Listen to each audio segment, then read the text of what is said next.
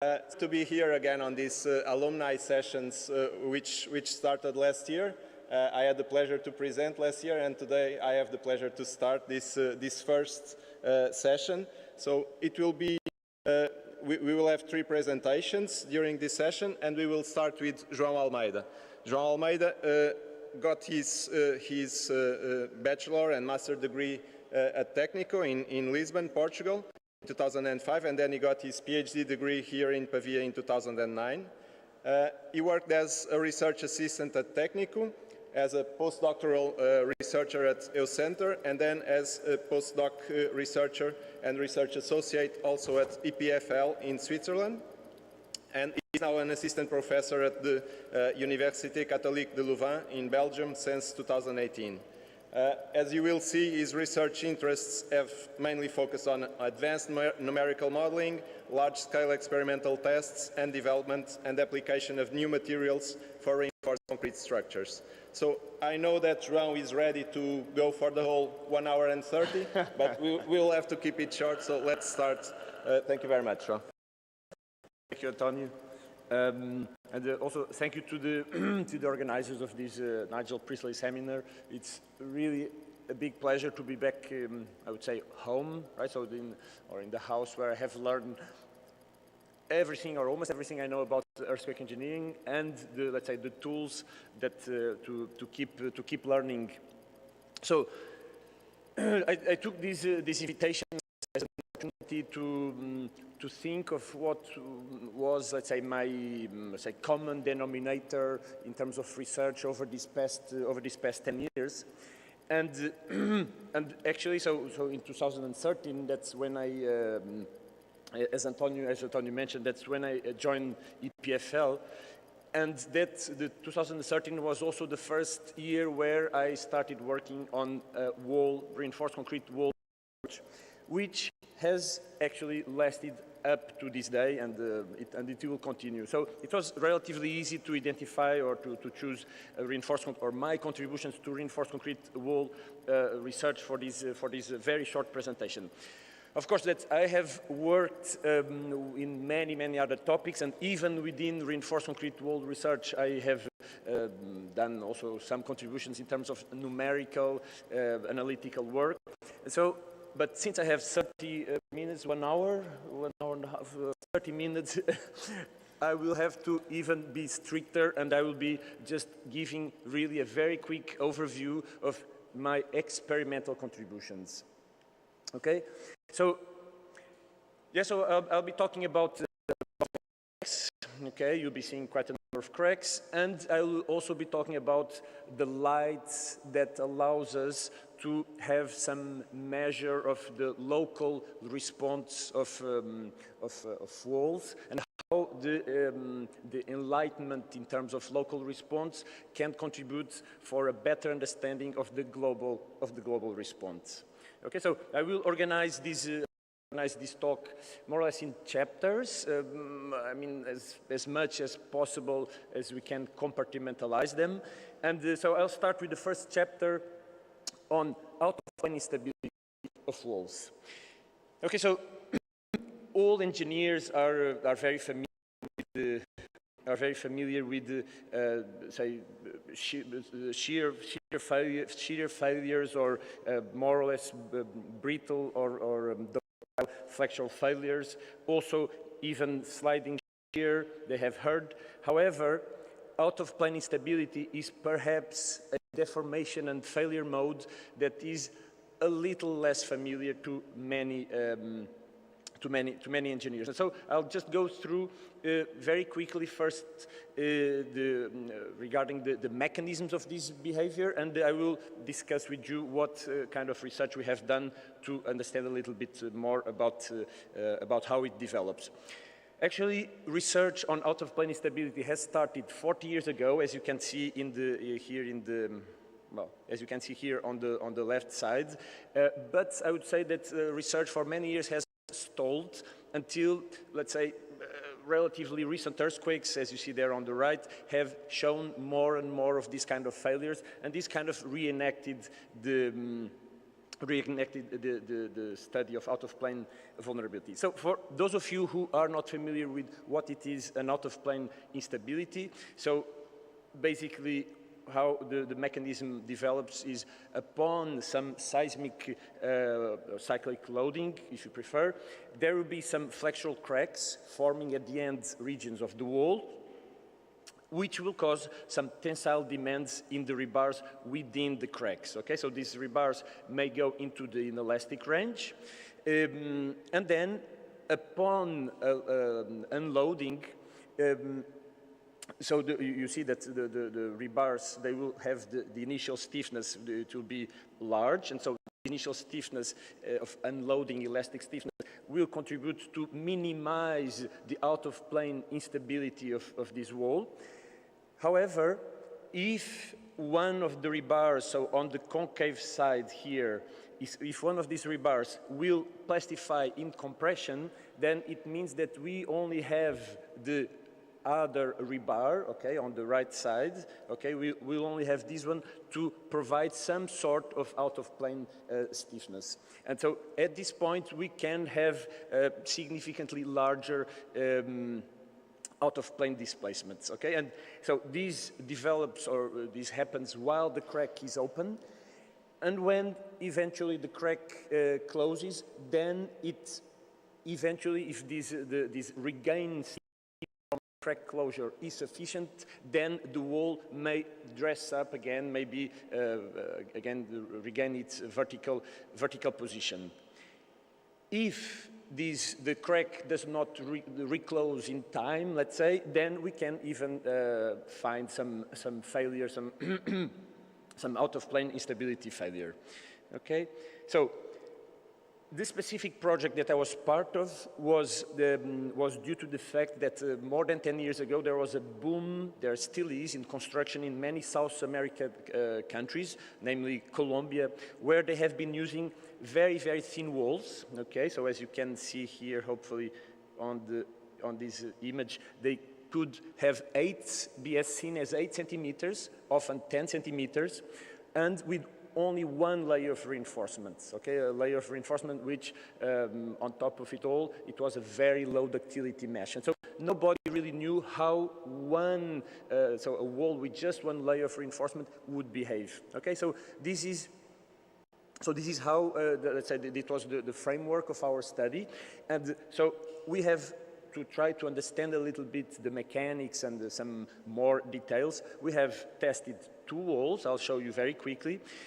And besides, so 2 walls, and we also tested a series, so a small series of boundary elements, okay, that were just were proxies for the walls, and they were just subjected to an uniaxial tension compression loading, okay. So just very quickly, such that you can follow the graph that I will show you. So I'll just introduce some parameters here. So the wall in plane force and drift indicated here, okay.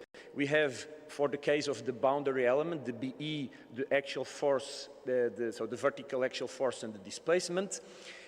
And from this vertical displacement, if we divide it by the story height, okay, we can obtain the global strain. The global strain is very, very important because it is really the critical parameter that governs the triggering of this out-of-plane displacement. Okay, so we'll talk a bit more about that. We also have out-of-plane displacements, okay, so the maximum displacement in the out-of-plane direction, and the thickness of the wall, and finally some local strains, which I'll show you, which we measured, okay, so namely the strains at the extremity, so the compression strains here at the extremity of the edge, let's say, through the thickness of the wall, and also the rebar, so the strains in the location of that only layer of reinforcement. Okay, so we started by testing a wall, TW1, okay, this wall was instrumented with 255 light-emitting diodes, so that's where the light got in, okay, and this wall was subjected to an axial force with a constant shear span ratio of 10 meters, and we also tested another wall where we simultaneously imposed some out-of-plane displacement, so the wall TW4. So I'll go very quickly through these slides, but what you see here, so this is so let's say what you see in the horizontal axis of both figures is the horizontal in-plane displacement of the wall, and so this one you also have the in-plane force, whereas the vertical axis here you see the out-of-plane displacements, okay, normalized with respect to the thickness of the wall. So what you see, now I'm loading, so there is an applied loading just in one direction, and you see the wall going out of plane and coming back. I don't know, I can play it again. You see, so we are just loading it in one direction, okay? We are just pushing the wall goes out of plane, the cracks reclose, and the stiffness is regained, and the wall dresses up again. We did something similar. So one important aspect was that, well, there was a contribution, although it's relatively difficult to explain, but there was a contribution for the failure of the wall, although the failure was not in pure out-of-plane buckling, but there was a contribution to the in-plane failure due to this out-of-plane displacement. So it could play a role in the response of this structural member. We also did something similar to the TW4. It's a little bit more difficult to explain. I will play in any case the video if it plays. But it's the out-of-plane displacement, as you can also see here, as you can see here, it was not so large actually than the out-of-plane displacement obtained by the wall TW1.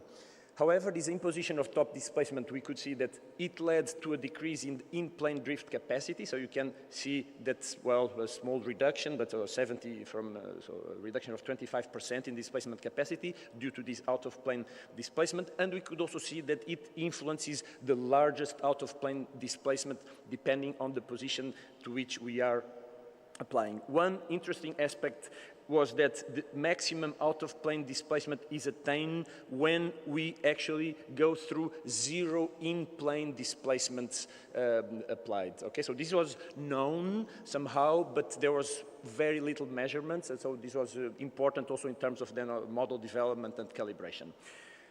So testing walls is expensive, time-consuming, so we cannot always test these very large walls. So we went on to test a program of 12 boundary elements. So again, as I mentioned in one of the previous slides, so just loaded actually, okay, in the tension compression.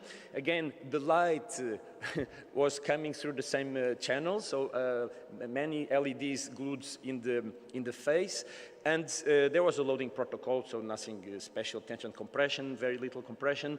And we went on to test the effect of different variables, namely the thickness of the walls, of these boundary elements, the reinforcement ratio, and the eccentricity with respect to the axis of the elements. The work was mainly carried out in the scope of the PhD studies of Dr. Angelica Rosso. Okay, so I don't have the time, of course, to go through all the specimens, but in a nutshell, the kind of response that we obtained was something of this kind. So the out-of-plane displacement for many of the initial cycles when we were loading in vertically, they were negligible until we would reach larger and larger values of this vertical strain, okay? After which, upon unloading, we could get more and more out-of-plane displacements until eventually failure was obtained, okay? So here, this graph, so for instance, this graph, I'll show you a series of graphs now, and so this one corresponds exactly to the previous one, flipped 90 degrees, where here, instead of the out-of-plane displacement, we have directly the strain. This is just the hysteretic curve in terms of force, so the vertical force, the vertical displacement. Here we have the curvatures along the height, and the out-of-plane displacement also along the height of the member, which you'll be able to see somehow also here in this example. Okay, so if I start playing, so you see that, well, in all these first cycles, until we reach relatively large values of strain, there is no out-of-plane displacement until eventually, and now I unload, there is this onset of out-of-plane displacement and these very significant out-of-plane displacements occurring, okay? And now we loaded the wall to the same to the same tensile strain. And now I'm going to stop just in the beginning of this out-of-plane, the onset of out-of-plane displacements. And so what we could see is that this onset of out-of-plane displacement was happening for very low values of compression force. And this is very, very different than the response for 2 layers of reinforcement. Okay, so this is a very specific feature that we managed to capture, and that would also help for the, until failure was obtained, that would help for the development of models, etc. Okay, now, with this out-of-plane displacement, we had typically the formation of some cracks, okay, some major cracks typically forming, leading to 3 hinges. And this plot will show you now the local compressive displacement in the extremities here of this, so for each of the hinges that were formed in the compressive side. And this graph will show you the strains across the thickness. You can also see that we have placed the strain at the crushing of concrete, and I'll explain you why.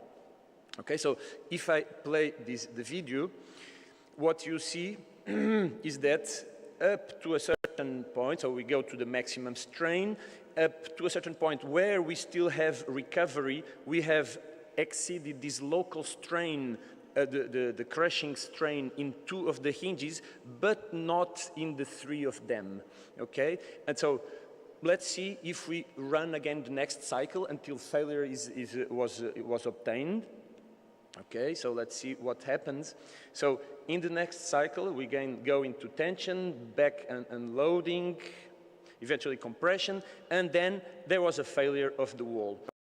And what do we see is that again, so this happened when at all the 3 hinges we have attained this concrete crushing strain. Okay, so this was also validated visually, and this led to, let's say, a failure criteria that again then we could use to model development, and this was basically, we could recognize this pattern in all of the tests that we have done.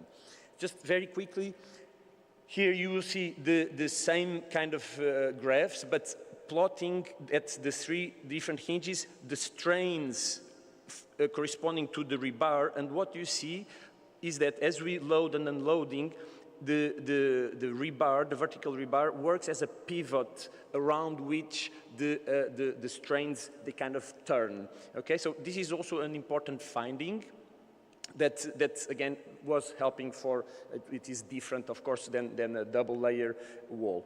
So very quickly, just so the influence of the test program parameters, so we could see that as expected, so lower thicknesses, so more thin walls, they have lower critical tensile strain, so they are more vulnerable to out-of-plane displacement. This is not let's say, unexpected. We also see that the increase of the compression, of reinforcement ratio also increases the vulnerability to out-of-plane instability, and finally the eccentricity with respect to the member axis.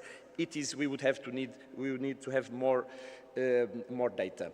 The second chapter is regarding lap splices. Okay, so the most common technique to join reinforced concrete members of all kinds. So, for instance, in the last earthquake in Turkey, we have seen many cases of exposed small lap splices. Okay, this is for instance the foundation for some walls in a school building. Okay, so you can see that they are really very small, and we went on to test something similar. So we started with testing some walls, okay, with and without the lap splices, and what we could see is that for, say, medium length lap splices and say an average confining reinforcement or transverse reinforcement, we could really obtain some very significant degradation of the displacement capacity of the wall. Okay, so at the start of research, we had information, and we also knew, or read some information, and we also knew theoretically what were the parameters that were mainly affecting the displacement capacity. So we went on to do a program test program that was not very different than the one that I showed you before for the out-of-plane instability in the scope of the PhD thesis of Danilo Tarquini. And we went on to test 24 specimens, 2 of them with continuous reinforcement and the others with a varying lap splice lengths ranging from 25 to 60 times the diameter, a range of confining reinforcement, and some different loading histories. So the loading histories, they were, let's say, similar to what we have seen before. I would just call your attention to the fact that we had chosen a ratio between tension and compression of 10 to 1. Okay, so this is something that we judged realistic, but we went on to also to check the influence of this ratio. Okay, so the light, it got in exactly in the same way as before. So the LEDs, this time they were glued either in the surface of the unit or directly in the rebars. Okay, and this allowed us to have really a quantity of information regarding relative slip between rebar concrete, and rebar deformations. Okay, so I will skip now a lot of details, but these basically allowed us to obtain an estimate of the lap splice strain capacity, because it was one of the fundamental parameters for earthquake engineering, design and assessment that was not available at the time. Okay, so I skip many of the details, but basically I just share some conclusions of what we obtained. So we have seen that the influence of lap splice length, so it is always positive in the sense that increases the lap strain capacity. Okay, so independently of the confinement ratio. Of course, it's more evident when we have a larger confinement ratio, but it is always positive. Unlike the lap splice length, the confining reinforcement, it did not work exactly the same way. So basically, when we have very short lap splices, it really does not matter how much we increase the confinement ratio. The lap splice strain capacity is always very, very, very low. On the other extreme, we have, if we have long lap splices, even a small increase in the confining reinforcement will increase very drastically the displacement capacity of the lap splices. And let's say in intermediate cases, we can more or less see that over a certain range of confining reinforcement, so there is basically no variation in this capacity, whereas beyond a certain value of this confining reinforcement, it does play a very significant role. We went on to test the influence of the loading protocols, as I mentioned before. So I will just basically, so this was the ratio that I mentioned before, 10 to 1. We basically saw that when we would be increasing this compression ratio, so going from, let's say, 0 to 1 to 2, it would be reducing the capacity of the lap splices. One also important aspect was the position of the casting. So the units had been casted horizontally, and so we could see that, of course, due to the aggregate segregation, the bottom casted lap splices, they had much better lap splice strain capacity. And so this was included in some proposals that can be used, and I have seen that they are already currently used in the, say, for instance, to include in as a limit states in advanced modeling of wall buildings. Okay, so we reach, so I know that I have 8 minutes, so I have to squeeze it a little bit. So we reach, okay, so I reached to UC Louvain. So we are now in 2018, and maybe you see this line, okay, and I could leave you looking at this line for the next half an hour, and very likely most of you would start feeling dizzy, okay, and have headaches. And why? Because this line is turn of 0.005 radians, or 0.5% of the vertical line. And what does this mean? This means that this is the maximum residual deformation that we can have before people are actually not able to endure living in a building. And it is also one limit for building functionality. Okay, so this kind of explains my interest in the development of research on residual displacements. So we have seen that, for instance, so codes until today, they, they are based on, say, peak-based assessment and designs. We design for, so for in a pushover or non-linear dynamic analysis or force design, we are always comparing to the maximum, towards a peak. And I wonder if it would not be the time for us to consider also start considering some residual-based checks in our codes. Okay, so this has been seen everywhere, including also in Turkey recently. So again, this is an example of a building, structural wall building that has very clear out-of-plane residuals, and of course, it needs to be demolished. So I have been interested in particular on the techniques, namely leveraging the material behavior that can be used to actually reduce minimize these residual displacements. So we went on to test two walls. So one here on the left side, let's say a pure reinforced concrete wall, and the other which had a very limited amount at the base of shape memory alloys, okay? And for those of you who are not familiar with shape memory alloys, so shape memory alloys, they have within a certain range of temperatures, they have this kind of behavior, so a super elastic behavior, so without plastic deformations and also still with energy dissipation capacity. And what we could see is that minimal adjustment in the wall reinforcement was making a huge impact in terms of how much what we would have in terms of residual displacement. So unloading from the same value of imposed maximum displacement, when we would go to zero, the residual displacements of both walls were very, very different. Okay, so this can be better seen in this graph. So if you just compare these two lines, so what we have here in this light gray is a residual drift. So this 0.5 is the limit that I mentioned before in the black screen.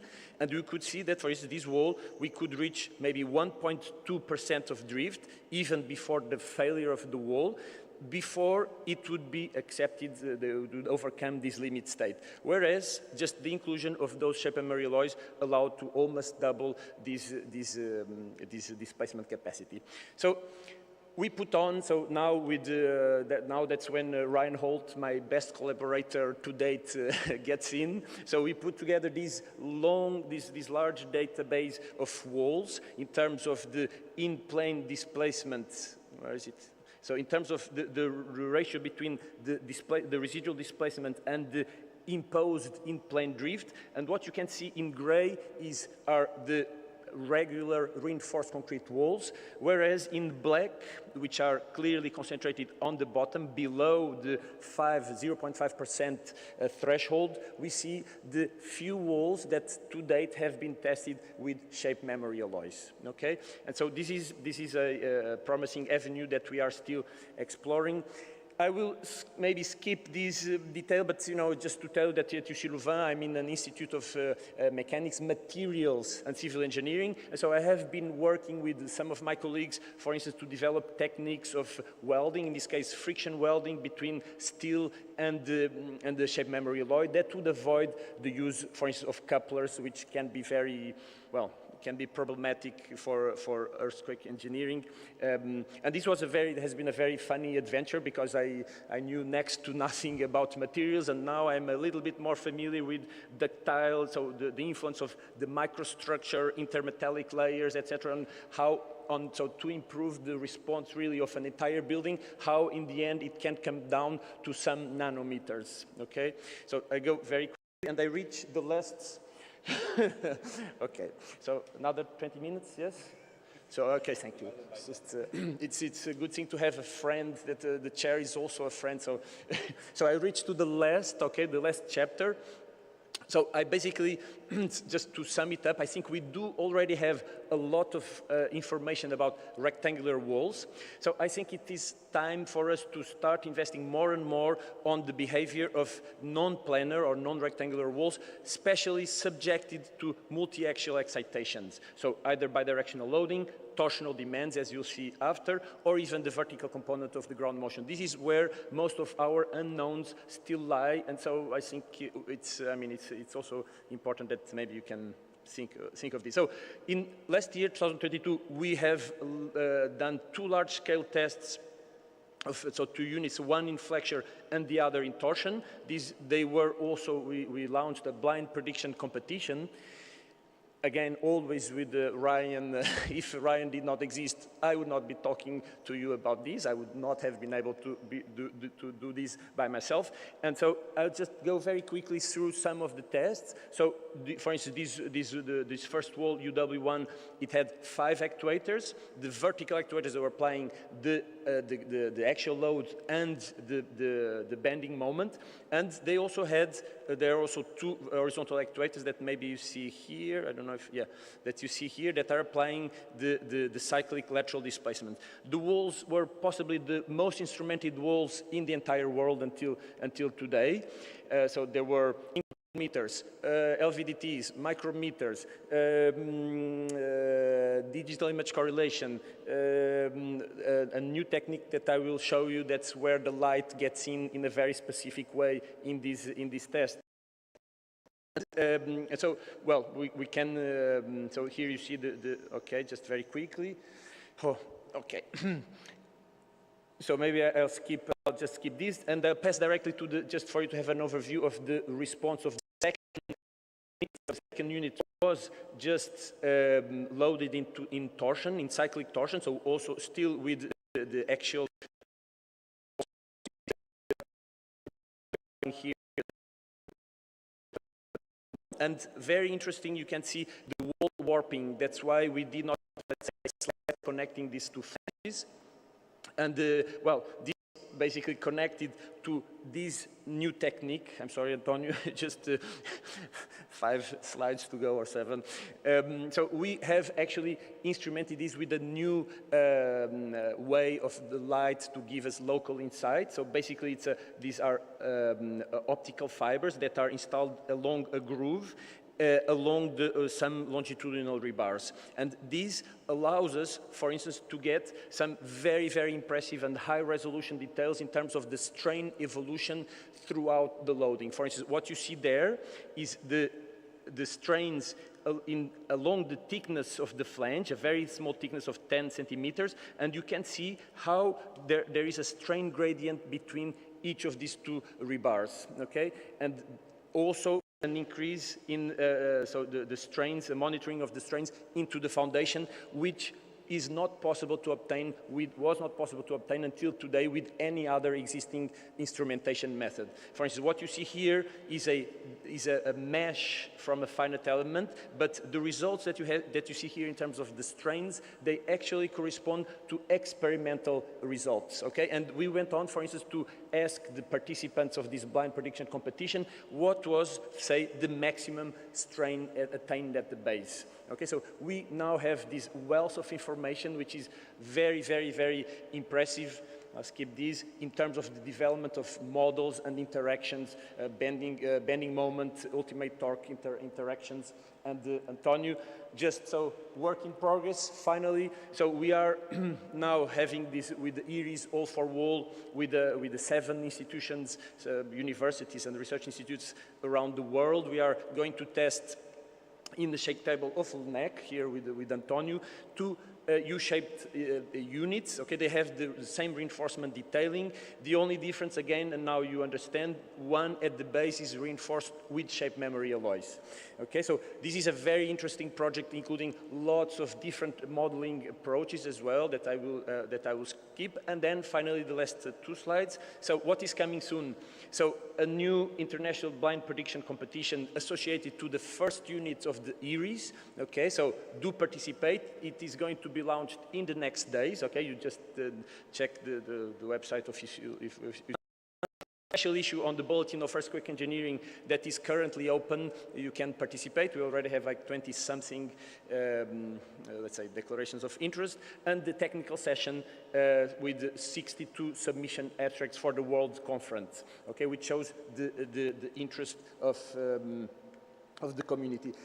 So last slide, also to tell you that I'm interested also in the other materials, namely, for instance, we are now also going to do some tests on H-shaped reinforced concrete walls reinforced with GFRP rebar. So these are coming as a substitute to steel in the market, so with support of CIREG. And I'm also finally interested in the development of materials, namely hybrid FRP shaped memory alloys, where we can basically shape memory alloy wires, where we can use a little bit of this capacity and this non-existence of residual displacements to improve, hopefully, the response of the rebars. Okay, so thank you. I hope that you had a little bit an overview of what, say, a Rose alumnus can do. So my PhD was not experimental. Okay, so you have, I hope, I mean, for those of you who are even doing your PhDs and masters,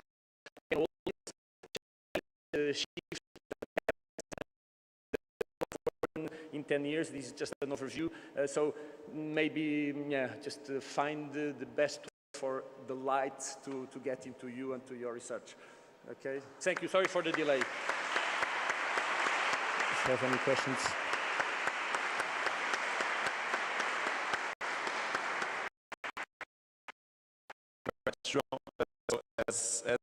As we had an impressive number of slides, but also impressive detail in the results and the analysis. So we have time for one short question, then you keep the others for the break, please. Yes, I've actually booked the microphone ahead of time so that I could jump in. And just to say, João, it's young researchers, if you consider yourself as being young, still doing the work and still interested in working, in implementing, in understanding the very basics of structural mechanics. This is the things that we were reading books of Park, Pauly, and Priestley of 30, 40 years ago. The world has moved on. We're now doing very fascinating things using artificial intelligence and the likes, but it's really, really enlightening and refreshing.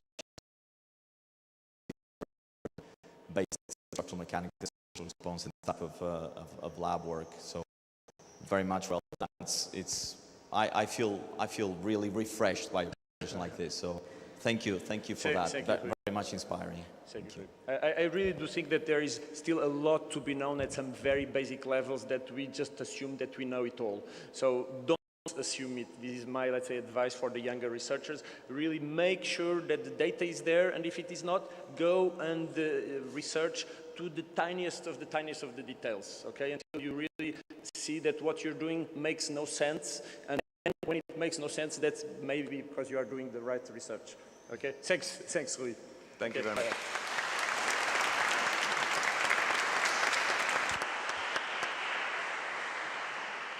Thank you again. So now we move from the detail to a more general viewpoint with Matthew Fox. So Matt is a consulting engineer and research fellow at the University of Pavia, where he got his PhD in 2015. He's originally from New Zealand, as you will for sure understand, and he has spent the last 15 years working in a mix of industry and academia. His professional interests include seismic hazard analysis, post-earthquake building evaluation, loss assessment, and the seismic retrofit of existing structures. Please, Matthew. Okay. Thank you, Antonio. I think because I'm from New Zealand and this presentation is mostly about New Zealand, I'll start by greeting you in the Maori language. So, kia ora koutou katoa, no mai haere mai, buongiorno tutti, good morning everyone, my name's Matt Fox from the University of Pavia. When I was originally given the opportunity to deliver one of the alumni presentations at this year's seminar, the request was kind of something like, Matt, could you present on your current research activities? My current research is covering a fairly broad range of topics, and I felt that that probably wouldn't make for a very cohesive presentation, so Ricardo kindly let me present on something a little bit different. Now, obviously, the title hopefully gives away fairly well what that's all about, and I'll get into the detail in a minute. Before I do that, just a little bit more of my background. So I kind of consider myself to be originally from Wellington, the capital city of New Zealand, which has a population of around 200,000 people and is located at the bottom of the North Island. So I spent my younger years there before moving to Christchurch, where I completed my Bachelor of Engineering at the University of Canterbury in 2008. I then went on to work for about 3 years as a structural engineer in Christchurch, which, for better or worse, included the period in which we were hit by both the Darfield and the Christchurch earthquakes. Later on in 2011, I then moved to Patras as part of the MEES program before continuing on with that in Pavia. There I ended up staying, well, here I should say, ended up staying on a little bit longer than anticipated and ended up doing my PhD under the supervision of Tim Sullivan and Katrin Bayer. Once I was done with the PhD, I then moved back to New Zealand to join the engineering firm Becker, which is a company of about, I think now 4,000 employees across most of Asia Pacific. Originally I was in the Christchurch office working on the repair and retrofit of buildings that had been damaged in the earthquake 5 years earlier. They then got sick of me and sent me over to the Netherlands to work in the NAM office on the induced seismicity project over there. And after about 18 months in the Netherlands, back to New Zealand again, this time to Auckland, where I took on a role leading Becker's global seismic projects. And then somehow after that, I found myself back in Pavia again. Let me go back a step though, because it was during this time leading or doing my global seismic role at Becker that I sort of got on to what I'm going to talk about today. So part of our marketing and sales strategy, a very small part of it, was to promote on a global scale the New Zealand approach to earthquake engineering, which tends to be very pragmatic. We focus a lot on understanding inelastic mechanisms and structures, and we tend to shy away or keep things quite light on sophisticated analyses.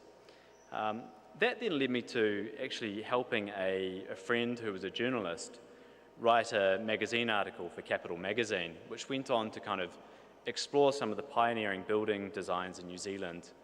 And we did that by showcasing these 4 really interesting buildings from Wellington, and that's what I'm going to present on today. I'm going to take you through these 4 buildings, tell you a little bit about them, describe what made them so innovative, and then try and wrap up with sort of looking at, well, how would we actually view these buildings today, and trying to understand a little bit what were some of these factors that led to such innovative designs. So building number 1. The Jerningham Apartments. The Jerningham Apartments were designed and constructed in the 1960s, and this was a period where Wellington's post-war baby boom had led to predictions of enormous population growth. And so developers had embarked on a new generation of high-rise apartment buildings, and perhaps to the casual observer, the Jerningham Apartments doesn't really appear to be any different from other buildings of the era, but for me it's actually an absolute icon of seismic engineering. Now, the title of World's First Capacity Design Building is perhaps a little bit contentious, and those who were at the seminar last year and saw Professor Fardisa's presentation will appreciate that capacity design wasn't exactly a single eureka moment, but there were a number of steps over the years with contributions from different individuals. For me, though, the pivotal moment in its development is the work of Wellington engineer John Hollings in the 60s. So what Hollings managed to do, I think, was kind of put all the key ideas together in a single elegant design philosophy, and then went on to straight away apply that in the design of the Jerningham Apartments. The other thing I found absolutely fascinating was in one of his papers in 1969, he used this great way of communicating his thinking. So he described the building as if it was made of glass, but with lead-like hinges. So at the end of all the beams and the base of the columns, you have these lead hinges, which are ductile and can deform and accommodate the displacements imposed on them during an earthquake. But the rest of the structure is made of glass, so very brittle. But that's okay because it's protected by being stronger than the lead hinges. Now, it's worth keeping in mind that this wasn't a research project, this was just a regular commercial building project. So in addition to the desire to design and construct a seismically resilient building, the engineers also had to try and keep the cost to a minimum. Capacity design actually helped in this way They were able to reduce the size of the foundation and ended up saving something like $100,000 compared to a previous concept. So 100,000 in the 1960s is something like 8 million in today's money, or $5 million, 5 million euros if we're converting to euros. The other quite neat thing they did, obviously very common, is trying to squeeze in as many apartments as you can. So to get an extra floor within the building and stay within the regional height limits, they adopted this very low-profile flat slab floor system. And to be as certain as they could that it would perform as they wanted during an earthquake, they actually went as far as building a prototype on site and load testing it prior to construction. So, fascinating building and a fascinating design process. Building number 2, the Beehive, and the first use of diagonally reinforced coupling beams. So the Beehive is actually the executive wing of the New Zealand Parliament and was constructed in the early 1970s. Now, this was a time when New Zealand had a curious mix of kind of forward-thinking confidence, but also a bit of a lingering attachment to the mother country of Great Britain. So when it came time to upgrade the existing rat-infested buildings on the parliamentary estate, the star British architect, Sir Basil Spence, was called up to come up with a design that was a bit more progressive. This ended up leading to his modernist tower design, which quickly became known, informally at least, as the Beehive, and I hope it's fairly obvious why. Now, it tends to be a building that people either absolutely love or absolutely hate, but for me personally, I'm in the absolutely love it category from the architectural point of view. Some 25 years earlier to all of this, a young Hungarian cavalry officer by the name of Tom Paulé was fighting the Red Army on the Eastern Front. This ended up putting him at odds with the new communist regime that had been installed in Budapest, and in 1951 he fled with his young family to New Zealand. He went on to study engineering at the University of Canterbury before moving to Wellington, where he worked as a consulting engineer for about 8 years. He then came back to Christchurch, back to Canterbury, and took up a position as a lecturer in structural design. And then in 1969, completed his PhD on the coupling of shear walls. Now, Paulé's research went to show that the existing approach for designing and detailing coupling beams was completely inadequate. The problem being that coupling beams tend to be very squat or have a low aspect ratio, and so inevitably fail in shear. If they have a fairly low quantity of transverse reinforcing, they'll typically fail in a diagonal tension failure mode. If you just try and increase the shear reinforcing, then they eventually fail in a shear sliding type of behaviour. Paulé's genius solution to this, as many people probably know, was the use of diagonal reinforcing. So by arranging the reinforcing in a diagonal configuration, the coupling beams actually behave more like a truss, and as you can see from the figure, achieve much, much higher levels of ductility. The timing of Paulé's research was fortuitous. The Beehive was already under construction and was using a coupled shear wall system for lateral load resistance. When the chief engineer at the Ministry of Works, Otto Glogau, who was overseeing the project, heard of Paulé's research, he was so captured by the idea that he asked for it to be immediately implemented in the remainder of the Beehive design. So we've ended up this quite funny building that has these conventional reinforced coupling beams from levels 0 to 5, and then the first ever diagonally reinforced coupling beams from levels 6 to 10. And I actually only found out about this thanks to another former Rose School student, which was Didier Pettinger. So he was doing a seismic assessment of this building and reviewing the as-built drawings, and apparently got quite a surprise when he got halfway up the height and saw the coupling beams all of a sudden changed. Building number 3, the William Clayton Building, and the world's first building to be seismically isolated using lead rubber bearings. The lead rubber bearing was invented in 1974 by Bill Robinson, a scientist at the New Zealand Department of Scientific and Industrial Research. At the time, the department had already been experimenting with the use of sacrificial steel dampers for improving seismic performance. But the story goes that a conversation in the staff tea room led Robinson, who was actually a metallurgist, to try and find a material that was more suitable for energy dissipation than steel. Apparently 2 hours later, he came back and had already settled on his solution of lead. Lead is highly ductile, but because it's hot worked at room temperature, it also has stable and repeatable behavior during cyclic loading that's not really affected by fatigue. The other great advantage is that because it was used in car batteries, it was available in high levels of purity for a relatively low cost. A little bit later, in the 80s, the William Clayton project then emerged as an ideal candidate for the first implementation of the lead rubber bearings in practice. It was a Ministry of Works project, again under the supervision of this Otto Glogau, and located less than 100 metres from the Wellington Fault.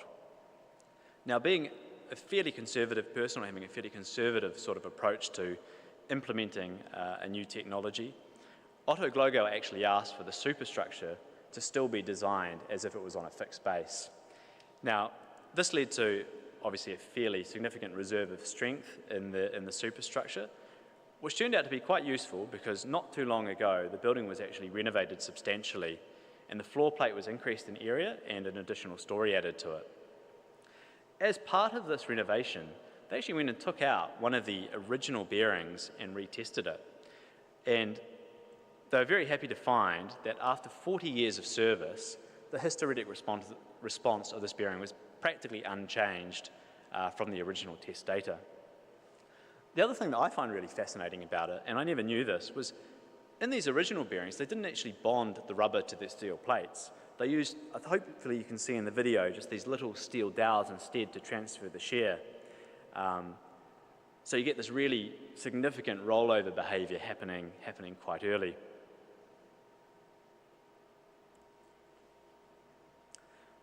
Now, I know I said I was only going to go through 4 buildings initially, but when I was preparing this presentation, I couldn't help include an additional honourable mention, which is the Wellington Central Police Station. And I wanted to include this one because it's New Zealand Police was a client of mine, and it's actually the only one that I've had the chance to be involved with personally. Straight away, it looks like a bit of an unusual building with this relatively uncommon concrete-braced frame structural system. But the innovative part is actually what I would consider to be a fairly audacious seismic isolation system. So rather than using bearings to isolate the structure, lead rubber bearings, laminated bearings, friction sliding pendulum, whatever you want, they actually just used the piles as the isolation system.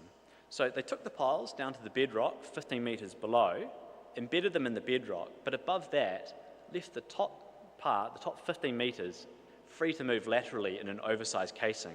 So you've got this 15-metre pile that can move 400 millimetres in every direction. That obviously provides the low stiffness that you need for seismic isolation. You have to go through and find some pretty tricky details to try and make that all work. So what you can see in the inset figure there is actually the top of the pile sticking up into the basement and the column from the frames coming and landing on top of that. And they've got this spherical steel bearing in between so that the rotation from the pile isn't transferred into the column. They did run into some problems, and they actually found in their analyses that the columns were going into tension, obviously a big problem for a system like this. So they've got this extra trick of having post-tensioning cables running through the piles, through the bearing and into the column to hold it all together. To further improve the behaviour of the building, and I wouldn't say necessarily improve, I think they're actually fundamental to its behaviour, they also included 24 lead extrusion dampers in the basement. I'm not sure who was selling lead in Wellington in the 1980s, but they must have had a really profitable time with all these seismic projects going on. One of these lead extrusion dampers, though, they took it out and retested it in 2012, a bit over 20 years after the original construction. And they found that it actually had twice the intended design capacity. Now, this is a huge problem because that essentially turns the building from an isolated building into a fixed base building. And fortunately, there were no major earthquakes during that time. But what they believe happened is that there is a grease layer between the lead and the outer steel casing. And over time, that grease layer had degraded and the lead had actually bonded to the outer steel casing. So I think there's a pretty important lesson there, which applies probably to any engineering project, but perhaps more importantly when you're using novel or new techniques. And that's to really make sure that your design assumptions are reflected in reality, and not just upon completion of the structure, but into the future as well.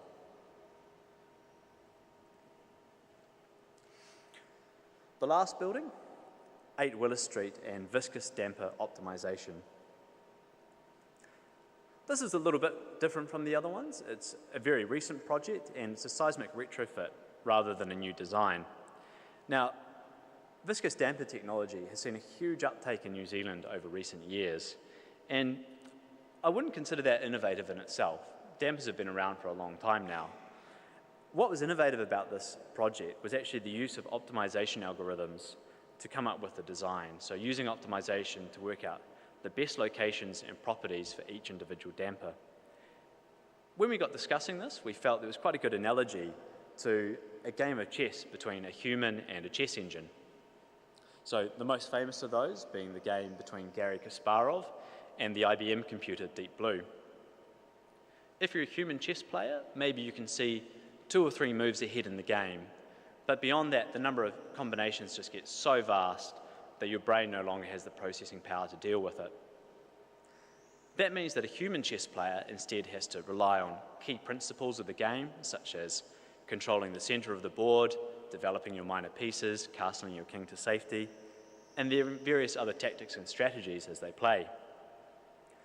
A computer, on the other hand, doesn't care about that at all. They just look 5, 10, 15 moves ahead and work out, well, what is the best move that I can play now to give me the best outcome further down the track in the game. And I thought this had some great parallels to conventional design process and design optimization. So in the normal design process, as engineers, we use simplified analysis methods, and we make further simplifying assumptions on top of those. In the case of a viscous damper design, we might choose to proportion the damping coefficients in such a way that classical mode shapes are retained, and then keep the structure within the elastic range to simplify it. The optimization algorithm, on the other hand, doesn't worry about following those rules. It just uses all its processing power and intelligence to try and work out what is the most efficient combination of dampers to achieve the performance objectives that I need to achieve. And this seems to be leading in the direction of demonstrating that very substantial improvements in seismic performance can be achieved with actually quite a limited number of viscous dampers. So I've gone through now and I've explained to you kind of all the innovative things about these buildings, but a lot of them are fairly old, most of them from the 60s to the 80s. So I thought it was worth giving some consideration to how do these buildings actually stack up against our modern design requirements and performance objectives.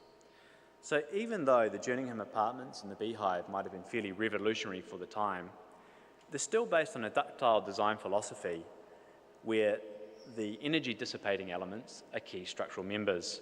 So energy dissipation during an earthquake, in this case, will inevitably mean structural damage. And I think the very simple conclusion from that is that these buildings would probably be uneconomical to repair following a major earthquake. And it's amazing to think that they were revolutionary then, but really out of sync with how we're trying to design buildings today, trying to make them use low damage approaches and make the buildings not just protect people's lives during an earthquake, but also functional fairly quickly afterwards and with a minimum level of repair. The second point is that seismic hazard estimates invariably increase with time. Every time there's a new seismic hazard model released or a new code, the hazard almost always goes up. So a lot of these buildings now have been designed for a level of seismic hazard that is much lower than what designers use today in Wellington. To complicate matters a bit further though, New Zealand has just released its new seismic hazard model, which a few people in the GEM Foundation had a little bit of involvement with. And that new seismic hazard model has actually, in some cases, effectively doubled the seismic hazard for Wellington, which was already a high seismicity site. So I think the peak ground acceleration on rock for a return period of 500 years is something like 1 G now in the latest model. And I think Wellington engineers, designers, architects, developers are probably going to face some pretty tough years having to try and figure out how they can design for this much higher level of seismicity and what new and different structural systems they'll need to use. The other problem that I suspect this will create, and people probably haven't really given enough thought quite yet, is that New Zealand went through a very strong period of seismic retrofit following the Christchurch earthquake. And there's going to be some very difficult conversation with building owners who have done seismic assessments or retrofit projects in Wellington and are now going to be told that the actual risk of their buildings, or the estimated risk of their buildings, is much higher than they had originally thought. To finish up, I'd also like to take a moment just to look at what drove some of this innovation in Wellington, particularly in this very, very innovative period from the 60s through to the 80s. And I came to three key points. There are probably a few more that I could add in as well, but the first one is that there was a very clear problem that needed to be addressed. Wellington was a high seismicity site, and the way that buildings were being designed in the other parts of the country, or being designed traditionally, just simply wouldn't work for Wellington's high seismicity. The second point is that there was this public Ministry of Works under the forward-thinking leadership of Otto Glogau.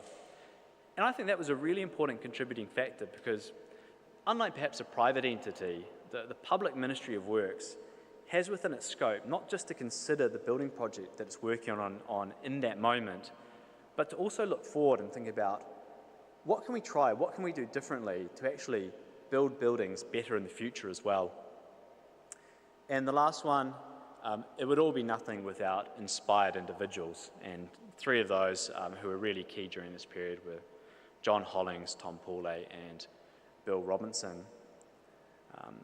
So in closing, I hope from this presentation and these amazing Wellington buildings, you can take away some inspiration and continue to find innovative solutions for the seismic problems that we're facing today. Thank you.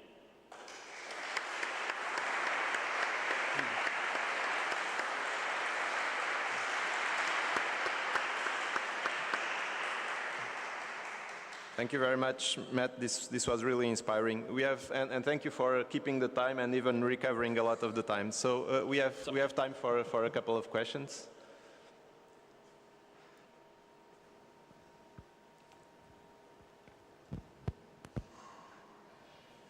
Rui, of course. Yeah, at some stage I'll leave the room. Fantastic presentation, really inspiring. Also, the use of the black background really worked well with this projector.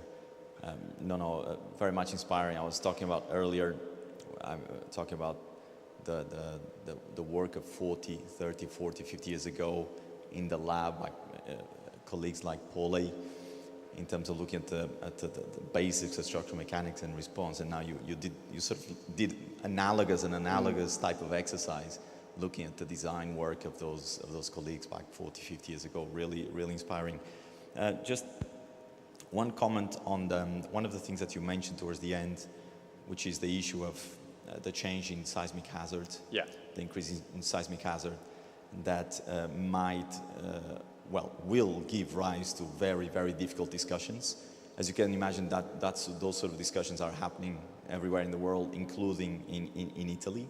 About every time one wants to introduce a new seismic hazard model, there's always the question about, so what happens to the building that are retrofitted yesterday, now that today you're introducing seismic hazard model? And my question to you is, do you believe that the impact might not necessarily be as problematic as might be upfront thought by some of us, given that probably the probability of collapse still remains under a certain threshold? We're now being more and more conservative in our designs, and so even by increasing the seismic hazard level, if we then try to assess what's the actual collapse probability of that building, we might still be under a certain threshold that needs to be decided and accepted by society, of course. But I have the impression that the discussions might not be as difficult as one might fear, or at least I have the hope. Yeah, I'm not entirely certain on how difficult they're going to be. There's probably a couple of important points. One is that this is a seismic hazard model update. It has nothing to do with the code yet. That's still underway. So there's obviously a process that it's going to go through to go from a seismic hazard model to a code update. So we'll have to see what happens there. Maybe there are some changes that mean the impact's not quite as high as predicted. The other thing, I think we've had probably a bit of a problem in that we've been too slow updating the seismic hazard model in New Zealand. We left the gap so long and things have gone so far advanced that I think that's why there's a bit of a shock, because the jump is just so significant. But I'd probably also say I think you are quite right in your point that in terms of the actual impact it will have on the risk of collapse, yeah, it may not be as significant. I think that still doesn't get Wellington out of a very tricky situation of what's going to happen there when there's a big earthquake. I feel it is a very challenging place for people who have a knowledge of seismic engineering to live, or knowledge of seismic hazard and risk. Thank you very much, Matt. So since the question was very long, we'll go right to the next talk. Thank you. Right.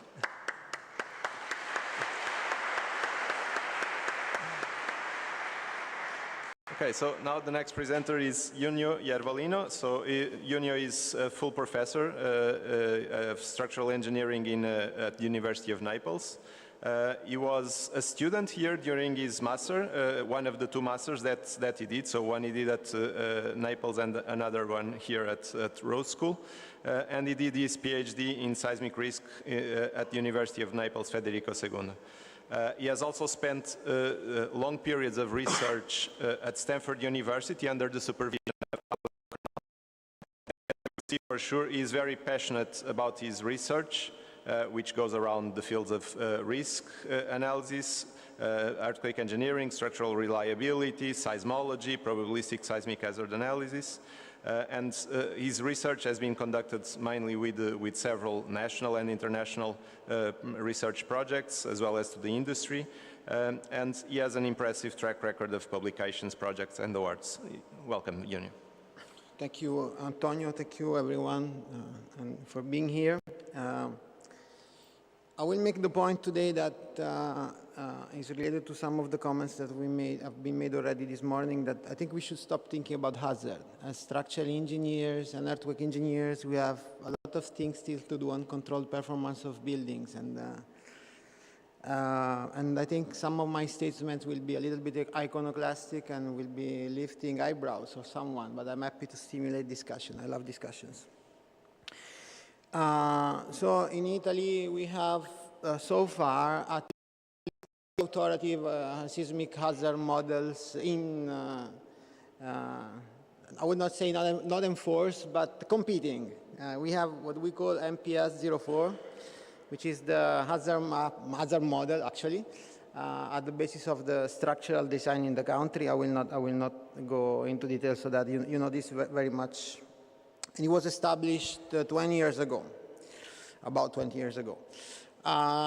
Then there was a project led by the National Institute of Geophysics and Volcanology in the last 7 years that was meant to revise the hazard model to see whether there was a room for replacement in our building code. And we will call this MPS 19 because it was ended in 2019. And then we had the third seismic model. These are not the colors that you always see. We always see these maps, but just for comparison purposes, we homogenize the color maps. This latest model is out of a project, the SERA project. We will call this SHM 20. And this is going to be the national, this is the annex, sorry, the informative annex to the second version, of Eurocode 8, which is going to somehow in next years to be published, and I think Antonio knows very well about that. So for Italy, we have at least 3 seismic hazard models here for comparison with the same color scale, and you see some differences that raise a lot of concern among many people.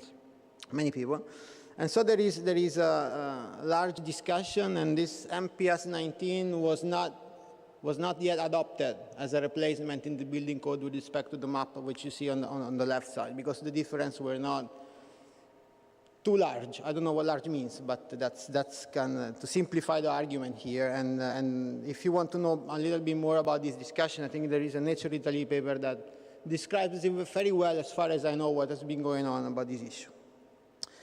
And that paper was a couple of years ago, and then still the situation is not settled. And I think that it will be very easy to gain confidence after all this discussion that we had in one of these models. My point is that the superior cannot be established between these models. So I think that these discussions are out of the mark. I mean, this is my opinion from the structural engineering point of view. And I will try to prove this, again, from my point of view. So we know very well, I've been working and trying to divulgate about this since many years, that PSHA is, we see in form of maps for building codes, but of course there are site-specific results. We need PSHA for site-specific projects, usually with point-like facilities as buildings. And we cannot test based on observations the results of PSHA. This is why PSHA is so complicated to calculate, because we cannot rely on data, basically. We just partially rely on data too, but we want to extrapolate.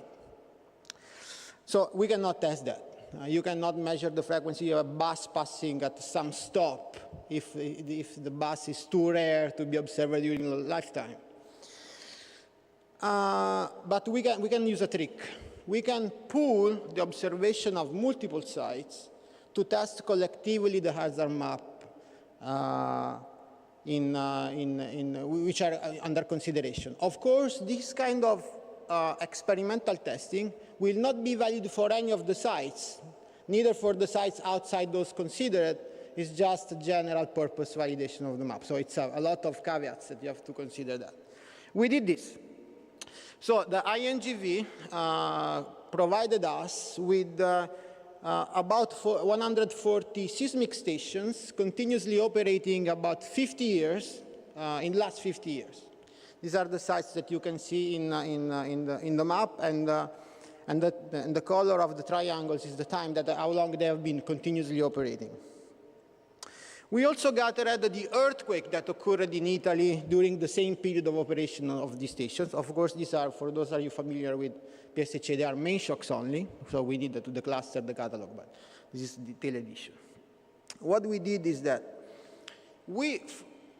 for each of those models, with the components of those hazard models, with 3 hazard maps that you have seen, we built the distribution, probabilistic distribution, of the number of exceedance of ground motion intensity collectively observed at those sites that we have in 50 years. So each of the models has information to build how many, with certain probability, exceedances are expected at the sites where we have 50 years of observation. Okay? And then we compared, because the sites are many, we compared this distribution with actual observation observed at the sites in 50 years. And we ran what we call hypothesis testing. It's a formal hypothesis testing, to see whether the probabilistic distribution from each of these models is compatible with the data at those stations. As certain as limitation, at least it's a formal testing. What do we gather at? We gathered that if we look, for example, at PJ, actually you can do this at any spectral acceleration at any return period. So I will present a select number of results. If we look at 50 years, you see that, for example, for MPS 04, the actual hazard map that is in place, we have the distribution of the exceedances of the ground motion with 50 years exceedance return period at those 140 sites. And you see at the bottom of the left the number of actually observed exceedances, which are in the rejection regions of the distribution. So we can see that the model in this case is not compatible with the sample data that we have in this case. If we look at 475 years return period PJ for that map, actually the exceedance of the threshold with this return period are compatible with the distribution referring to that return period. And the larger the return period, the more always the number of observed exceedances are within the acceptance region, which is not strange because the data become few, it's easy to accept. This is a kind of standard feature of hypothesis testing. The less the data, the hardest to tell that the model is not compatible with the data. With 50 years, the data are much more, of course, and then it's easier to discriminate whether the model is compatible with the sample. If we do this for the MPS 19, we see very similar results. So that at 50 years, the model rejects the null hypothesis that the model is compatible with the data, whereas at the other return periods, larger return periods, the model is always compatible with the data. And guess what, for SHM20? It looks like that the rejections are larger. We see that we are in the left tail of the distribution with the observed exceedances up to 975 years return period, but actually we are very close to the limit of the acceptance region. If we change the confidence levels, we get exactly the same results as the other models. So if we can summarize also for other spectral acceleration in this table, you see in red the number of cases, the cell are the number of cases that we have made, in red the rejection cases, and in green the acceptance cases. And I can, well that's my opinion, but I think that this performance of this model is very compatible between each other, it's very comparable. I don't think I have the support to be actually carried out. The point is that in all those years, in the frequency, at the pace we see updates of seismic hazard, we don't know much more about earthquakes. So the information that we have there is basically always the same. We can play around with models, but we cannot extract more information that we have. That's my point. So let's go back to structures. I think that discussing hazard is easy. It's pretty clear what's going on. Controlling, at least in hazard analysis, not in earthquakes, are very complicated. To control structural performance is much more complicated. This is why we tend to try to shift on the hazard side. That's my opinion. So we had a project in almost, it's still running actually, but I present the results up to 21. 10 years, the vast majority of the people in this room have either directly or indirectly contributed to it. So I'm presenting the word of a large group of people, even in this room. The goal was to understand what's the structural reliability, seismic safety, if you want to call that in this way, of code-conforming buildings in Italy. What I'm going to say applies to Italy, of course, as the hazard part, but the hazard part and this part, both I think are generally applicable worldwide because I think we are in an international state-of-the-art way of doing things here in Italy.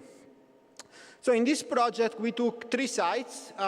This is the MPS 04, different color scale, but it's the left-hand hazard map that you have seen in the first slide. 3 sites, Napoli, Milano, and L'Aquila. Napoli because I'm from Napoli, so this must be the site. No, it's mid-hazard. It's only because mid-hazard. Aquila is high hazard in relative terms, and Milan is low hazard in relative terms. What we did, we designed a number of structures, the same structure in terms of configuration at all these sites according to our current code. We designed for the ordinary construction limit states that we use in Italy. So it's damage, control, limit state, and life safety limit states. This is why you see the spectra of the 3 different sites on the right hand of the slide. Then we called, I started this with Paolo. We called what we thought at the time among the best experts for each structural typology in Italy. And we designed unreinforced masonry buildings, the same buildings at unreinforced masonry at all these sites. Then we designed a reinforced concrete structure, the same configuration of the structure at all the 3 different sites. And then we did base-isolated reinforced concrete structure at all of the sites. And then we did industrial steel buildings at the same building at all of the 3 sites. And then we did precast reinforced concrete buildings at all of the sites. And then we did bridges at all and overpasses at all of the sites. This is why it took 10 years to do that. We designed the buildings. And then we decided that we want to evaluate the structural reliability with respect to 2 performance of the buildings, which are different from the limit states. The limit states are for design, then we want to evaluate. We know that there's no matching between the design limit states and the performance of the building. So we design it for life safety and damage control, and then we evaluate performance with respect to what we call global collapse, which is very conventional. It's just the exceedance of some displacement corresponding to the strength reduction from the pushover analysis. And then what we call usability prevention damage performance, which is something related again to usability, as the name says. It's much more composite performance definition, which involves non-structural elements. I will present in the next of the slides so global collapse results or usability preventing damage, depending on what I want to tell you. So we designed those buildings, we defined those performance to evaluate the reliability, and then we said we want to evaluate the reliability at the state of the art.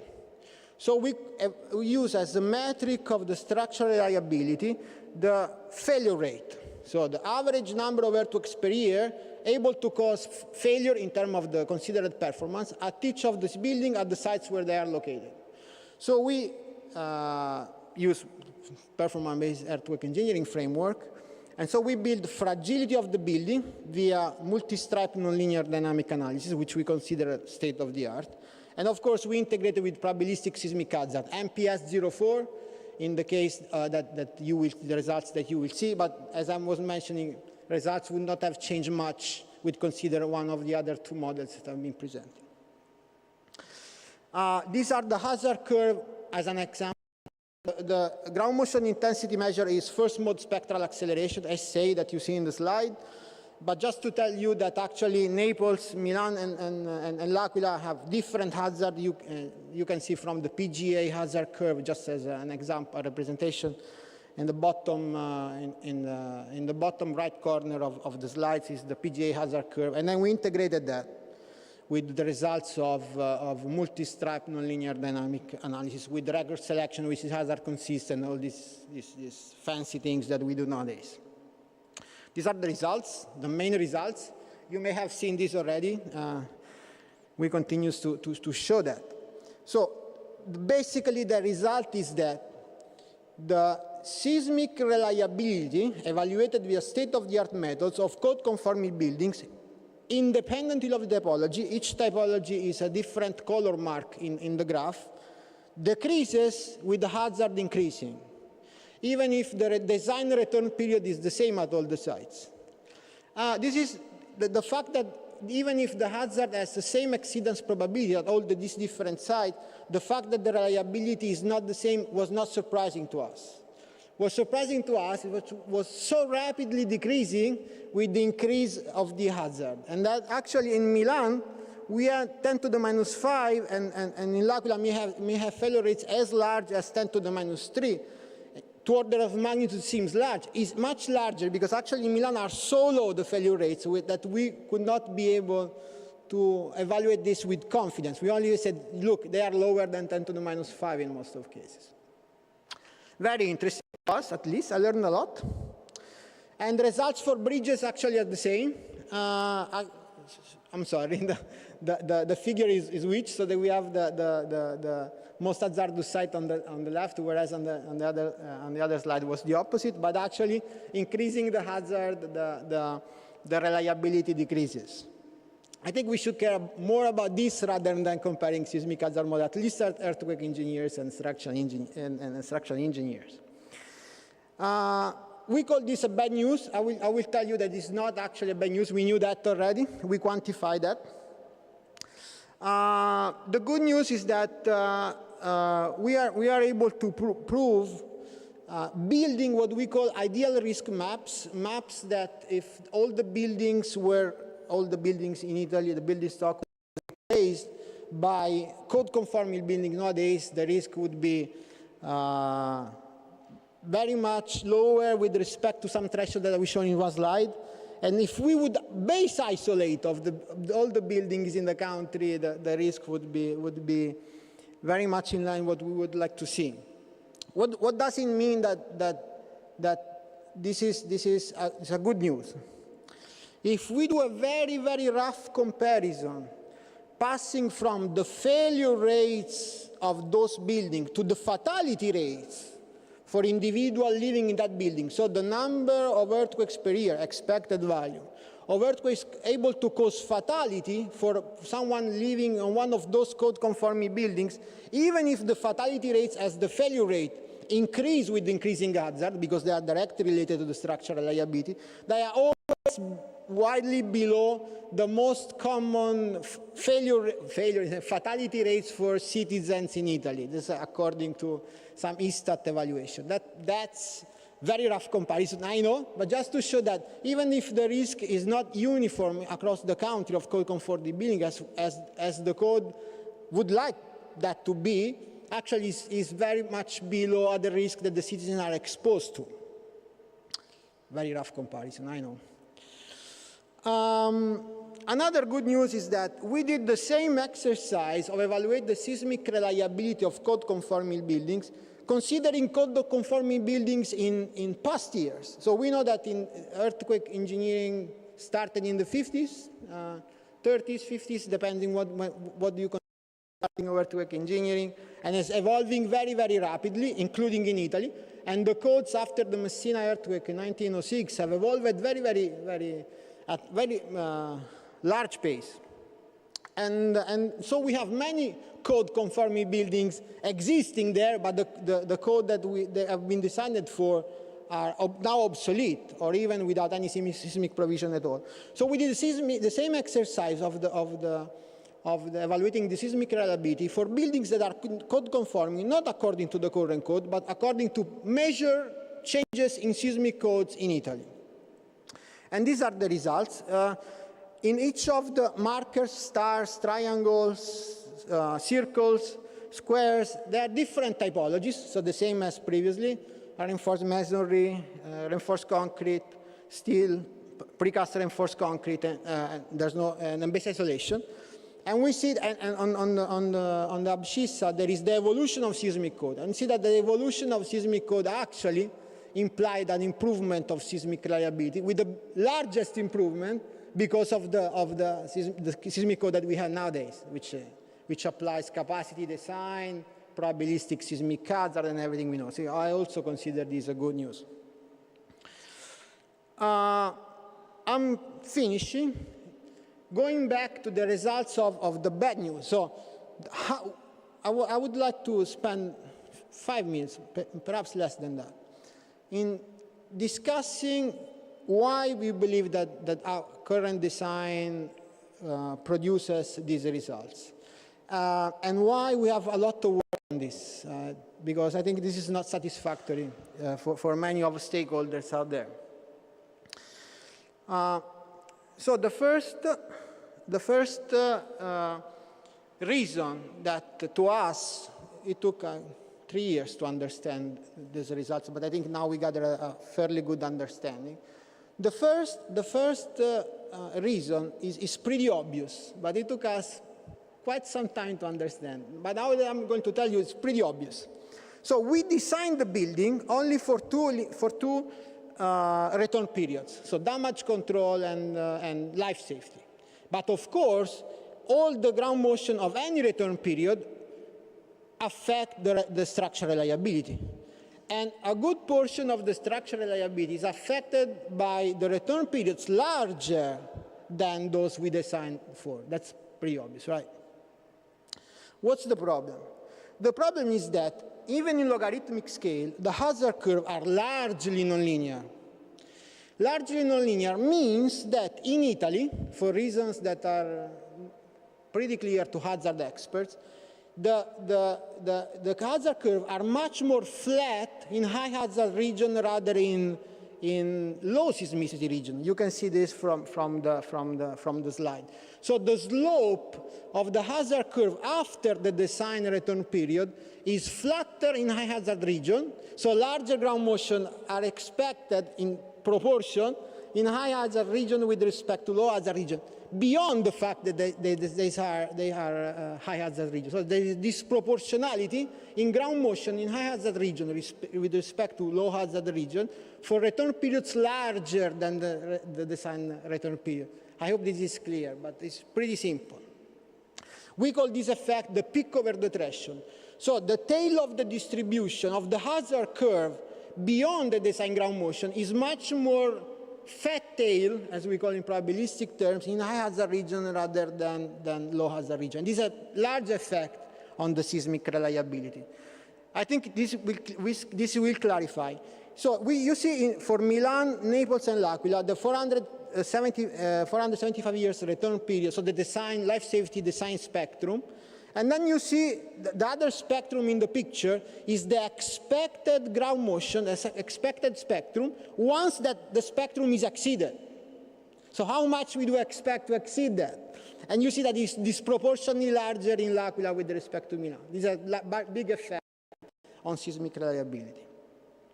The other effect is also pretty obvious. It took us 3 years, but we are a little dumb. The other issue is that if we design the same 6-story reinforced concrete building in Milan, Naples, and L'Aquila, of course we end up with different strength and different displacement capacity according to the fact that the hazard is different. The point is that in Italy, in low and moderate hazard regions, so up to Naples, which is 0.17 Gs and beyond, the gravity load design and the minima, for example, the minimal longitudinal reinforcement, affect the strength so much that they over-design the building with respect to L'Aquila for seismic purposes. I think it's pretty clear showing that. So this is the backbone of the 3 buildings, 6-story reinforced concrete in the 3 sites.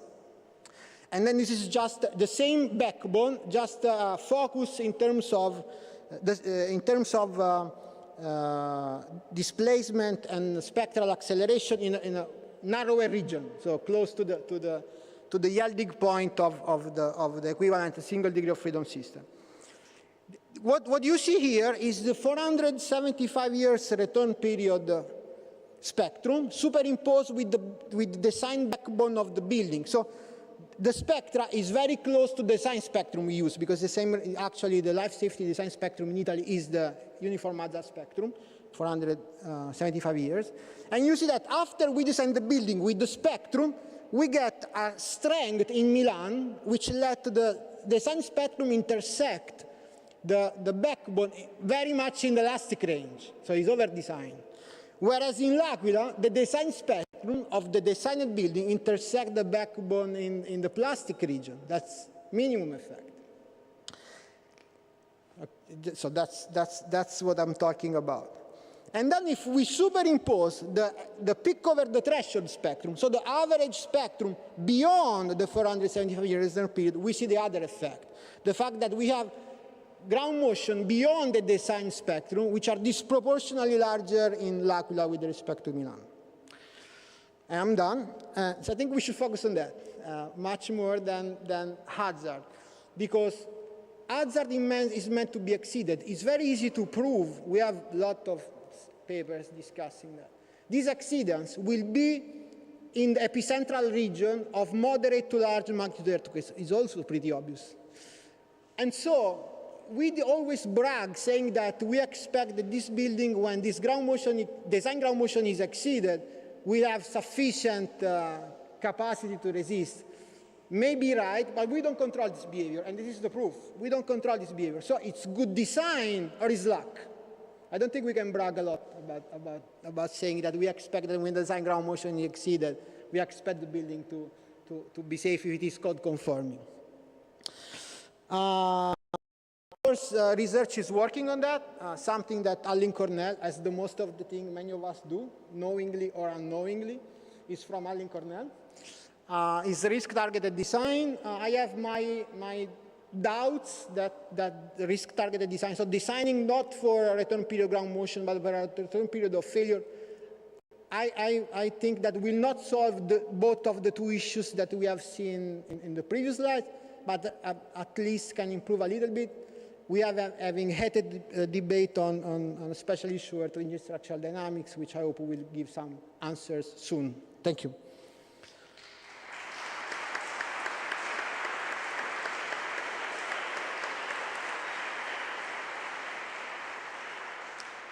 Thank you very much, Junio. This was very, very interesting and provocative, so I'm sure we will have some questions from the audience. Please, Michele. I have many questions and comments, but I only expressed 3 of them. One, I believe that applying displacement-based design, the differences between high seismicity regions and low seismicity regions will decrease. But this is, I could explain why, but just let me state that.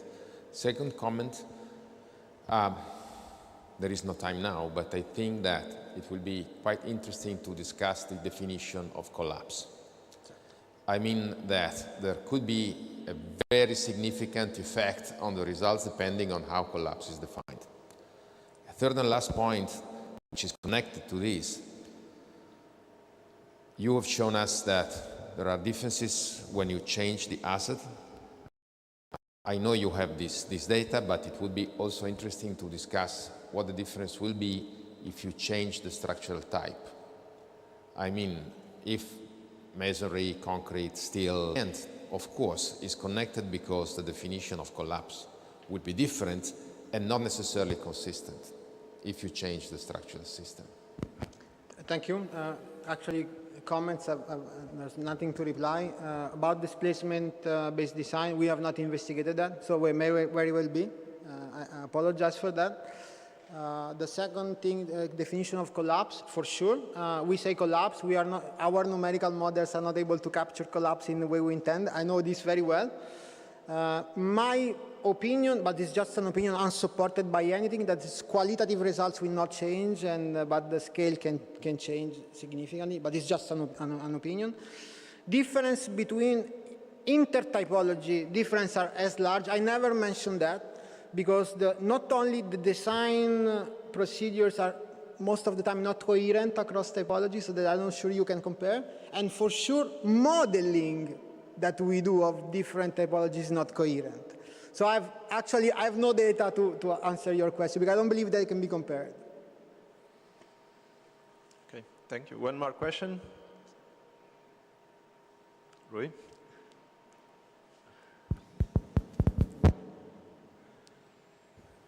Thanks, a very interesting presentation. I'm just following up on the point raised by Michele, and also because I felt that some of your provocative statements, they felt close to me, in the sense I felt provoked. Given that I'm one of those that, using your terminology, brags about capacity design and the fact that if the seismic action is much larger than the one user design, that we're still okay. So I'm one of the bragging type. And it's related to what Michele was saying about what is collapse. Because what I think is that when you use capacity design, you may reach some response parameters that you classify as collapse, but the strong column weak beam mechanism should prevent you from having a pancake type of collapse that will induce loss of life to the occupants. So I'm happy to accept that you will have chord rotations that are very high, you will have shear failures of beams, but I still believe that applying capacity design concepts will safeguard the life of the building occupants. And so I think that when you use this generalized term collapse for the statements that you are making, I think it's a little bit, in my opinion, I think it's a bit unfair on the benefits of using capacity design. Rui, I see your point, and I think that in different means, I was trying to say the same thing when I compared the fatality rates rather than the failure rates to that. So I think what you said is there. But so let's stay in the engineering community and not go to the stakeholders and telling of fatalities. I think nobody can contradict me when I'm saying that we don't control quantitatively the performance of the building for ground motion larger than design ground motion. That's the last one. So we don't control. Everything we can say remains qualitative. To me, that's not engineering, because we are quantitative. We want to be quantitative. I want to know what I do to be the expected performance when I exceed that ground motion. And I think if we do this, and it's not difficult, I think we can work on this without shifting to the risk target paradigm. It's not difficult. There are a few proposals there. I think we can improve a lot and say, look, I designed for this, but I expect that at least I will match this. And this is important because, once again, earthquakes do damage in the epicentral areas for their nature and of attenuation of seismic waves. And actually, we are going to see exceedance of ground motion in every earthquake among, well, most of them, among magnitude 6 in Italy in the epicentral area. So I think it's very relevant because where we will see the damage, then the performances are controlled. That's my point. Okay, thanks a lot. I'm sure the discussion will continue at the break. We'll have to make a shorter break than foreseen, and we'll be back at 11:30. Thank you.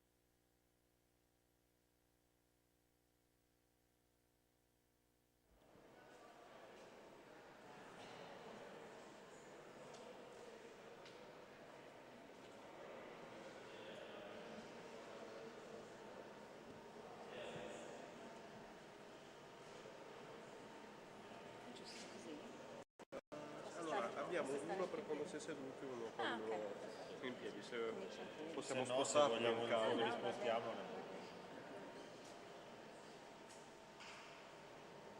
Ah, qua. Sì, era già guarda che sistema. Ma prima o dopo da fuoco?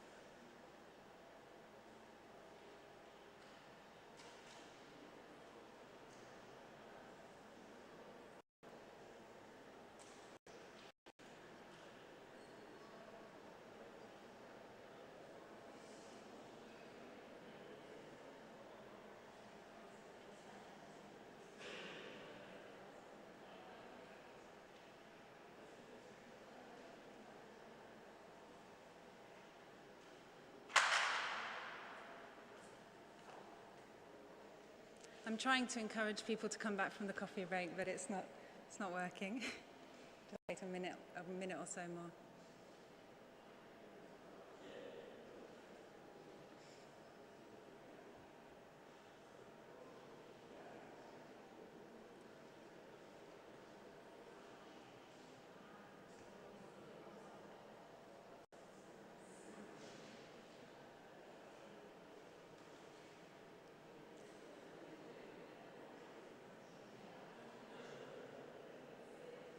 Okay, I think we should start. Yeah. So welcome back, everyone. Welcome back to this second and final session with the Rose alumni presentations. So we have 3 presentations, starting with Chiara Smezzini. Chiara is Associate Professor of Structural Engineering at the Department of Civil and Environmental Engineering of Politecnico di Milano. She received her PhD in in engineering seismology in 2010 from the USP Pavia. And she now teaches courses related to earthquake engineering and structural dynamics, risk-based design, and structural design.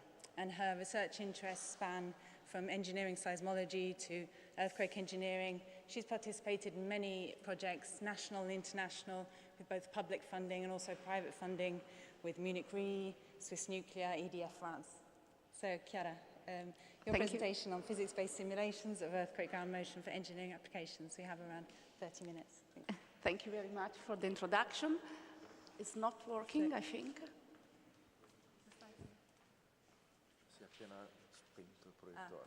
Apparently we have a problem with the projector. It's just turned off. Key moment.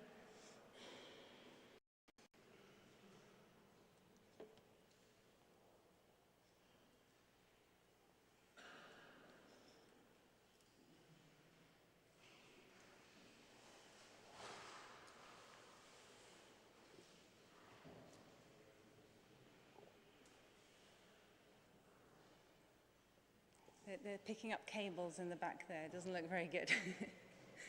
Chiara, maybe you could say a few words about your presentation.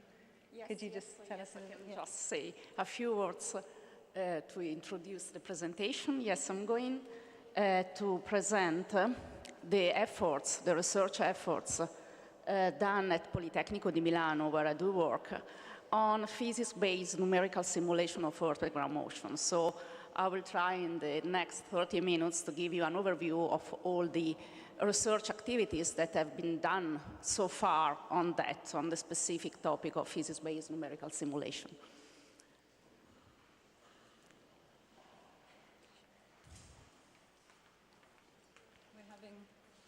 serious technical difficulties, so it looks like the projector's not going to work, and they may have to put a second projector up and get things working. So I feel bad that I made you all come back from the coffee break so quickly now. So I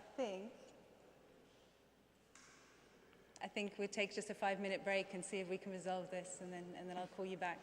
Sorry about this. So, Chiara?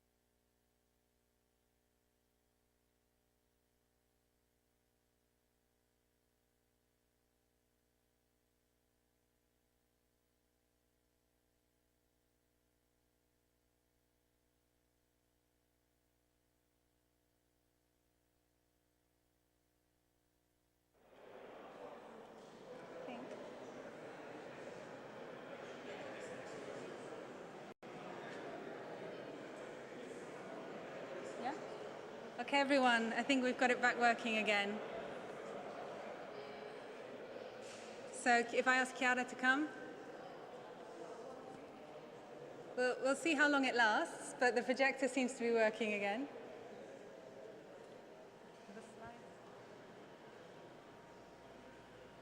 Okay. So apologies about that. You still have 30 minutes, don't worry. I'm afraid we'll probably have a shorter lunch break, but let's go. Thanks. Thank you very much. Good morning to everyone. As I told you before, I will show a presentation on research done by Politecnico di Milano, by our research group at Politecnico di Milano on physics-based numerical simulation. As you know, empirical ground motion model represent the standard approach for ground motion estimation.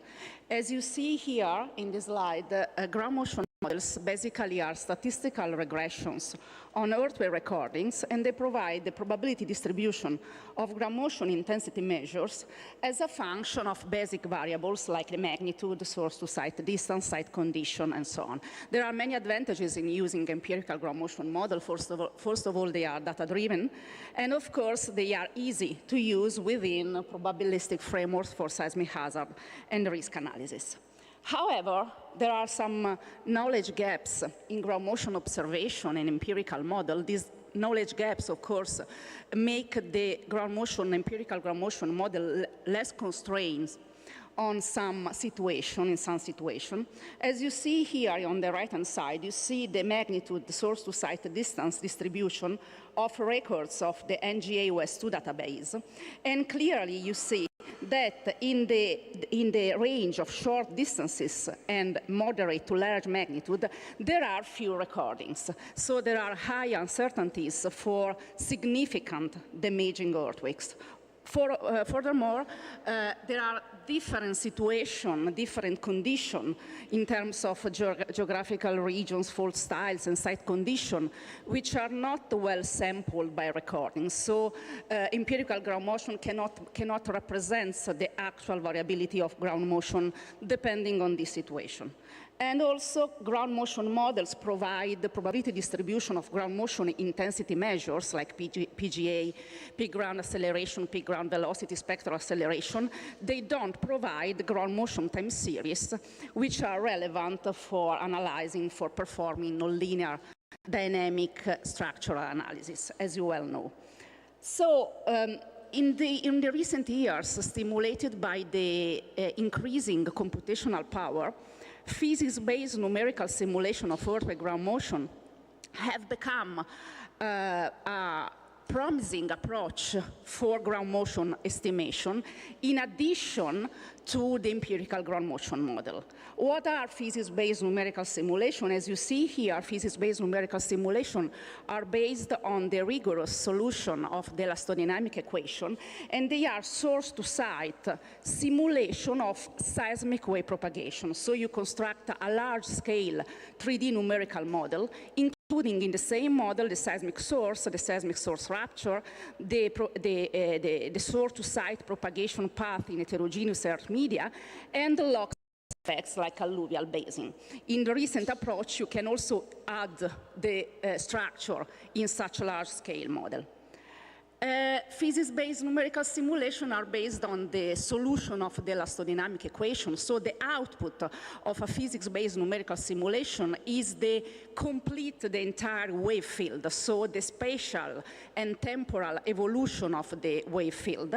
So as you see from the snapshot here on the right-hand side for the simulation of the Leteul earthquake in southeastern France, as you see at a single point of your model, you have the three-component ground motion waveform, and as a whole, you have a picture of the spatial variability of ground motion. And this has potential advantages for estimating spatial variability for spatially distributed engineering system. Here, I would like to show some progress related in particular to the development and application of the software SPEED. SPEED is a spectral element code that was developed at Politecnico di Milano, it is a high order, let's say, in a few words, it's a high order, highly accurate finite element approach. It is based actually on spectral elements. And I believe that the strength of this code, this approach, is that it takes advantage of a strong collaboration between the Department of Mathematics of Politecnico di Milano and the Department of Civil Engineering of Politecnico di Milano. Sorry. I was, okay. I don't have the time to go into details. As I told you, this is a spectral element discontinuous approach. If you want further details, I will be happy to give you further details on that. What is the workflow to generate physics-based numerical simulation? The approach is computationally expensive, and it requires a large amount of input information. So typically you start from the collection of many data regarding the seismotectonic context, the topography, and the geological, geotechnical, geophysical model of the studied region. Then you construct a 3D numerical mesh, including all these elements. Typically, the model is a large-scale model of tens of kilometers in terms of spatial extent. The model includes also the source, so you need a rapture generator to simulate the earthquake scenario. And as I told you before, as output, you run the simulation on parallel computers because the mesh, the model is really computationally expensive, and the output is the complete wave field. So at any point on the surface of your model, you can retrieve the three-component waveform. This approach is promising. You have a complete wave field as output.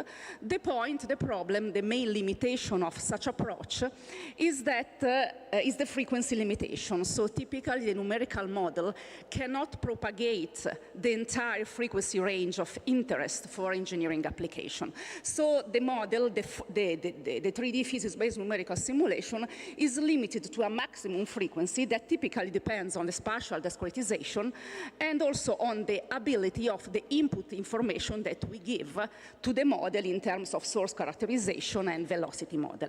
So the typical approach to generate ground motion time series, simulated ground motion time series that are broadband, is to enrich the simulated waveforms in the high frequency range using other approaches. I don't have time to go through all the details. In our approach that is based on speed simulation, we have a technique based on artificial neural networks to enrich the simulated waveforms in the high frequency range, preserving a correlation between long and short period spectral ordinates.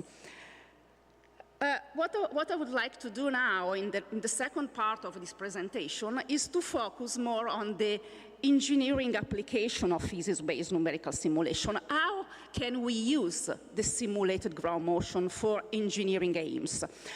First of all, I would like to mention that according to the international seismic norms, simulated waveforms are allowed in those conditions where earthquake recordings are limited. As you see here from the American standard, the Italian building code, the Eurocode 8 draft, the simulated asterograms can be used to supplement earthquake recordings in those conditions where they are few. Of course, the recordings represent a unique source of information, so they are always the preferred option. But in some conditions, it's very difficult, it's hard to find a sufficient number of recordings that is specific for the region and for the site under study.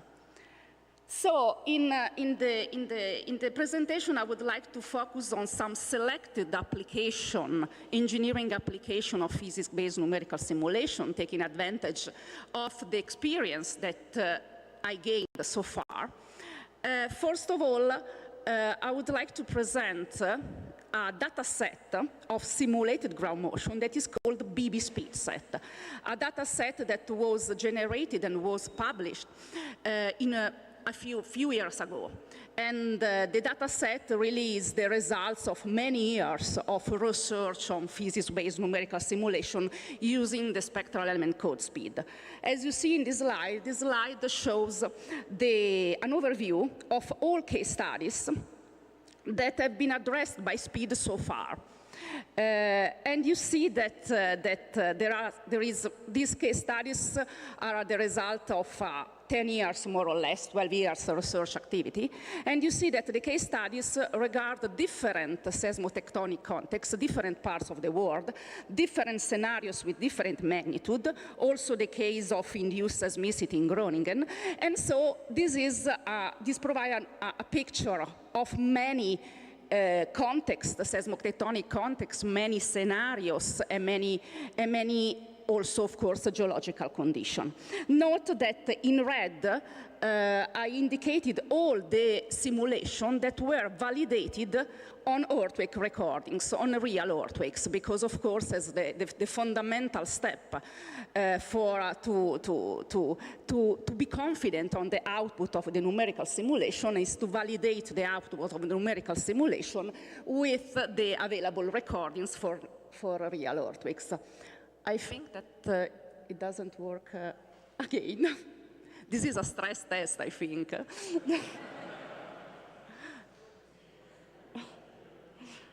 I can see it here, so I was enjoying the presentation, but I think I'm the only one. I could turn the screen around. Okay.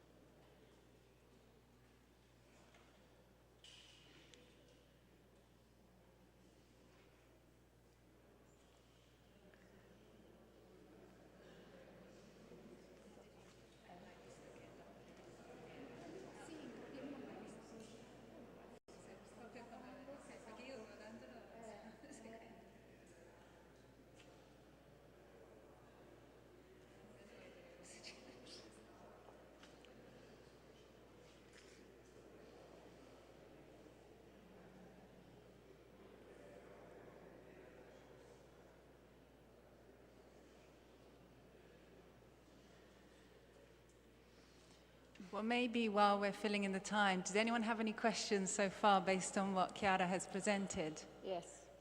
Maybe it's a good idea. Yeah, yes. we could just have a discussion about what's been presented so far, about the use of physics-based simulations. So, I mean, I can ask Chiara a question because I'm interested in spatial correlation models and using them for distributed portfolios of bridges, buildings.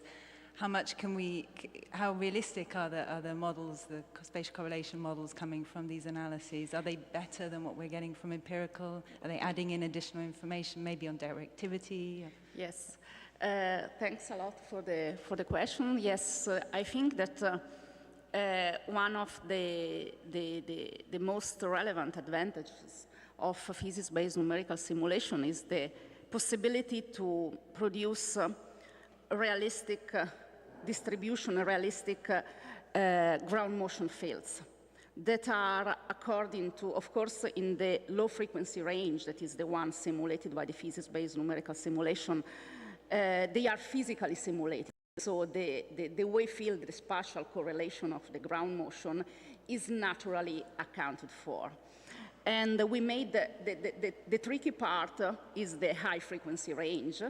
And we made some tests on the artificial neural network approach to verify that also in the high frequency range, the spatial correlation is realistically reproduced.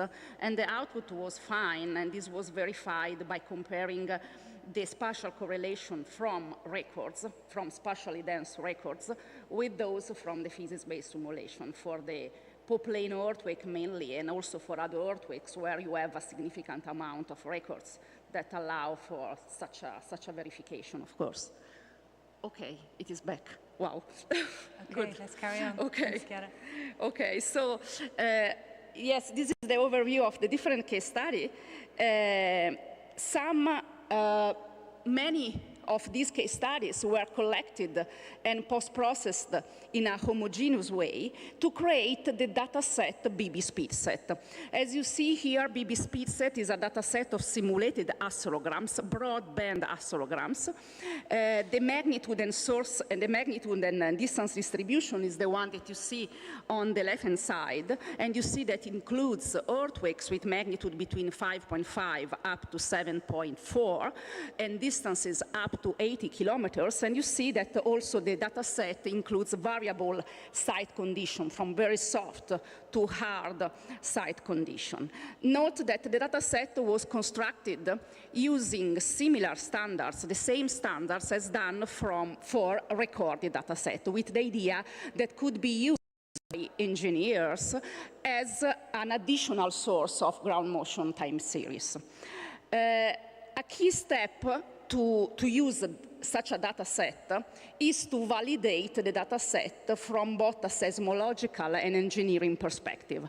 Here you see some seismological validation checks, and in particular you see the distribution, the correlation between short period spectral ordinates and long period spectral ordinates, and you see also the cumulative distribution function of different ground motion intensity measures like PGA, peak ground acceleration, peak ground velocity, CAV duration, as obtained from BB speed set in blue, and as obtained from an independent data set of near source recordings in green. And you see that the distribution, the features of ground motion are comparable. There is an overall consistency between the two, and this was done with the aim of verifying that there are no systematic bias between the simulated data set and the recorded one. Similar checks were done also in terms of pulse-like ground motion, so to connect to the question by Helen, also the potentiality of physics-based numerical simulation is to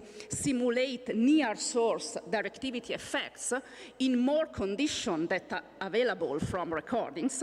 And also you see some comparison with NES, with the recorded data set, in terms of the distribution of the pulse period with magnitude and the distribution of the pulse period as a function of the peak ground displacement and peak ground velocity ratio.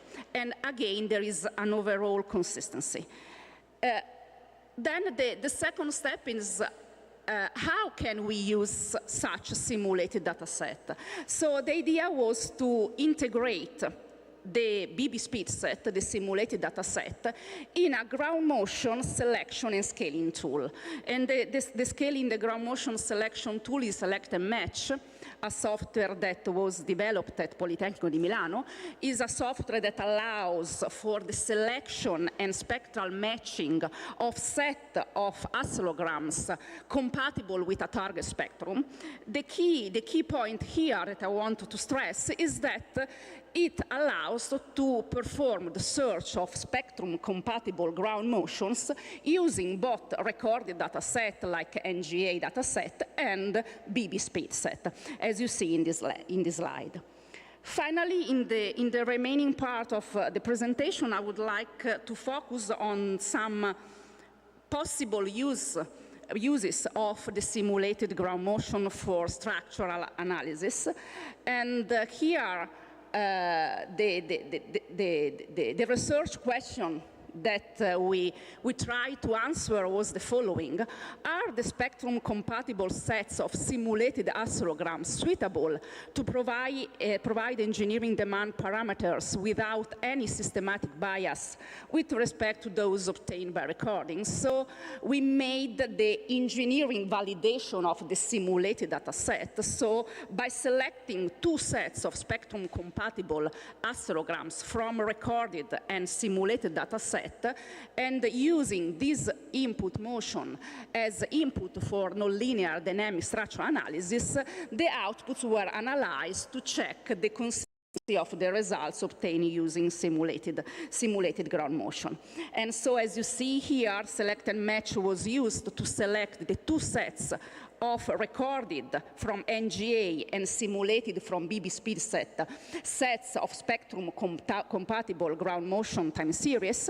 These time series, in the end, were used as input motion for studying the response of elastoplastic single degree of freedom freedom system, so the structural system was a simplified one, but with a nonlinear constitutive law, with different vibration periods and different strength reduction factor to account for different levels of nonlinearities.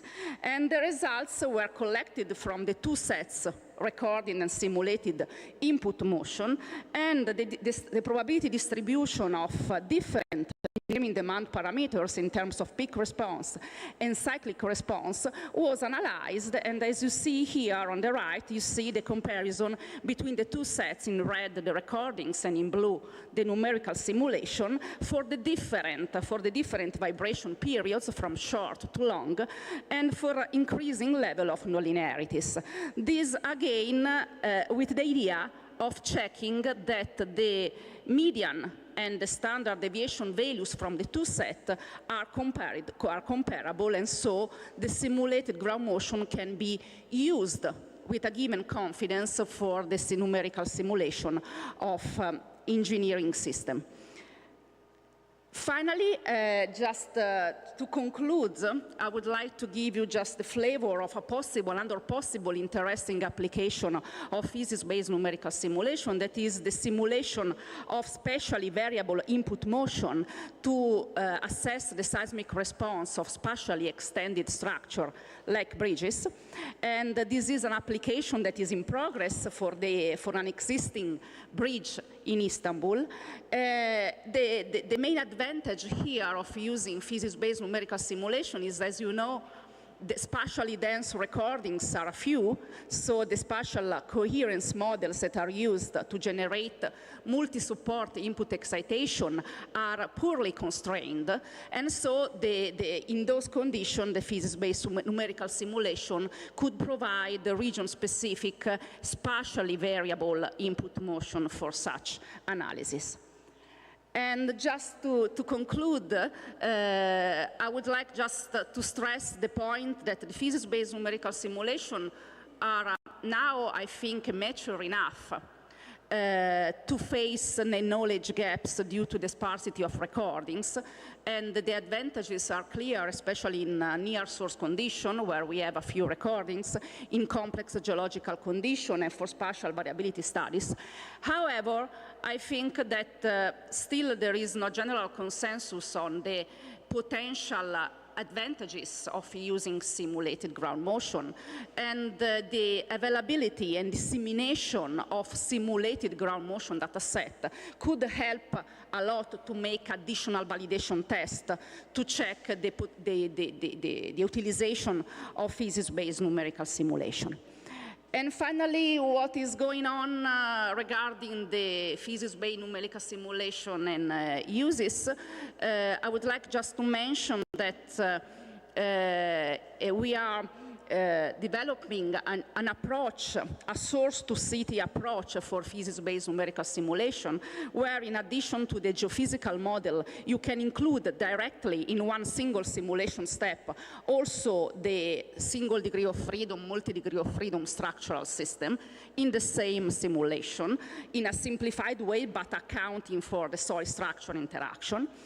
Also with the colleagues here at Pavia, with Andrea Penna, Maria Rota, we have tested the use of simulated scenarios to construct empirical fragility curves for the case study of L'Aquila, and here you see some results.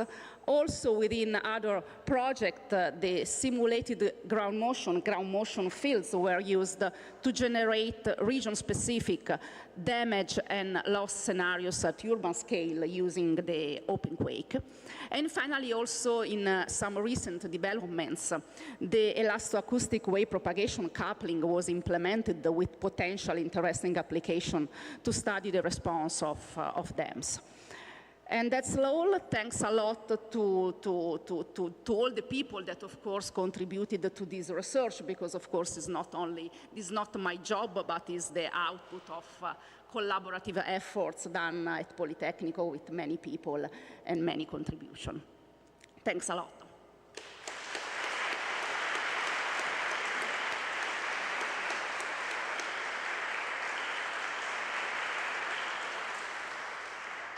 Thank you, Chiara. Congratulations for getting to the end.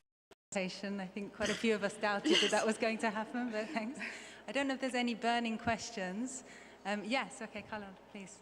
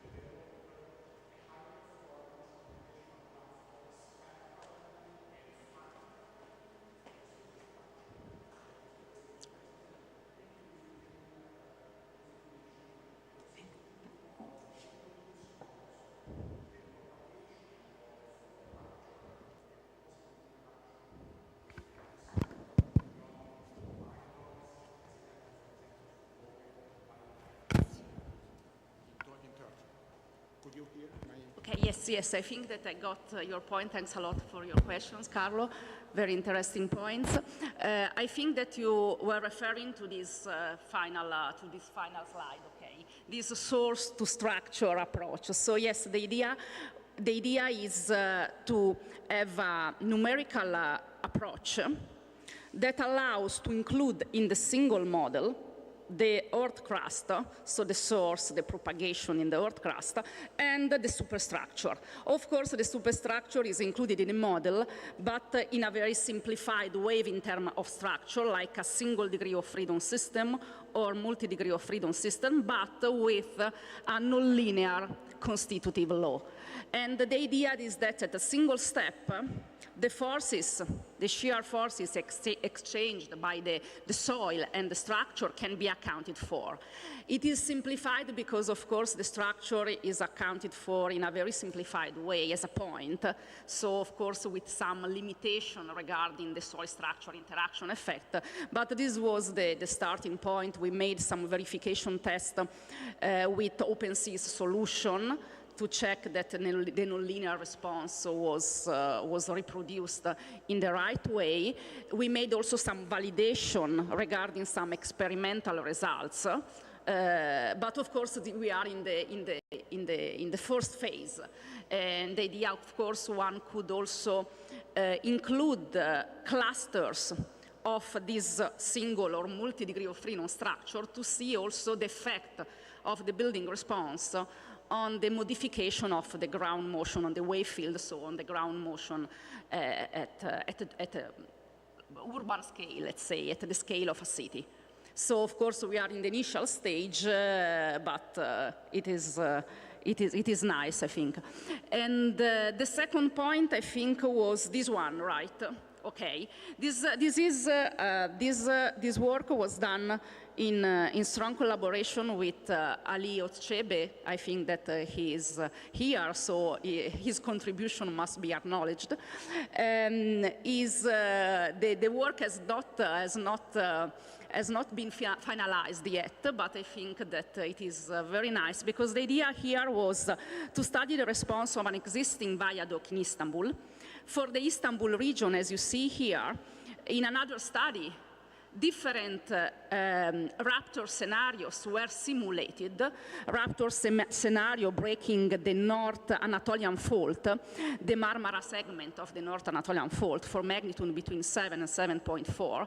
So for this, there are different motions simulated for these scenarios, and it is possible, of course, to extract from the numerical simulation the spatially variable motion to be used as multi-support input excitation for the structure. Of course, before doing that, a key step is to check also that the spatial coherency from the simulated ground motion is consistent, is physically reasonable. And this was done, and this allows, of course, to study, to provide a reasonable, spatially variable input motion for such spatially extended structure using motion that are site and region specific without using recordings that are not available because it's very difficult to find spatially dense recordings worldwide. And also typically the standard approach is to use artificial accelegrams obeying to some spatial coherence model with all the limitation regarding the artificial accelegrams. Okay, thanks. Okay. Thank you, Chiara. I think in the interest of time, we should move on, but okay. Thanks again to Chiara. Welcome.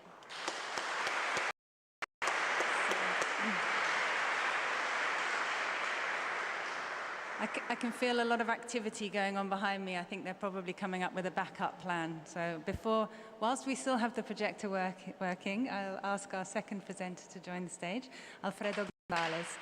So Alfredo trained as a structural engineer in Japan initially, and also in his home country of Costa Rica. He was a partner of FSA Engineers and Architects and president of the Association of Structural Engineers. He's also been a lecturer at the University of Costa Rica, teaching second-year engineering students and graduate architects. He moved to Pavia to pursue postgraduate studies and obtained his PhD from the US back in 2017. And he's been working since at Bureau Happold Engineering in London, and he's currently a technical director and global leader of the seismic design community. He also provides the occasional guest lecture at UCL. So Alfredo will be talking to us about direct displacement-based design for essential facilities. Thank you. Thank you. Good morning, everyone. It's great to be here again after a few years, and going to be talking about hospital project we are still working on in Iceland. I think it is an interesting showcase of the benefits of direct displacement-based design in a real life situation. The presentation is not very technical. I'm going to focus on people rather than engineering and interaction between the different parts of the design team and how can you actually use displacement-based design to facilitate that communication. So I think this will be interesting in some ways to practicing engineers, or those who are going into practice, and for those doing research on these areas that I'm going to touch on. For everyone else, I included some pretty pictures so that you don't get too bored. This is an image, I hope, of the hospital under construction. A few years ago, it didn't look like this, well, on paper. It was basically a solid concrete wall, or would have been a solid concrete wall, with 2x2 windows on each room. And we were not involved in the project at that point. Bureau Happold was not part of the design team. And someone in the client team said, that looks like a prison. And that killed the design. From that point onwards, no one wanted to be designing a prison. No one wanted to put patients in a prison. So they started questioning if there was a way to make the design more efficient, more open, and the architects developed a vision of a very airy, very light interior spaces that certainly with 2x2 meter window openings would not work. So almost by accident, we ended up helping the local engineers, VSO Engineering, a very, very good local company, to change the design slightly. So they asked us to come in and analyze different alternative approaches. Think about, for example, hybrid post-tensioned frames. Think about base isolation, and so on. We studied all of them. And unfortunately, this project is an in-between in many ways. It is not a very low seismicity, it's not a high seismicity. And because of that, it has its peculiarities. So for example, it would not pay off to do base isolation. It was, in everyone's mind, was the ideal solution for a hospital, but it was not economically feasible for such low demand. And it's actually in Reykjavik, in the Eurocode, is only 0.1 G. If you multiply it by the importance factor, it's 0.14 G. So it was not enough to warrant base isolation.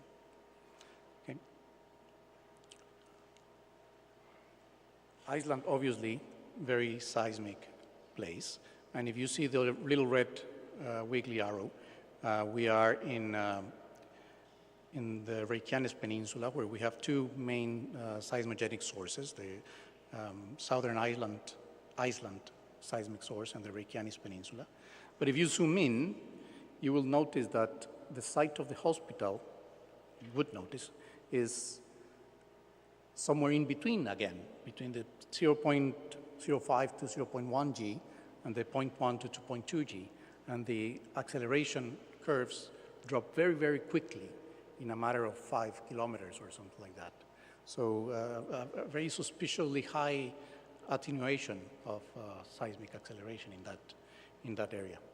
And it turned out that we were not very trustful of that. So we checked what the SHARE project had in their website, and they predicted 0.G for Reykjavik for 475-year return period. So we had 0.4G in one end, 0.1G in the other end. The truths should be somewhere in between. We recommended to do a site-specific seismic hazard assessment, which was rejected, mainly because we joined the project halfway. They were already late with everything. They didn't have time to go back and do site-specific seismic hazard assessment. So we said, okay, we're going to use Eurocode accelerations, but we're going to make sure that if the acceleration is exceeded, the hospital will still meet the performance standards. And the performance standards were obviously immediate occupancy after an earthquake. Okay.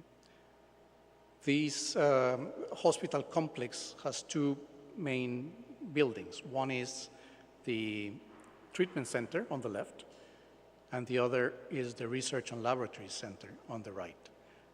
They are more or less to scale. They both have two basements, 5 stories, concrete frames, and they are very, very irregular in plan. So we're going to see how we addressed that. The design drivers were openness, lightness, flexibility, and this had a very big impact, operational after an earthquake, and they had strict sustainability goals to meet, targets to meet. The flexibility bit meant that they wanted to use flat slabs as the floor system. In Iceland, if you mention flat slabs, the structural engineers get up the table and leave the room. They don't like flat slabs. They don't trust flat slabs. And I understand them. I come from Costa Rica. It is the same. People don't trust flat slabs, with good reason. But that was the challenge. We more or less had to use flat slab because the floor-to-floor height was already fixed. We're midway down the project. Already the systems distributions were fixed, the services distributions were fixed, and there was no chance to introduce beams. So flat slabs it is.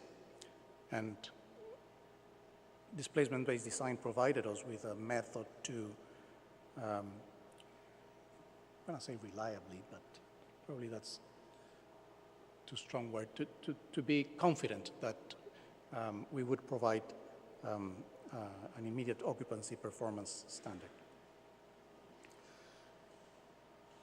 Iceland is the land of unpredictability. You go to a meeting, you go in the morning from your hotel to the architect's office wearing shorts because it's incredibly hot, and in the afternoon you freeze going back to the hospital. And it is the same with everything.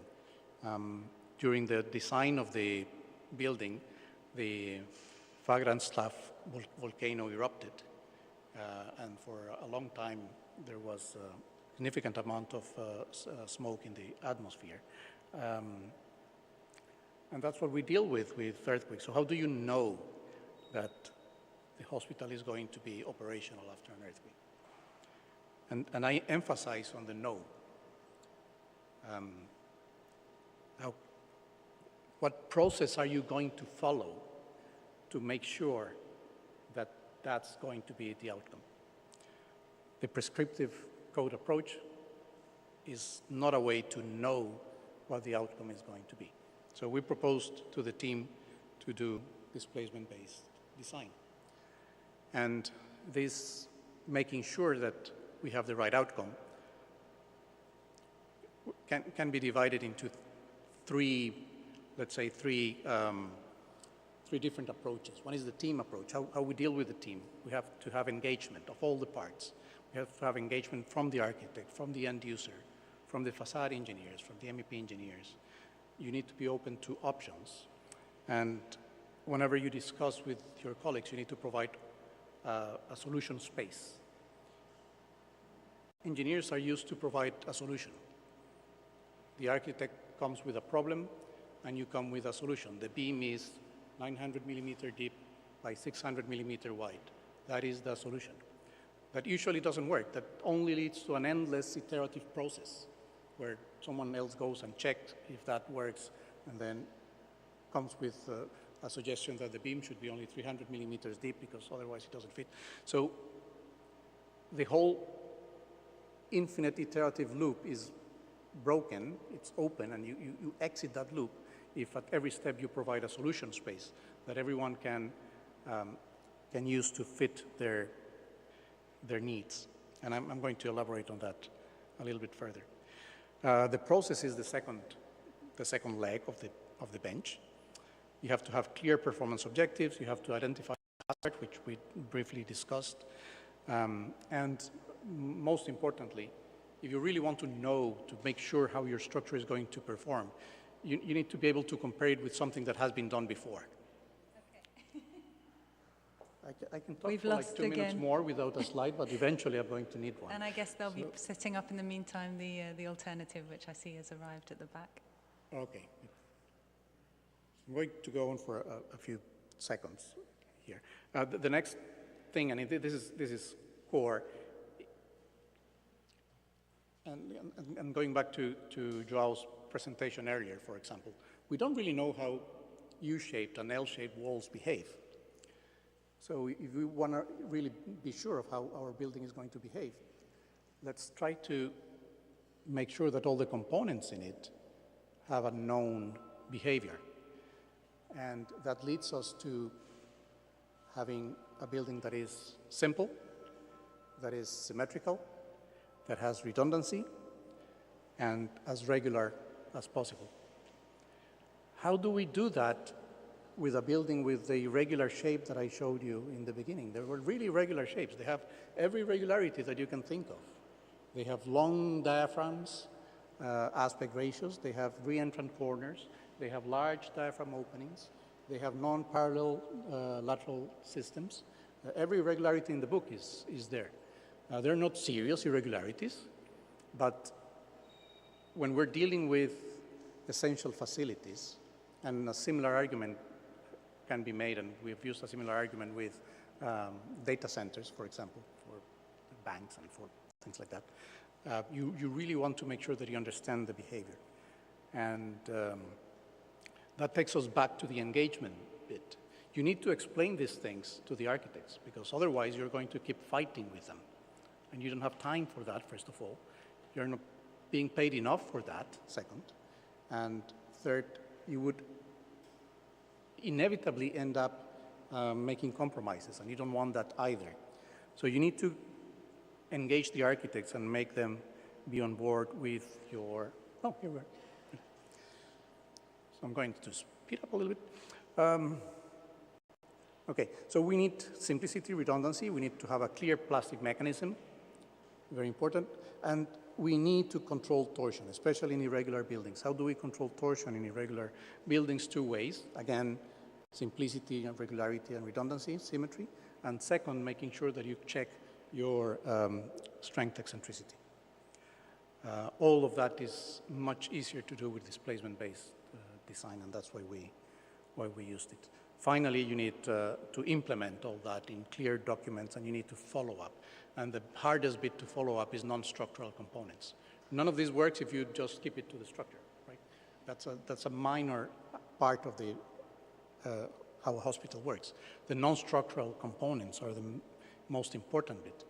And you need to, the structural engineer leaves the project at some point. You need to make sure that someone carries on checking that all the subcontractors have done their bit to make sure that the non-structural components are installed and designed and tested as specified. Okay. Well, first of all, the easiest bit is to introduce movement joints. Well, I say the easiest bit. The problem with introducing movement joints is that if you want your lateral system for this part here, for example, to be in the periphery of the building. Why in the periphery? Because you want open spaces. That was one of the drivers, right? You want open spaces, flexible spaces. So you want your lateral system in the periphery. If you put your lateral system in the periphery and you have movement joints, then your periphery is in the middle of the building. So that's a challenge. You also want to simplify the vertical layout of the building, and an easy way to do that is including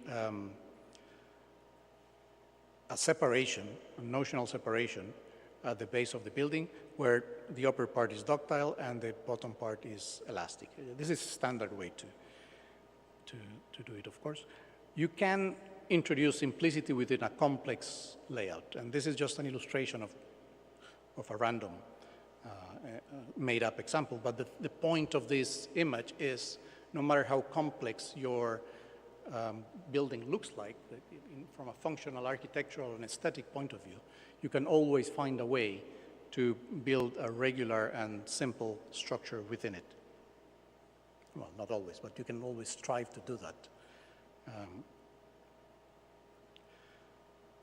Again, contemplate options. Don't give just one solution. Show the different possible options, and eventually you will settle for one. If we had just said, this is the joint layout that has to be, that would have been rejected by the architectural team for one reason, or by the client team for another reason. But if you provide a range of options, you're much more likely to come up with a good solution at the end. So engaging with the team and making sure that they own the solution at the end is a critical bit of it. Okay. Then what we did, once we went through this with the architects, we sat them in a room, we gave them a set of rules. We told them this is what the lateral system needs to look like for each one of the modules. And at some point we had 4 modules in this building. We ended up having 2 modules. And let me show you, well, we went through all this. And for the treatment center, we introduced movement joints that look like this. This was after a couple of days of workshopping with the architects and the MEP engineers where the movement joints should go. Okay. We contemplated further dividing this into smaller bits, same like this, but at the end we came up with these solutions. We carried out endless workshops, not endless workshops, but a fair number of workshops where we explained our principles, and then we came up with this distribution of lateral elements that looked like in the first picture. And this layout was proposed by the architects. We gave the architects the rules, we put all the building plans on a wall, and we went to the lead architect, gave him a marker and told him, now you design the structure. You tell me how the structure should look like. These are the rules. They came up with a perfect system. Worked perfectly from our point of view, from symmetry, redundancy, simplicity, from every point of view, even from the point of view of future flexibility, worked really well. And now they own the solution. It's their solution. It came from them. They cannot be against it because it was their solution. It's not ours. We just gave you the rules. We facilitated the workshop. We facilitated the process, but it's your solution. Okay. Then you need to have a clear plastic mechanism, as we said earlier, and you need to be able to calculate your strength and your performance in the back of an envelope. If you cannot do it in the back of an envelope in a spreadsheet, it's not yet a very good design in my view. You'll have problem building it, you will have problem analyzing it. The analysis is going to be whatever you put in there, but not the real behavior of the building. But if you can simplify it to an extent that you can easily calculate how it behaves, then you're in the right track there. And of course, we at the end do a pushover analysis with the different pushover shapes and confirm that all the assumptions taken from the beginning are carried onwards, and we have a good full plastic mechanism where everything yields, before anything breaks. And we reach life safety when we want to reach life safety and immediate occupancy. Again, we contemplate options on all the possible lateral systems, frames, walls, couple walls. All that has to be open, and then in the end, it is the team that owns the solution, not just you as structural engineers.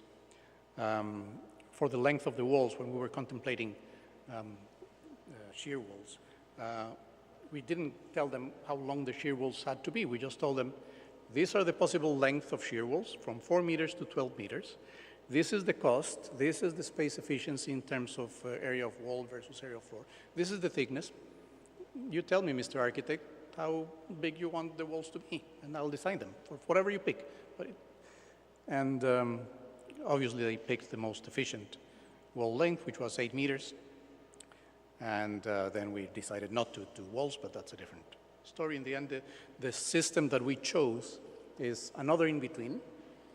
It's not exactly a couple wall system. It's not exactly a frame. Something hybrid. I don't want to give it a name. It's something in between a frame and a couple wall system. The beams are kind of too short for a frame, and the columns are kind of too small for a wall. So, I don't know, you give it the name you want to give it. That's one issue that we faced. I will show you in a minute. If you see you look at the moment this demand over the height of the column, it's neither here nor there. And we don't have, in displacement-based design, you need to start by knowing your displacement shape. And there's equations to predict the displacement shape of a wall, of a couple wall, that Mr. Fox here produced, and of a frame, but a frame wall, there's no such a thing. So we kind of had to wing it, in a way. That sounds awful to say, but we use judgment to come up with a solution. Okay, so if you use displacement-based design, or why did we use displacement? Of course, there's all the good technical reasons why displacement-based design is a great method. And you know them, and I'm not going to discuss them. I'm just going to discuss the practical reasons why we chose displacement-based design and why it worked for us in this project. First of all, we set up spreadsheets, parametric spreadsheets, and we played with the numbers.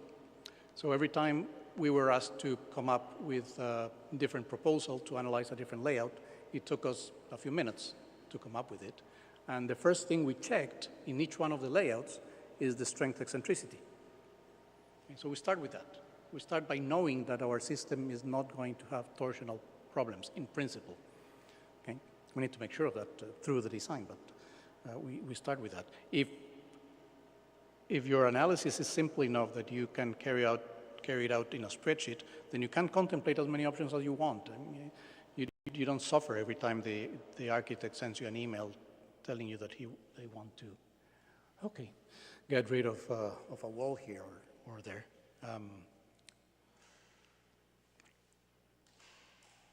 Then you get immediate feedback from the spreadsheet, and you provide immediate feedback to the rest of the team on each one of the solutions. And as a result, you attain ownership. The architects, especially the architects, but also the final users own the design. They have been involved in the process because the process has not been complex. You're not looking at the output of a numerical model, but you're looking at something more or less tangible. And that takes me to my next point, which I cannot show you. No, I can show you, yeah. Okay. My next point of why I like displacement-based design, it's because architects and users understand deformations. They understand forces as well. They understand ductility almost not at all. And so the one aspect of engineering or the building design where we all have a good understanding is displacements. So for example, what were the three, if we have to reduce it to three, I like the number three key aspects of the basis of design. We need to preclude pounding and pancaking. We don't want the flat slabs to pancake. We don't want one module to hit the other module. We want to control damage to partitions and facades. And we want to protect egress routes. Precluding pancaking and protecting egress routes are life safety performance objectives, which we check against a level 2 earthquake. And control of damage to partitions and facades is mostly an immediate occupancy. We check against a level 1 earthquake. So, for example,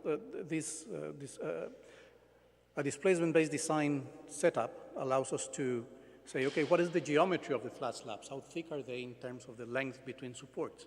Are they long enough that they are going to remain elastic during response at the lives of the level 2 earthquake?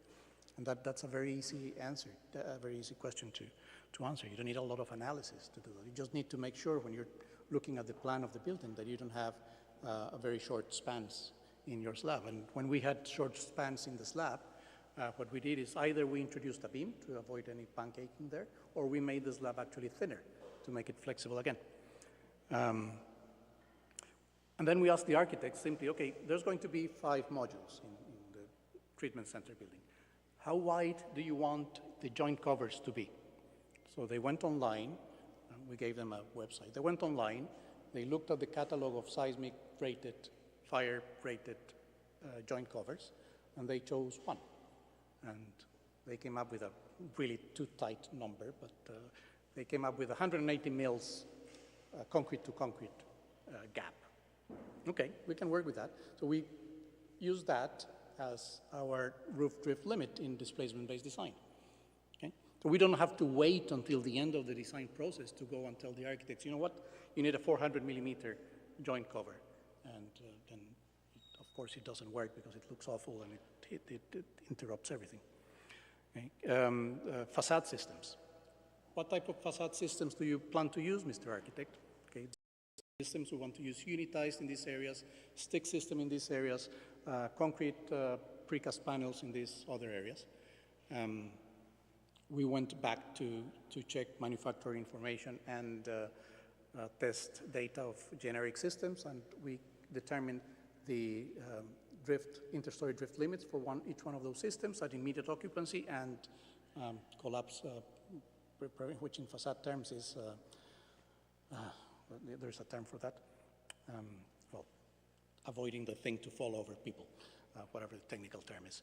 And then we fed that back to the architects and told them, okay, if you want to use concrete panels, they behave so poorly that we really need to make our columns / walls 800 millimeters thick and 2 meters wide. Can we do that? No, please don't do that. Okay, so go ahead and change the facade system. So they went and changed the facade system at the very start of the project, before we had to design anything. So everything was based on displacements. We had all these discussions in the first 2 weeks that we were involved in the project. For some of the facade systems, we had to check whether the providers were able to provide test results.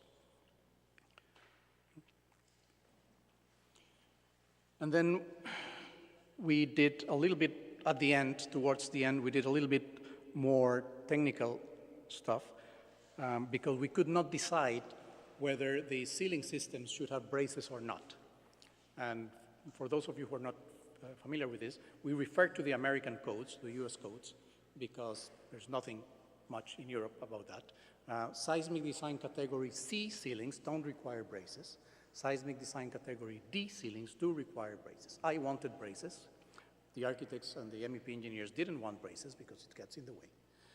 How do you choose? So we proposed to do a loss assessment based on FEMA P58 method, which we did. And okay, you know how loss assessment is done. So we came up with this representation of the downtime with seismic design category C ceilings, which came up to an annual downtime of 0.023 days. And this kind of backfired on me, because we did it for seismic design category D, and we came up with 0.023 days, no change. It's exactly the same downtime with both ceiling systems. And the reason was that the lifts took so long to replace if they got damaged that they were leading everything. They were the determinant in the repair time. That and partitions. And the ceilings played a very small role because they're very quick. to repair if you have the spare materials. But in design decisions, you need to take into account the analysis and judgment. And we told the client, well, that's fine, that's what the analysis tells us, but what if that ceiling is in an operation theater? You don't want that to happen in an operation theater. So the decision was made to have seismic design category D braced ceilings in operation theaters and other critical areas, and normal standard cheap ceilings everywhere else. And that was a good solution, I think. Do I have time to show some example? Yeah, okay. So just very quickly to show you what I mentioned earlier about the moment distribution along the height of the column. This looks more like a wall than a column. And this is, of course, because as a designer, you can choose how much you use coupling and how much you use just bending. So anyone working on the DBD wants to explore that land of no one would be helpful. This QR code takes you to the project site in our website, and any questions I'll be happy to answer if there's time. Thank you.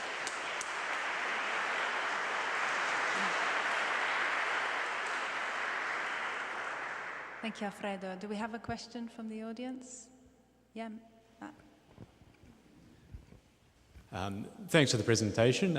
Really interesting. I had the understanding that part of this project, the aim was to actually try and consolidate a lot of Iceland's health services in a single building. Yes. So you kind of reduce or remove a lot of the redundancy of having multiple facilities. I just was interested to understand, how did that factor into the design process? Yeah, a very good question, thank you. Well, that's one of the first things we said, why don't you have 2 hospitals instead of just 1, because that would solve the problem. If something happens with this hospital, you have redundancy. That's the first thing you want to do with essential facilities. You don't want 1 data center, you want 2 data centers far away, enough that then you don't have the exposure of all your assets in one site. We came late into the project, so we had to deal with the cards we were giving, and these affected the decision that we had to have an immediate occupancy performance at 475-year return period earthquake, and all the MEP systems are redundant, right? So you need to have spare parts, you need to have redundant systems, you need to have technicians, you need to have everything ready on site to come and repair whatever fault you have during an earthquake. That's the only way, because you will not be able to get parts or replacement equipment after an event. Thank you. Thanks for the question. And thanks again, thanks for your patience with the technical difficulties. So thank you again. Thank you.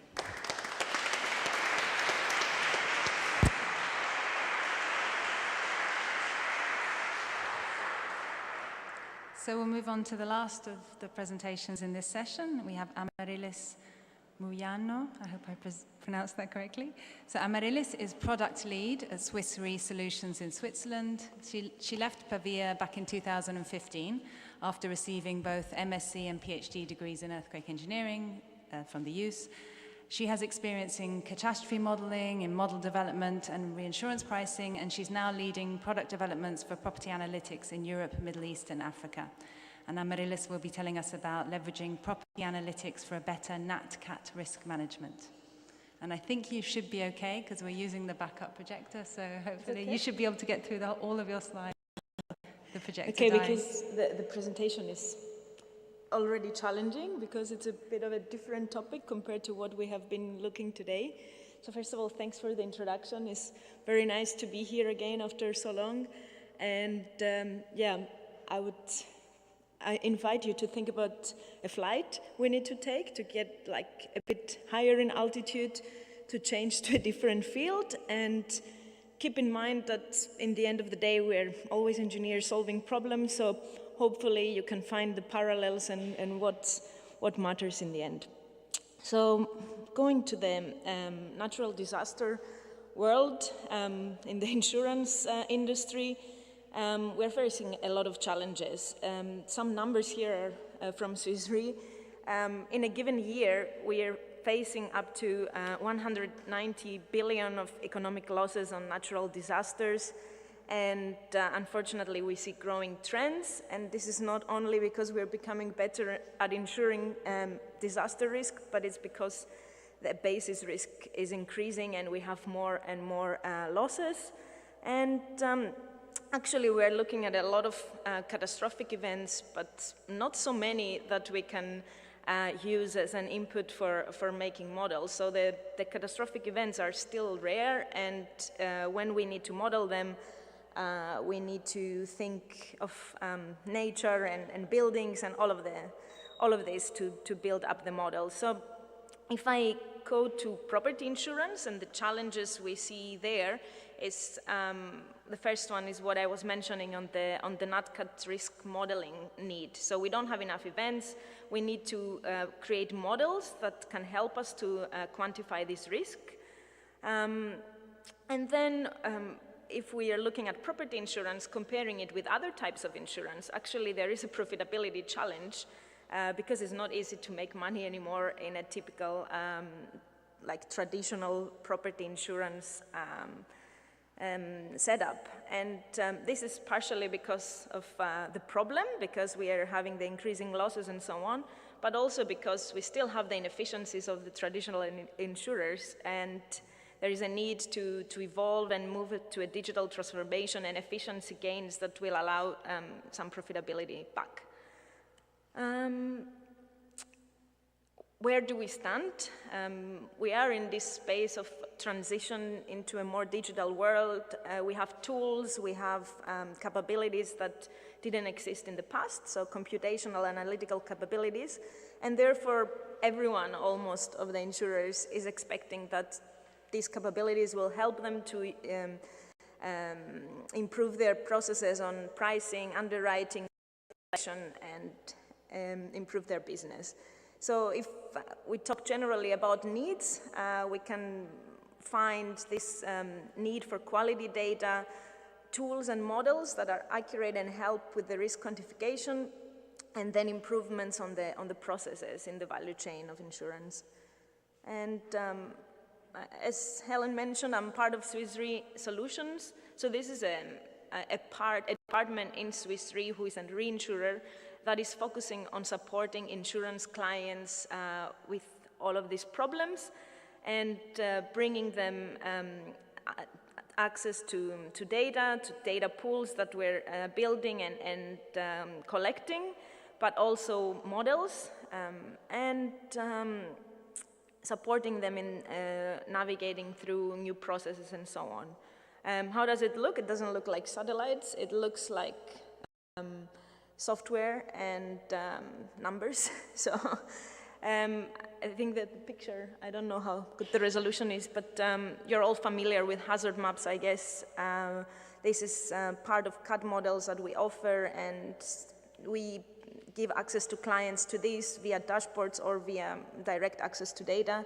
And we support with what our clients say they have. And if I decrease a bit altitude and I come more to familiar world of property and buildings, what we are doing in property analytics, we are looking into building a platform. It's called Property Insights, but it's basically nothing more than collecting, cleaning, and building information for buildings.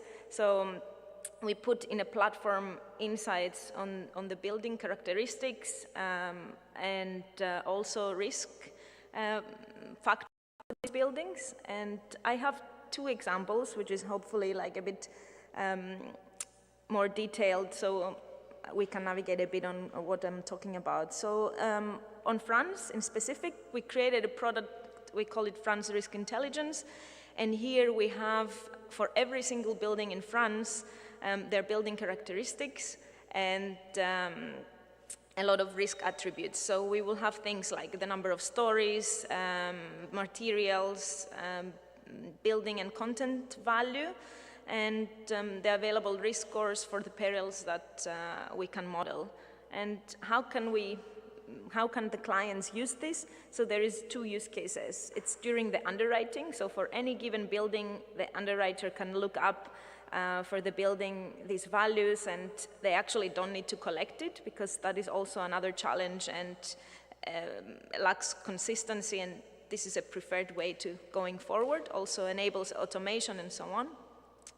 And then the other use case is actually the portfolio use case. So if you're thinking of how a portfolio is performing, it helps if you know the whole building stock, because then you can understand where you're less exposed or more exposed, where you're accumulating risks in high risk areas and so on.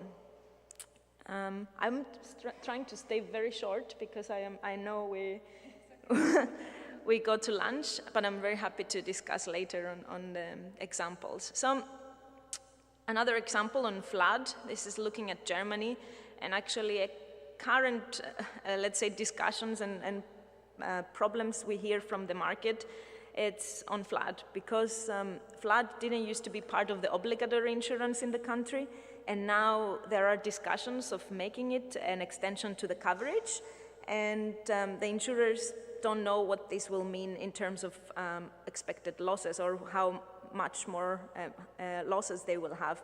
On top of that, in 2021, a major flood event has hit the area, and it affected heavily. It costed some billions, and it's not an attractive peril, and where the insurers will feel comfortable in extending coverages and so on. So what do? We actually bring them closer to NatCat models, so flood models that can quantify the risk and the expected losses for flood. And we support them in consulting engagements on how to actually run this. I don't know, it's flickering here, but it's okay. Yeah. So we can model a lot of things, and this is where it gets interesting. We can model things like different exposure modeling options, growth scenarios where they are planning to grow. We can run specific event footprints to test how the portfolio will perform, and of course the topic of climate change and different future climate conditions, and how will the portfolio perform on that.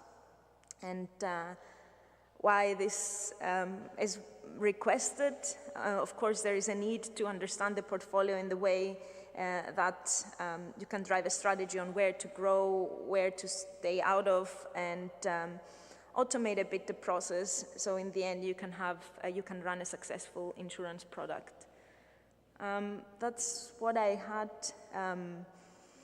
from my examples, and actually.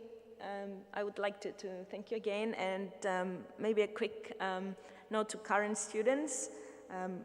We have seen a lot of examples today, and I feel that everything we do is very interesting, and keep it happening, because there are a lot of problems to solve in every industry, and engineering brains are needed. Thank you. Thanks, Amaryllis.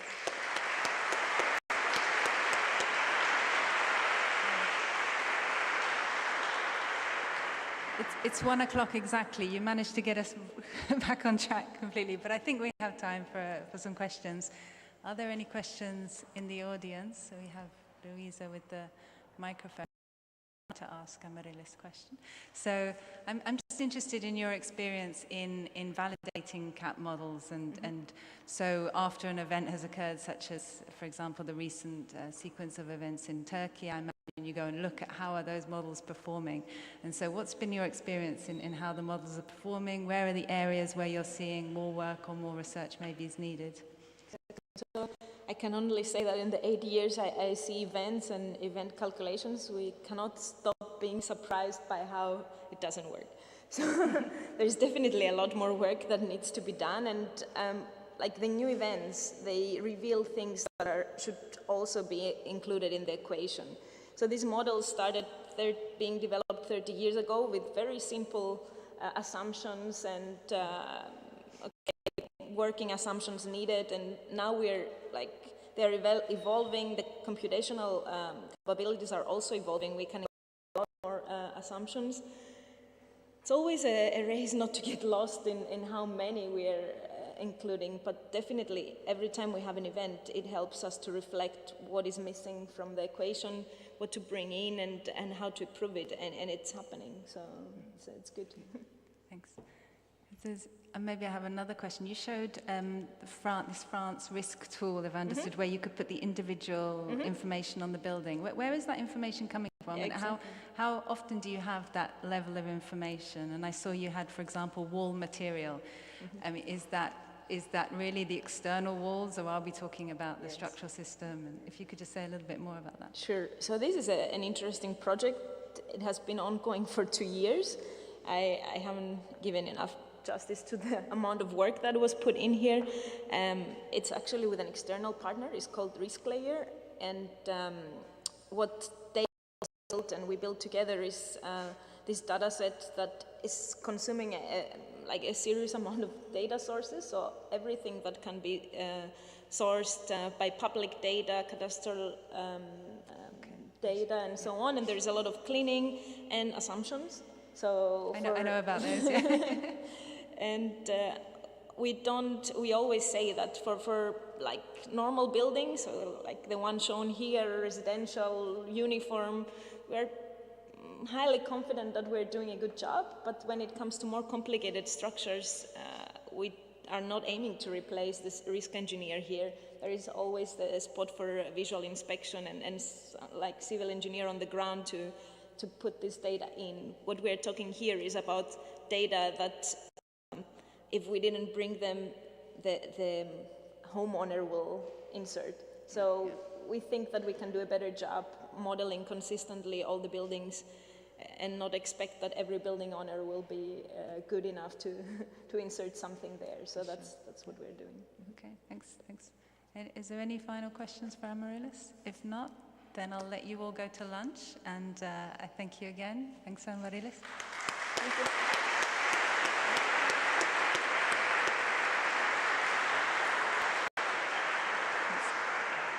I'm not sure if the lunch is outside or downstairs, but you'll work it out. And we should be back here at 2:30 for the keynote lecture from Fazad Naeem.